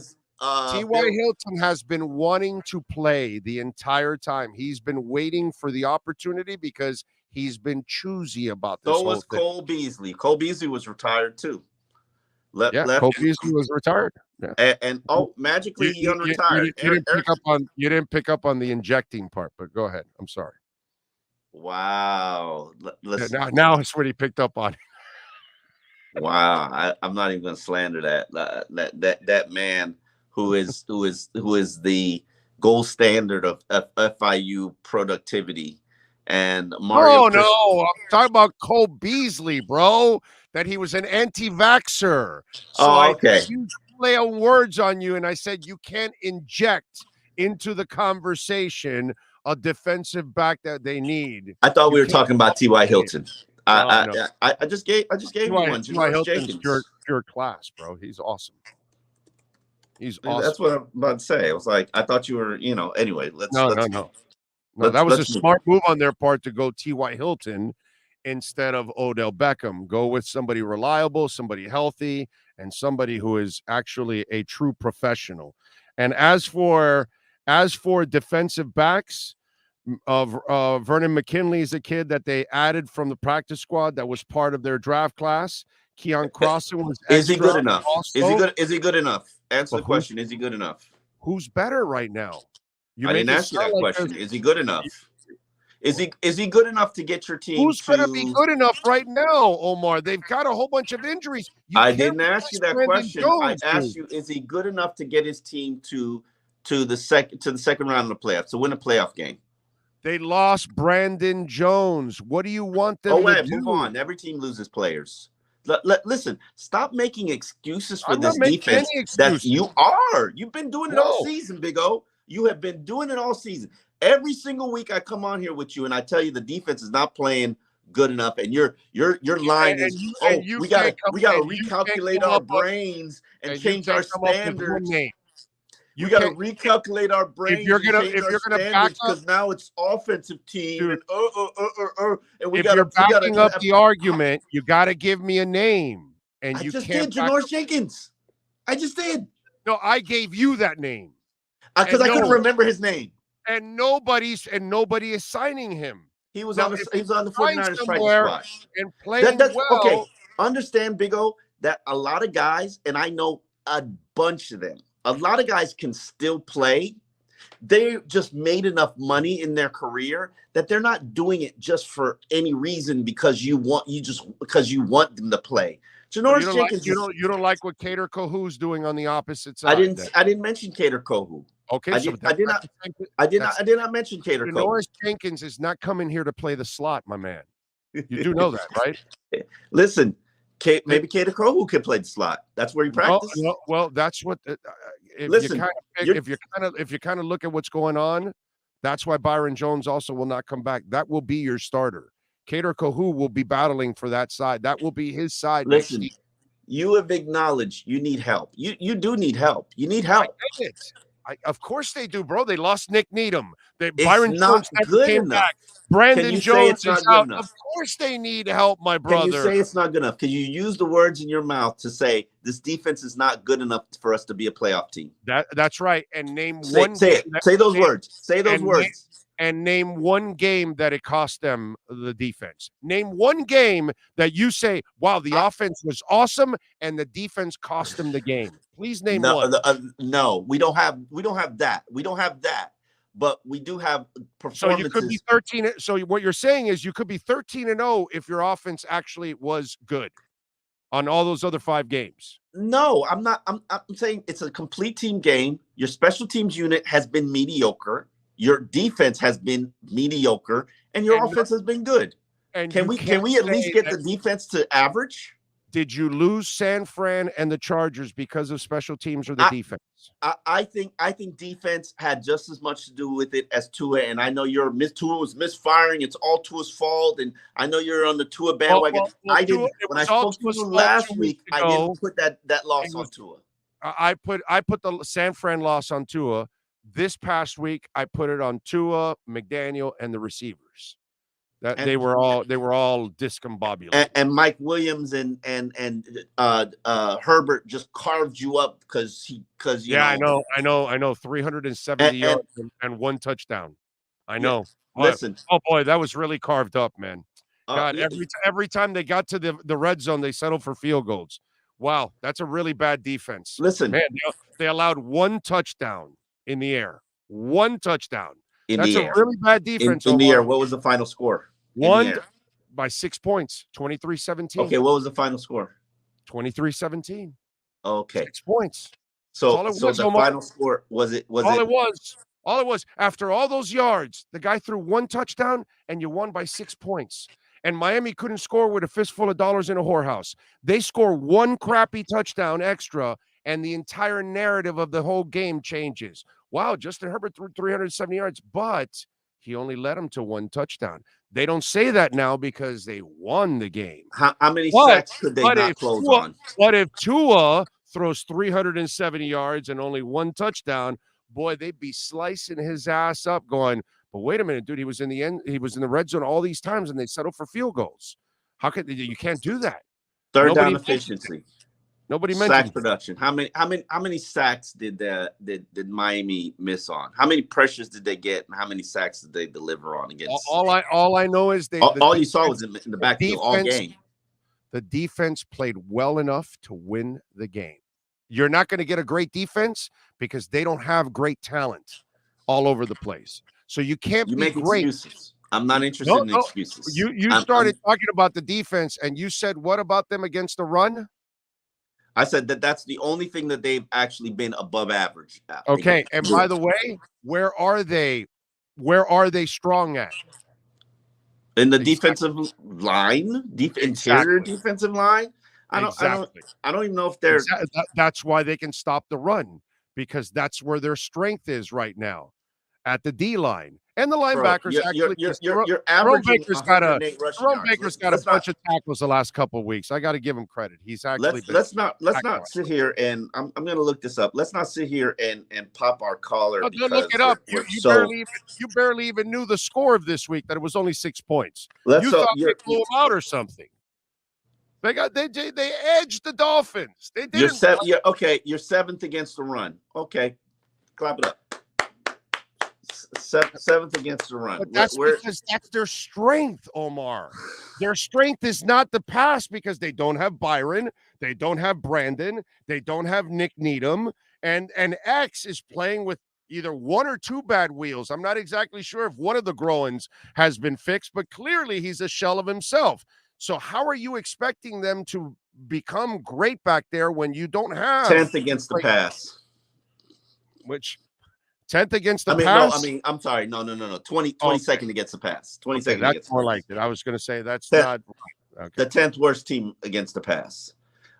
Productivity. Like, if you just look at that game, I would guess that they probably missed on conservatively, and I'm being super conservative, half a dozen sacks and that's super conservative. Because that might have been half a dozen in the first half.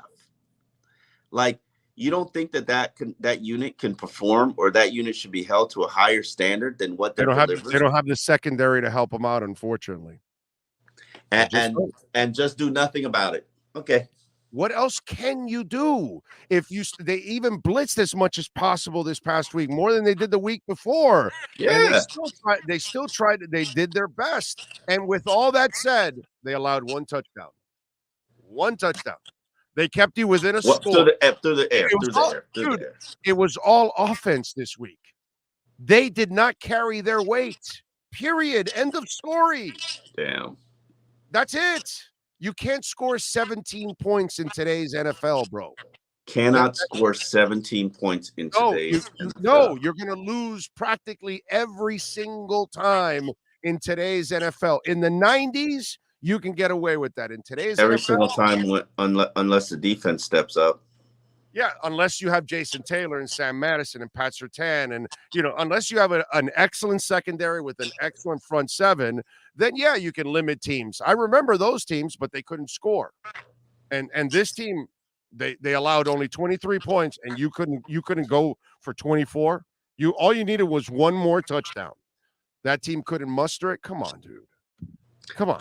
I'm trying to find you a safety that could help. You're not going to find it. You're reaching, bro. You're reaching. No, I'm not reaching. I'm pointing out the fact that you need for the unrealistic. You all of a sudden want a great defense when you lost your players. No, I don't want a great defense. I want an average defense. Well, I think what is their overall ranking? They're not average. What is their overall ranking, Omar? Give me a second. What do you want? Points? What you want? Yardage? Give me the overall average of the defense. Oh, what do you want? Points or yardage? What is your goal Either standard? one, whatever you want. Points, yards. Give me the overall ranking of the defense. Damn, where are they? Points wise.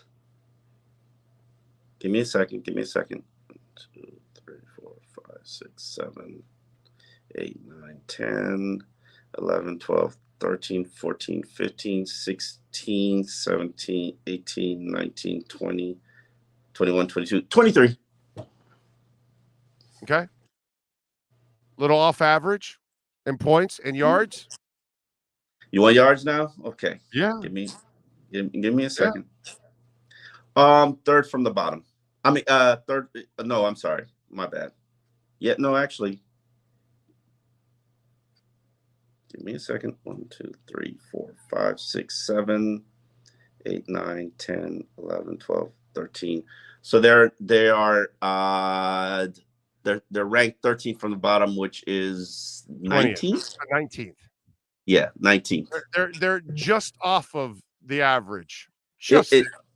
It says 20th, but I don't. So I guess people are tied. Right, so out of 32 teams, if you're average, it's 16. They're right there. So they're off. And the difference, and I'm sure if you look at the points and the yards, the difference between 16th and 20th is nothing. I just want it. I'm not even sitting here saying you're getting average out of them. No, you're getting below average. Just below average out of them. No, don't say just below average. You're not getting horrendous. But you're below average. You're substantially below average. Enough to win the games. That's it. That's all. That's all you do. The last 2 weeks, Omar, it had to do everything with the offense. You're 25th, 24th, 27th, 23rd in ranking in everything. Yeah. 20. Give me average. Just give me average. Can I expect or have the standard for average?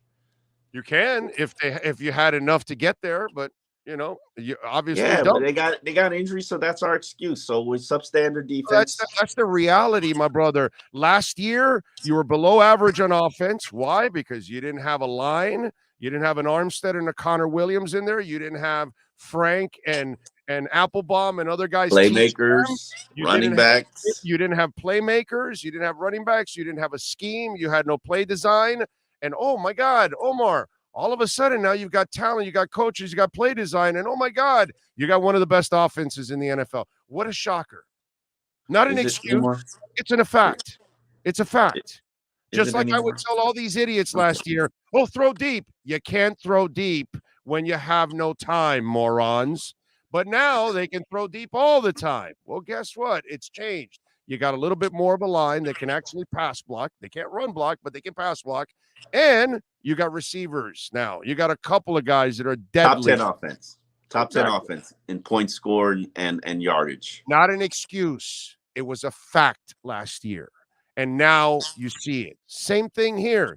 You keep that defensive secondary healthy, and everything changes. You get more sacks, you get more coverage sacks because you have better people back there. If you have a healthy X, you got a much better chance. If you got a healthy Byron Jones, you got a much better chance. Nobody can do what Brandon Jones does. And he got better in coverage this year, and he's great against the run and blitzing. You just don't pick up players like that, Omar. It's not excuses. These are facts, unfortunately. And you shouldn't, while you're a playoff team, playoff caliber team, you shouldn't have expectations that you would just get to the average defensive play, right? I would love, I agree with you. And I just wish they had breaks where they would get, in the middle of this game, Eric Rowe got injured. And he's nothing like Brandon Jones. But shit, dude, how much more guys do you keep losing? And it just becomes luckily, brother, they had Trill Williams for depth and they lost him. Luckily, they found Kader Kohu, which is, how many teams do that? That you lose all these defensive backs and you still have enough to field two guys because you found Kader Kohu out of Division II. I mean, come on, dude. And the Bethel kid has actually played all right, helping them out at times. Keon Crossan isn't this stud or anything like that. And guess what? He got concussed. How many more guys do you lose? My standard is not your standard. And no, your standard is unrealistic is the problem. You make it sound like it's super easy to just replace people and next guy up, and that's a cliche. If you deliver half of the sacks you missed, you'd have had a dominant performance. Yeah, well, if I had the rest of that secondary, you'd get those sacks and more, because you'd have more coverage sacks. So it would actually make life easier for the front seven. Right now, the front seven. I'm not excusing the secondary's got nothing to do with the linebacker play. Jerome Baker's been AWOL the entire year. Has made a play. Did you watch his stats this past week? The guy had a good game, bro. He's collecting stats. Does he make a play? He's not going to make a whole bunch of plays behind the line of scrimmage. I don't need plays behind the line of scrimmage. I need third down stops. Does he make a play? Does he make a play that impacts the game, or is he just there? Because Jerome Baker's led this team in tackles for 4 years now? Is he good? I think he's serviceable. I think he does a nice job. Think what takes away from them is that they don't have that middle linebacker that's the super stud. That's what they need on that defense now. With Chubb and Phillips and everything else that they've got going on, they need that middle linebacker. They have Landon Roberts, who does a really good job against the run, but he doesn't have the versatility of going sideline to sideline. Yeah. There was a pass play that that's not who he got exploited. Yeah, that's not who he is. Unfortunately, God bless him, dude. I got no problem with the Landon Roberts. He's a specialty linebacker, and unfortunately, you're asking him to do more, and that's not Boyer's fault. It's just what he's left with at this point right now. It's tough, man. It's tough, but I just think that people have to be, including you, a little bit more realistic about what's actually going on with the team. I need better performance and better execution from the defense. They're not even meeting their standards. So I'm not going to sit here and be a hypocrite and say, oh, it's going to be good enough because they've got injuries. No, it's mediocre. Well, Jerome Baker, by the way, had 11 tackles, 6 solo, and a sack, and 2 tackles for losses. So one of the sack, and then he had another tackle for loss. So actually, that's not a bad game for him. That's not a bad game. That's actually a really good game for him to have a sack and two tackles for losses. And if you look at his game log, because I think he's been playing well the last couple of weeks. He's got 4 sacks. I don't even know how, but he's got 4. Yeah, no, and they're not even, remember, the secondary. So they're not sending him as much as they used to. So if they could send him more, he would have actually more sacks. He had 11 tackles again in the San Fran game, 6 solo, half a sack, and 1.5 tackles for losses. So, I mean, the guys. Can he play better? He's not playing bad. Omar, the stats I gave you the last 2 weeks, are those mediocre stats or average stats? Those are good stats. He's not Khalil Mack, my man. He's not. I didn't ask for him to be Khalil Mack. Well, that's kind of what you're asking. You're No. being I unrealistic. expect Jalen Phillips to be Khalil Mack. I expect, He's playing. By the way, Jalen Phillips is playing his ass off, dude. And those sacks are going to be coming for him. You can tell already. Like, he's got his sacks now, but you can tell the effort and the relentlessness that comes with his game.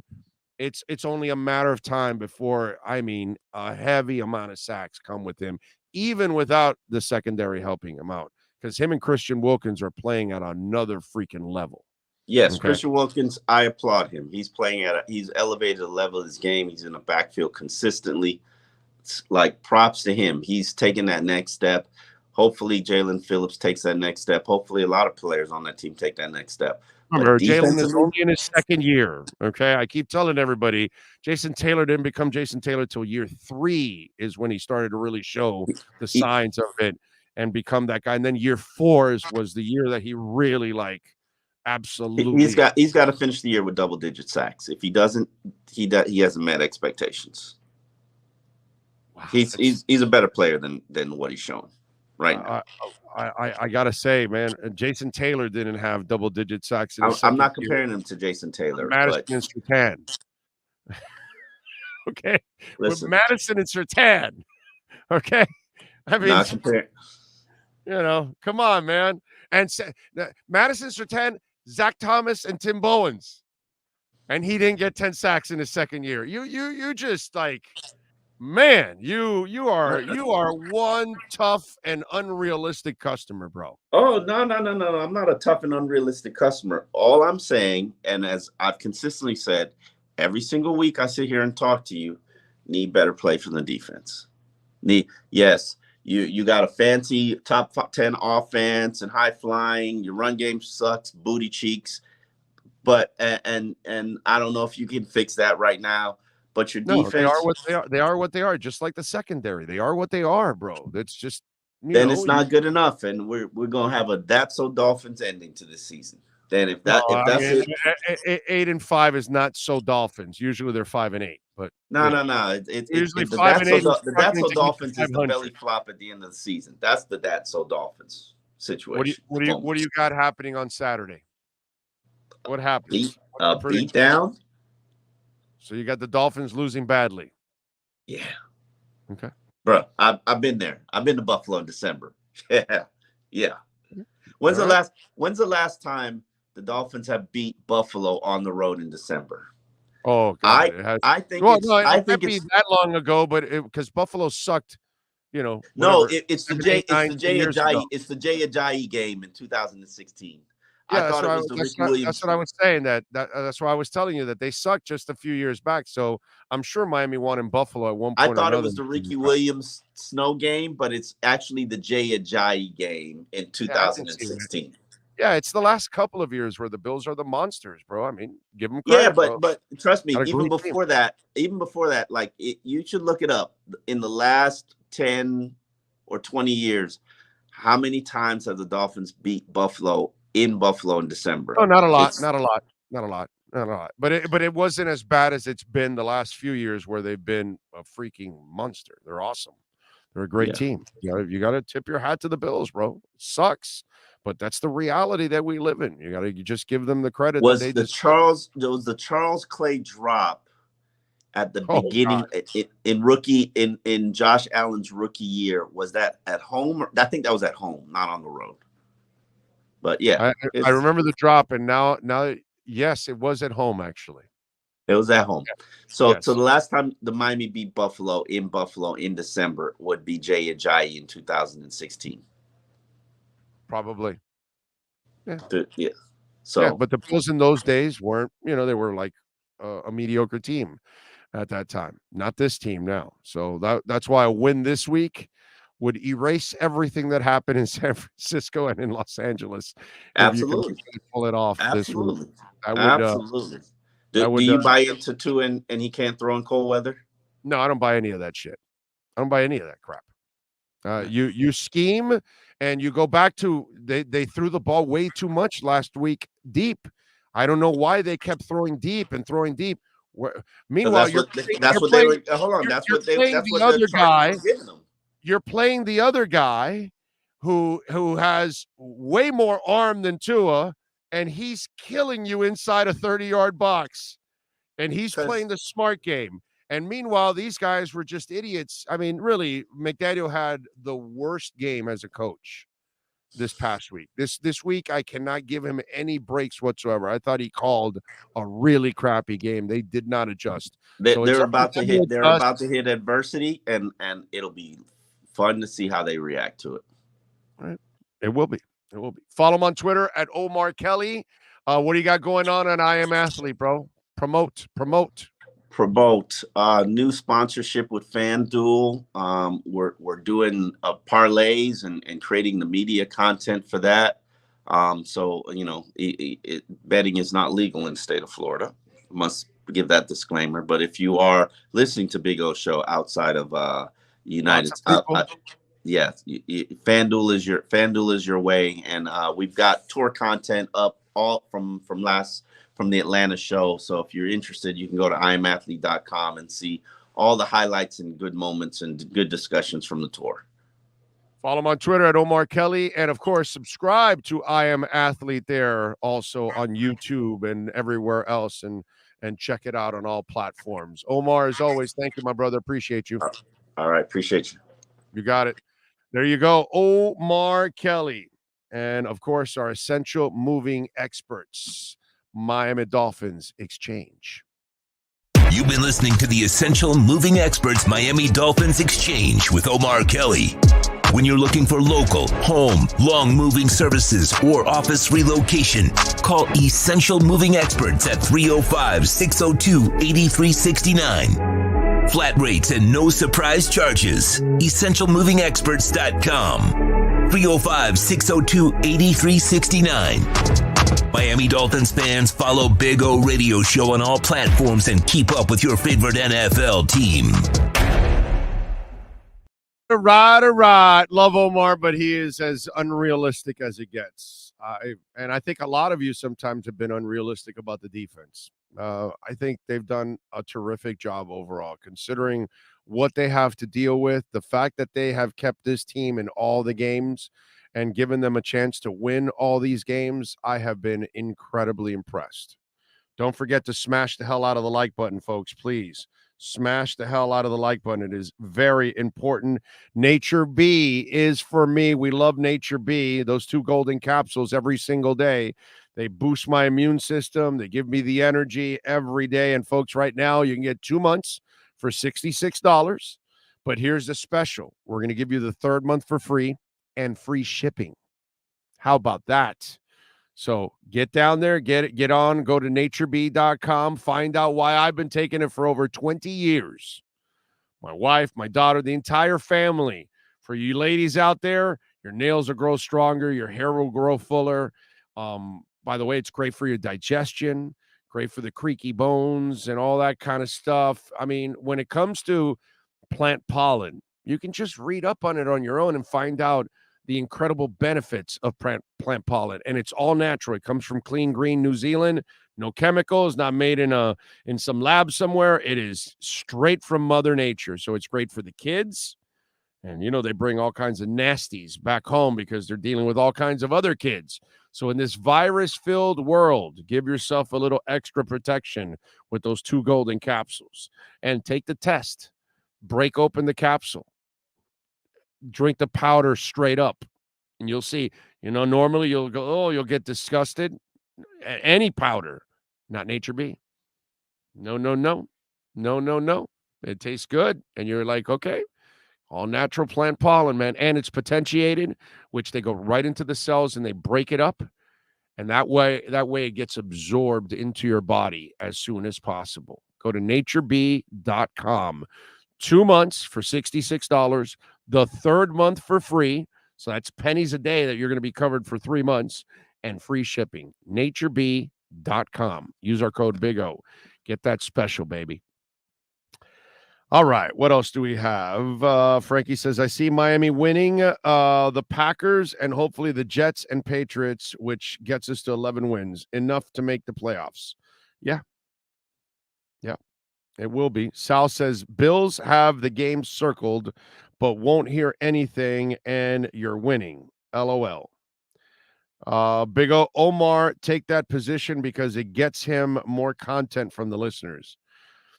I mean, listen, I get it that I don't think Omar does it for clickbait. I think he believes what he tells you. He might be right and he might be wrong.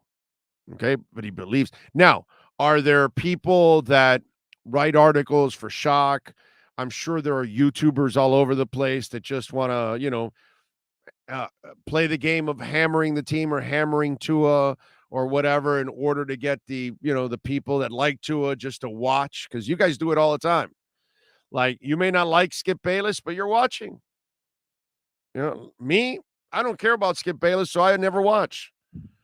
Cow turd or whatever, you guys tell me you don't like him, but you're constantly watching him because you're sending me stuff. Oh, I know I don't like this guy either, but listen to this. And no, I don't like it, so I don't care what he has to say because I know what he's trying to do. So I'm not interested in that. And there's a whole bunch, I'm sure, of YouTubers that do that, especially those that probably need an audience, because that's the only way they're going to get an audience. And I'm not killing myself for shock value to do things. I don't do that.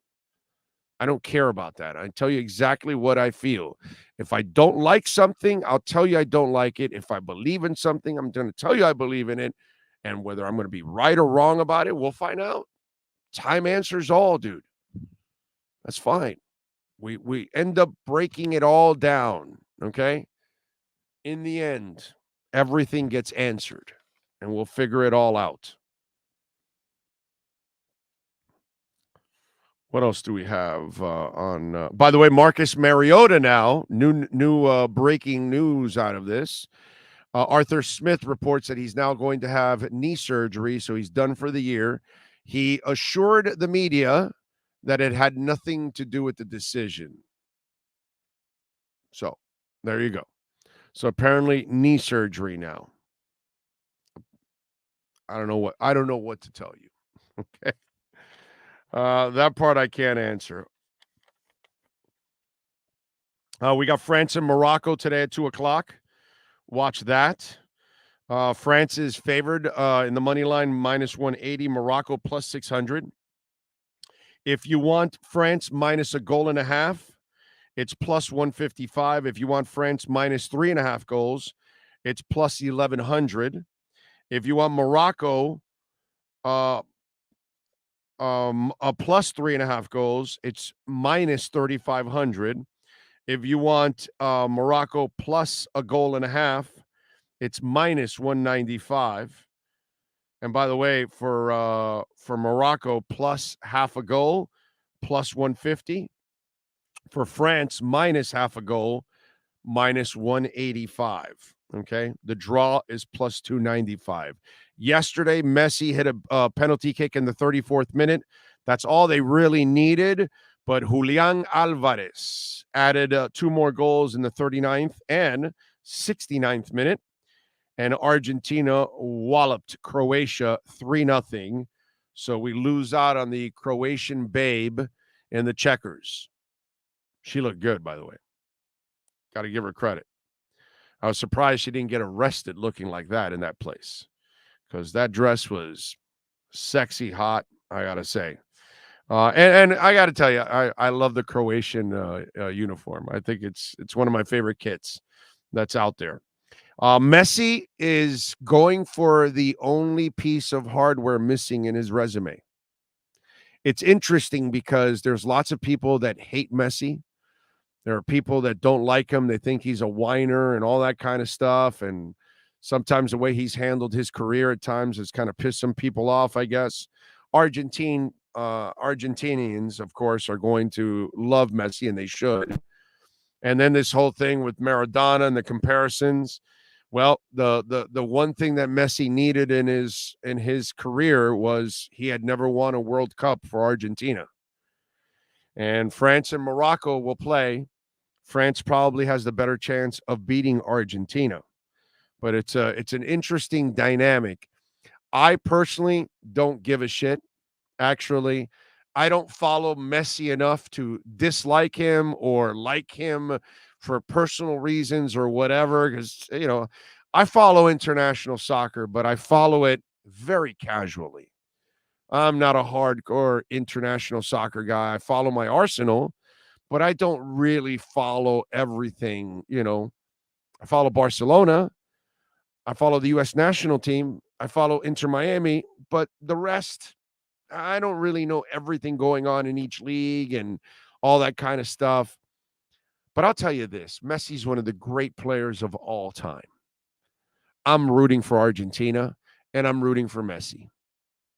Okay? I don't like to see Ernie Banks leave without a World Series. I don't want to see Marino leave without a Super Bowl title. These are things that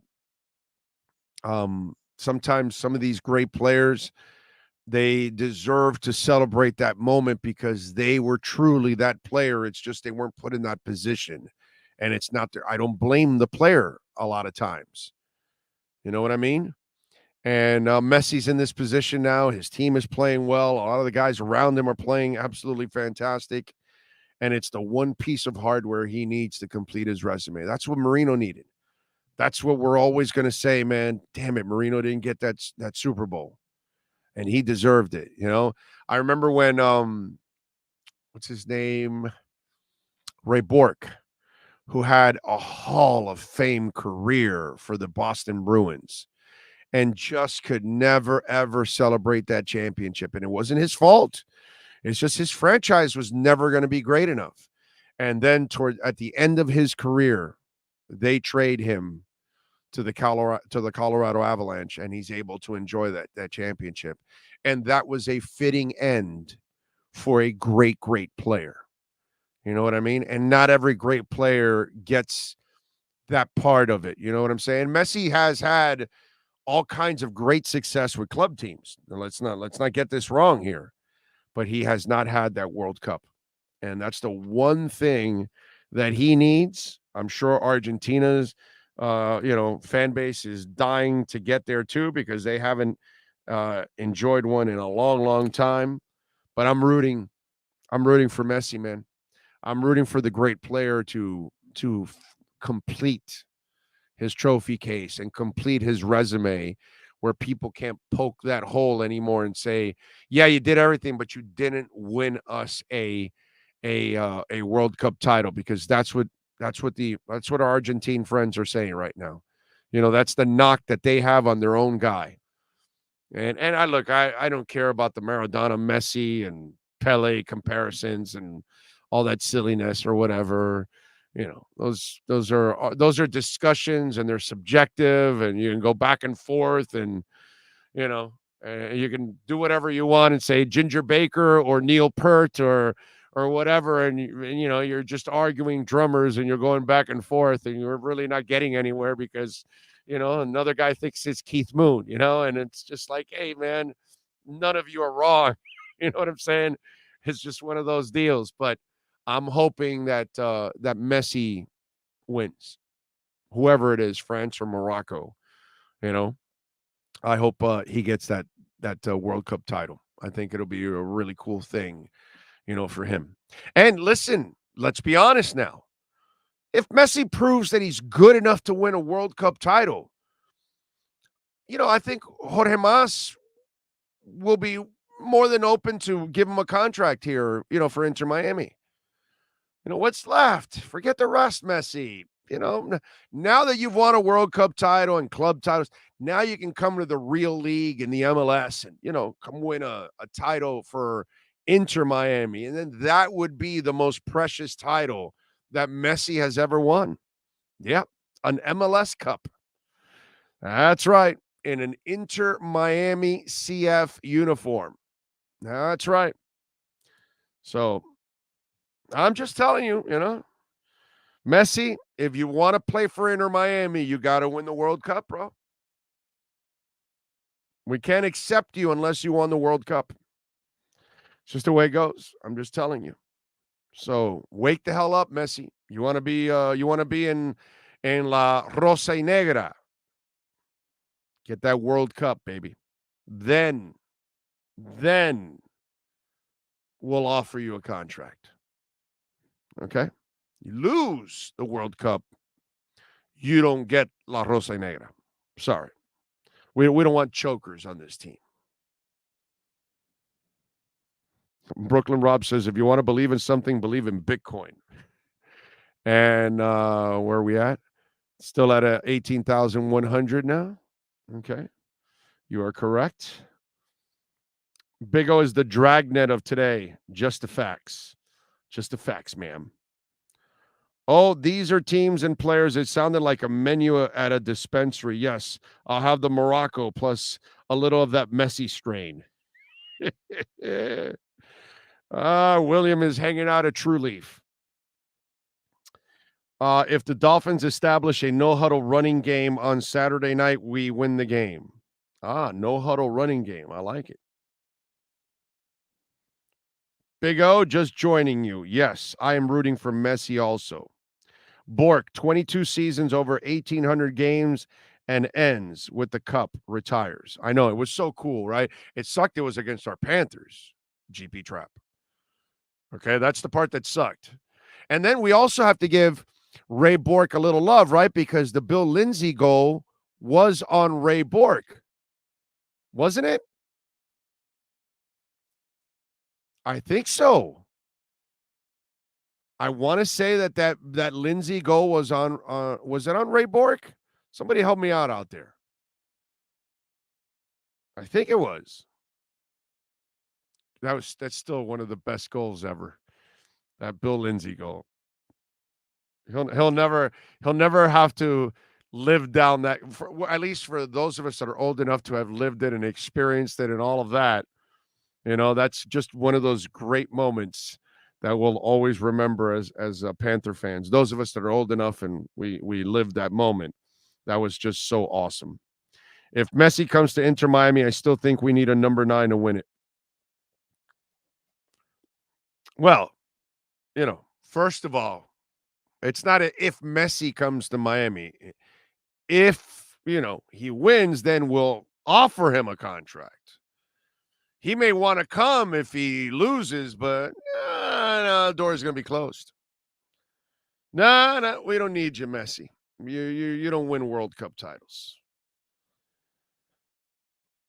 If you're going to be, an Inter Miami player, you got to know how to get it done. Bork is a top 5 defenseman of all time. Yeah, I know. I always get this show's jingle stuck in my head and find myself randomly shouting, "This is the Big O Show." Omar makes it seem like we play in Buffalo in December every year. I'm sure it's probably about every 4 years or so. I know. Oh, Omar, I'm telling you, he's half Cuban. He exaggerates so much, and he's late a lot. I'm telling you, there's Cuban in his family somewhere. In that family tree for Omar, there's a Cuban stuck somewhere in that family tree. Omar seems like a nice guy. Sadly, he doesn't know anything about football. Big O, thoughts on Devontae Parker's situation. NFL is horribly inconsistent, like to the point it changes games and players. I know. They couldn't even figure out his concussion. He was like, get your crap straight and all that. And you felt bad for him. The NFL is a disaster when it comes to that. They've always been a disaster. They're always inconsistent with all this kind of stuff. They screwed the Dolphins this year. They treat one team and one player differently than they treat others. And it's stuff like that. Like you'll see Devontae Parker misdiagnosed, and then you'll see somebody else misdiagnosed the other way, where they didn't have the concussion, Teddy Bridgewater, and they kept him out. See what I'm saying? So it goes both ways. They're just inconsistent with this. And all they're doing is worried about optics. It's not that they really give a shit about the players. They just give a shit about what you think, what you're going to write, what you're going to say on television, what you're going to say on what's left of radio or platforms, let's just say, because that's actually what gets quoted now more. Shows on platforms, not even radio. Yeah. That's the world we're in, man. Let's see what else. It was on Tom Barrasso. No, Brooklyn Rob. Remember, he skips over a defender to get to Barrasso. I think it was Ray Bork, the defender he got past in order to score that goal. I want to say it was Ray Bork. Somebody help me out, because that was the beauty part about that play, is that he had that hop over the stick of the defender to then score the goal. You know what I'm saying? So that's what it was. It was beating the defenseman to then beat the goalie. And I believe the defenseman was Ray Bork. I may be wrong. So, not sure. Sean, can you look it up? He's probably already working on that already. GP Trap says yes, it was Ray Bork. I've seen the video. Went past 77. Yeah, that's what I thought. I have 77 in my mind, thinking it was. Richard says it was Ray Bork. See, I was pretty sure of that. So that's why the whole Ray Bork thing was like, hey, great player, gets his championship, but he's also part of Panther lore with that beautiful Billy Lindsay goal. Ricardo says, vamos Dolphins y Argentina, carajo. I like it. Remember, you can make a donation through Cash App or Venmo at Cash Big O Show. That is Cash Big O Show on Cash App or Venmo. Do want to tell you a little bit about EJD Construction, great sponsors of ours for many years now, and the title sponsor of our Dolphins coverage and pre- and post-game shows. And EJD Construction, they're mighty busy right now. We've got listeners that are calling, and that's because a lot of you are running into this issue now. You've got to renew your insurance policy for your home, and you're finding out that since your home is a little older than 20 years or 30 or 40, your roof now is not up to date. And so a lot of South Floridians are now having to update their roofs.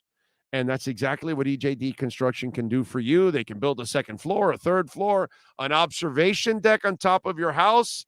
One of our listeners, by the way, and I'm not going to say your name, sir, okay, because that's not out of place. But if you ever want to invite me to sit up on that observation deck to hang out with you and smoke a cigar, let's do it, because that is one of the coolest things that I kept thinking about going. I go to Eric, hey, down the line, that's a great idea. I might ask you to make an observation deck for my house, man, because that is actually a cool idea. But whether you want to expand your home, add a room, you want to modernize the kitchen, maybe you had a fire in your home or your business, you need to remediate and gut everything out. He does all of that. Full contractor, fully insured, liability and workers' comp. So everybody is covered. So if anybody gets injured while working on your property, they're not going to sue you because they're fully insured. Please make sure if you don't hire EJD Construction, you hire anybody else. Please, please, please, please, I ask you, I beg you, make sure they are fully insured. And they have to prove it to you. If they're not fully insured, one of their workers gets injured, they can sue you. All right? That's why Cutter's Edge Pro is on this platform. That's why EJD Construction's on this platform, because they're fully insured. If a company's not fully insured, I am not interested in having you on this platform, because you will get my listeners in trouble. And I'm not going to do that to any of you. Sean and I are supposed to be your tackles, protect you. And that's why we tell you to call EJD Construction. The owner's cell number is 305-433-4843. Save it on that cell phone, 305-433-4843. You can also check out EJD Construction on Instagram, so you can see a lot of the work that they've done, and you can check it out for yourself. EJDconstruction.com. Orlando reggaeton, unfortunately, was created on the 2000s.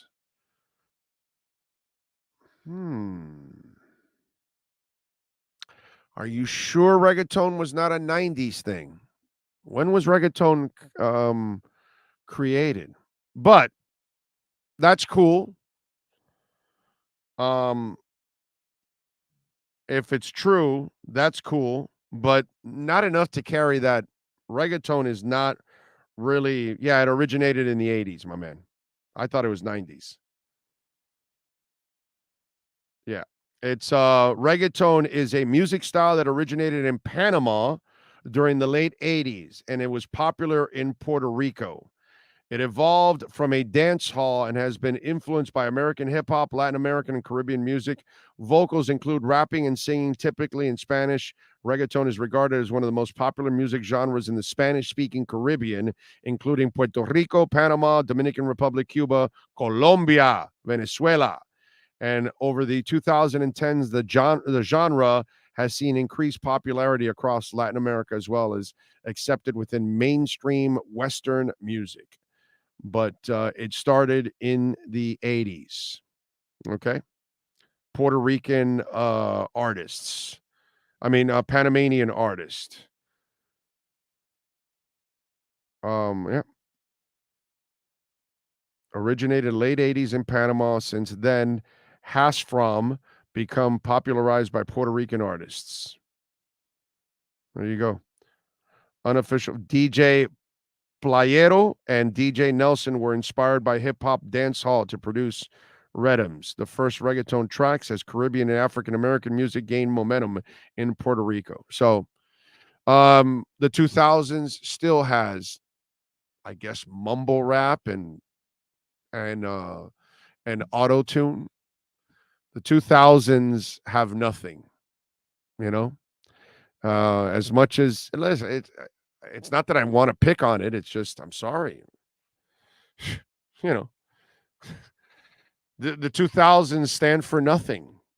You know, 60s through the 90s, they have their own identities, and those decades are, oh my God, they're so much better than anything that's gone on nowadays. From 2000 to 2010, from 2010 to 2020, than anything that's gone on in the first 2 years of this third decade of this millennium. So, yeah. What else do we have? Top 5 hockey demon of all time in order from Canadian who played hockey for 50 years. Bobby Orr, Larry Robinson, Doug Harvey, Ray Bourque, and Paul Coffey. There we go. Paul Coffey, boy. Reggaeton was created in the late 80s. It started in Panama. El General was one of the first guys. Oh, so the general went from reggaeton to insurance? That's impressive. I mean, it's pretty good. You invent reggaeton in the 80s, and then you go into the insurance company, the general. I like it. Big O, I blame more McDaniel than Tua since the second half of the Houston game. New coach, new scheme. Teams are adjusting. Time for the Dolphins to adjust. I believe he will. Tua will be fine. I agree. I agree that Tua will be fine, and I think he will adjust. Yeah, I'm with you there. I'm not giving up on these guys. 2 shitty games. 2 crappy games for Tua. I have more than enough faith in the kid that he'll figure it out and he'll get on track. I'm not going to absolve him. I'm not going to make any excuses for him. Okay? Not doing that. All right? But still have more than enough belief that he can go out there and get it. They can win this week. Okay? They can win this week in Buffalo. It's not the end of the world. It's not something like, oh my God, they've got no shot. That's bullcrap. This is a team that can go out there and get it done. They've got to play well. They've got to play their best football, but they can do it. They just got to get back on track. You know, the defense is going to give up their yards. They're going to give up some points. They're not a great defense, but the key is that the offense has got to bring it. Okay? That's really the key. I suppose the Bills will wear their beautiful blue tops, and we will be there in all white to blend in with the snow. Yeah, that would make a lot of sense. Yeah, just wear orange gloves. Right? So there you go. How about changing the helmet? We should have an aqua helmet or an orange helmet instead of just a white helmet. How about that? Let's go a little Oregon. Can we do that in the NFL? I mean, Cincinnati had the orange helmet. Then they had the white Bengal tiger helmet. right? We should have an alternate helmet for these kind of moments. Huh? What do you think about that there, fan base around the world? Tom Garfinkel, get on it, buddy. Next year, you got to include an alternate helmet so you can use it. Now, again, here's where I got to plead ignorance. When you have the alternate helmets or the alternate uniforms, can they only be used at home, or can you use alternate stuff on the road? Now I'm brain farting on that because I'm almost thinking that every time we do something alternate with the Dolphins, it's usually at home, right? So I'm wondering if there's a rule there when you use alternate helmets and alternate jerseys. And I want to say that the Bengals, when they use their white Bengal unit, which, by the way, I got to say, more often than not, I'm not really a fan of the alternate stuff. I don't really think it looks good sometimes. I got to tell you, the white Bengal Tiger one looked pretty cool. Props to them on that idea. I thought that was actually a really, really cool look that the Bungles had with the white Bengal Tiger one. I thought that was cool. So I'm not exactly sure about that. Because I have to plead ignorance there. I'm not sure. I may be talking shit. So it wouldn't matter if you had a different color helmet if you can't use it on the road. Maybe on the road you can only. And by the way, don't the Bills have two helmets? Or do they always use the same helmet? I think they have two helmets, don't they? I mean, well, listen, other teams, obviously Cincinnati has two helmets. Again, I don't know. I don't know the rule. You know? No, we used all Aqua alternate jerseys week 4 against the Bengals. And that was on the road, right? Yeah. Yeah, so maybe you're right. Maybe they can use it on the road. Yeah. I mean, just an idea, just to throw it out there because who brought it up about the white uniforms? I never thought. I think it was BitBop that brought it up. I'm not exactly sure. I forgot which one of you brought it up, but whoever brought it up, I never thought of that. I completely overlooked what a disadvantage if you're in the snow and you're all white. Like that would suck. You know what I'm saying? But you probably can also wear the aqua pants with the white jersey. You know what I'm saying? So you got to go white because they're dark. But, wow, that's never thought about that. Maybe we will pull a Kobayashi Maru with all white throwback unis. Throwback jerseys are the way to go. Would be nice. Would be very nice. All right. What else do we have going on? Oh, by the way, did you guys see this? Did you see the brawl, Sean? Yes. Ooh, 18,170 now. Bitcoin continues to climb, dude. Sean, did you see the brawl at the Bruins Coyotes game? Oh my God. You guys need to see this. Okay, this is the bad part when you're only listening and you don't watch it on YouTube. But they had a brawl in the Coyotes Bruins game. Speaking of Ray Bork, okay, you guys got to see this. Let me enlarge and then play this. Watch all the action. By the way, somebody got the tip of their finger bitten off in this fracas. Watch the guy fighting, and then the girl's getting in the way. See the two in the back, the red and the guy in the 88? There's a girl that's going to get in the way. She's going to get pushed. Boom. Oh, look at the girl went back. Everybody went back. Now this guy comes back. Boom, he dives over.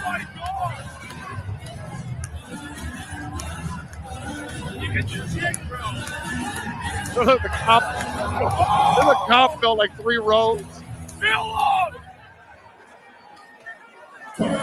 go. His fourth of the season, scorer number 8, Mitch Moss.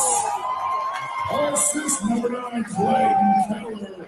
And number 14. Let's watch it again. There it goes. Holy shit. Holy shit. Come on, Marchand, hit him. Oh, yeah. Oh, yeah. He's getting the field in. Oh! Like 4 of them fall back of that punch. Hit the chick. Hit the chick. Oh, my God. Here's the guy. He hit the chick. He hit the chick.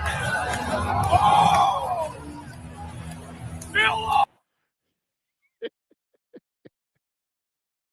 I love the play-by-play by the guy. That was awesome. That was there. After that, why even stay for the game? What the hell is going to be more entertaining than that fight? I mean, there was all kinds of crap going on in that row. There's a fight in front. There's a fight behind. That was fantastic, dude. I saw that and I was like, holy moly. Wow. Big O, do the Finns ever consider wearing long johns, hand warmers, and or hunting socks, battery operated when playing cold weather? It might help. Brett, I'm sure they do all kinds of stuff underneath. Vaseline or whatever the hell they do and all kinds of stuff. Yeah, dude, I have no idea what they do, but I'm sure that they do some things. But here's the other thing, okay? If you've played sports in the cold, it gets cold at the beginning, and then once you get going, it's not the same anymore. You kind of overcome it. Now, the hits in the cold, that doesn't change. That hurts, bro. That hurts. Now, while you're playing and going back and forth, you might be able to overcome the cold and all that stuff and kind of get used to it a little bit. But I would imagine that the second you have to stop and go to the sidelines and then sit on those benches that are warming you up, and then you've got to go back in, it's got to be a brutal adjustment, dude, because you got to get cold, you got to get stiff at that moment, and then you've got to kind of loosen up again. It's got to be one hell of a challenge, dude. One hell of a challenge. Yeah. So, yeah. I have a buddy that sends me all the fights on and off the ice. He keeps me up on the fights in all hockey games, even beer leagues. But that one, bro, that was brutal, dude, there. That was a lot of stuff going on. And I love how the cop comes in and he dives and he goes 4 rows down. You know, I mean, people must have gotten all messed up there, man. You're falling all over multiple rows. You're hitting seats. People are landing on you. I don't know. Only one guy got a tip of his finger bitten off. How did somebody not dislocate a shoulder or break a leg or an arm or something or jam fingers and break fingers or something in that whole process? It's crazy stuff, man. You go to a game and you end up getting into a ruckus like that. All right, we thank Omar Kelly, Matt Verderam, Ian Rappaport, Ira Winderman, Kurt Heelan, all, of course, for making it happen today. We thank all of you. Don't forget to smash the hell out of the like button on their way out. We thank, of course, Sean Stanley, the man that masters this entire platform every single day. We will see you guys tomorrow. We're going to be out at Hialeah Park. So come on out. Tommy, by the way, in Hialeah, thank you. I finally ate my last mounds yesterday. So they lasted almost a whole week. The mounds, pretty good. Pretty good. I had about an average of a little less than one a day, right? Because it took like 6 days. So I think there was 5 of them, I want to say. They're pretty good. Not bad overall. And so good. Thank you, Tommy. That was very kind of you to bring me some mounds. So we will see you all at 10 a.m. tomorrow. Same time, same place, same bat channel. We love you all.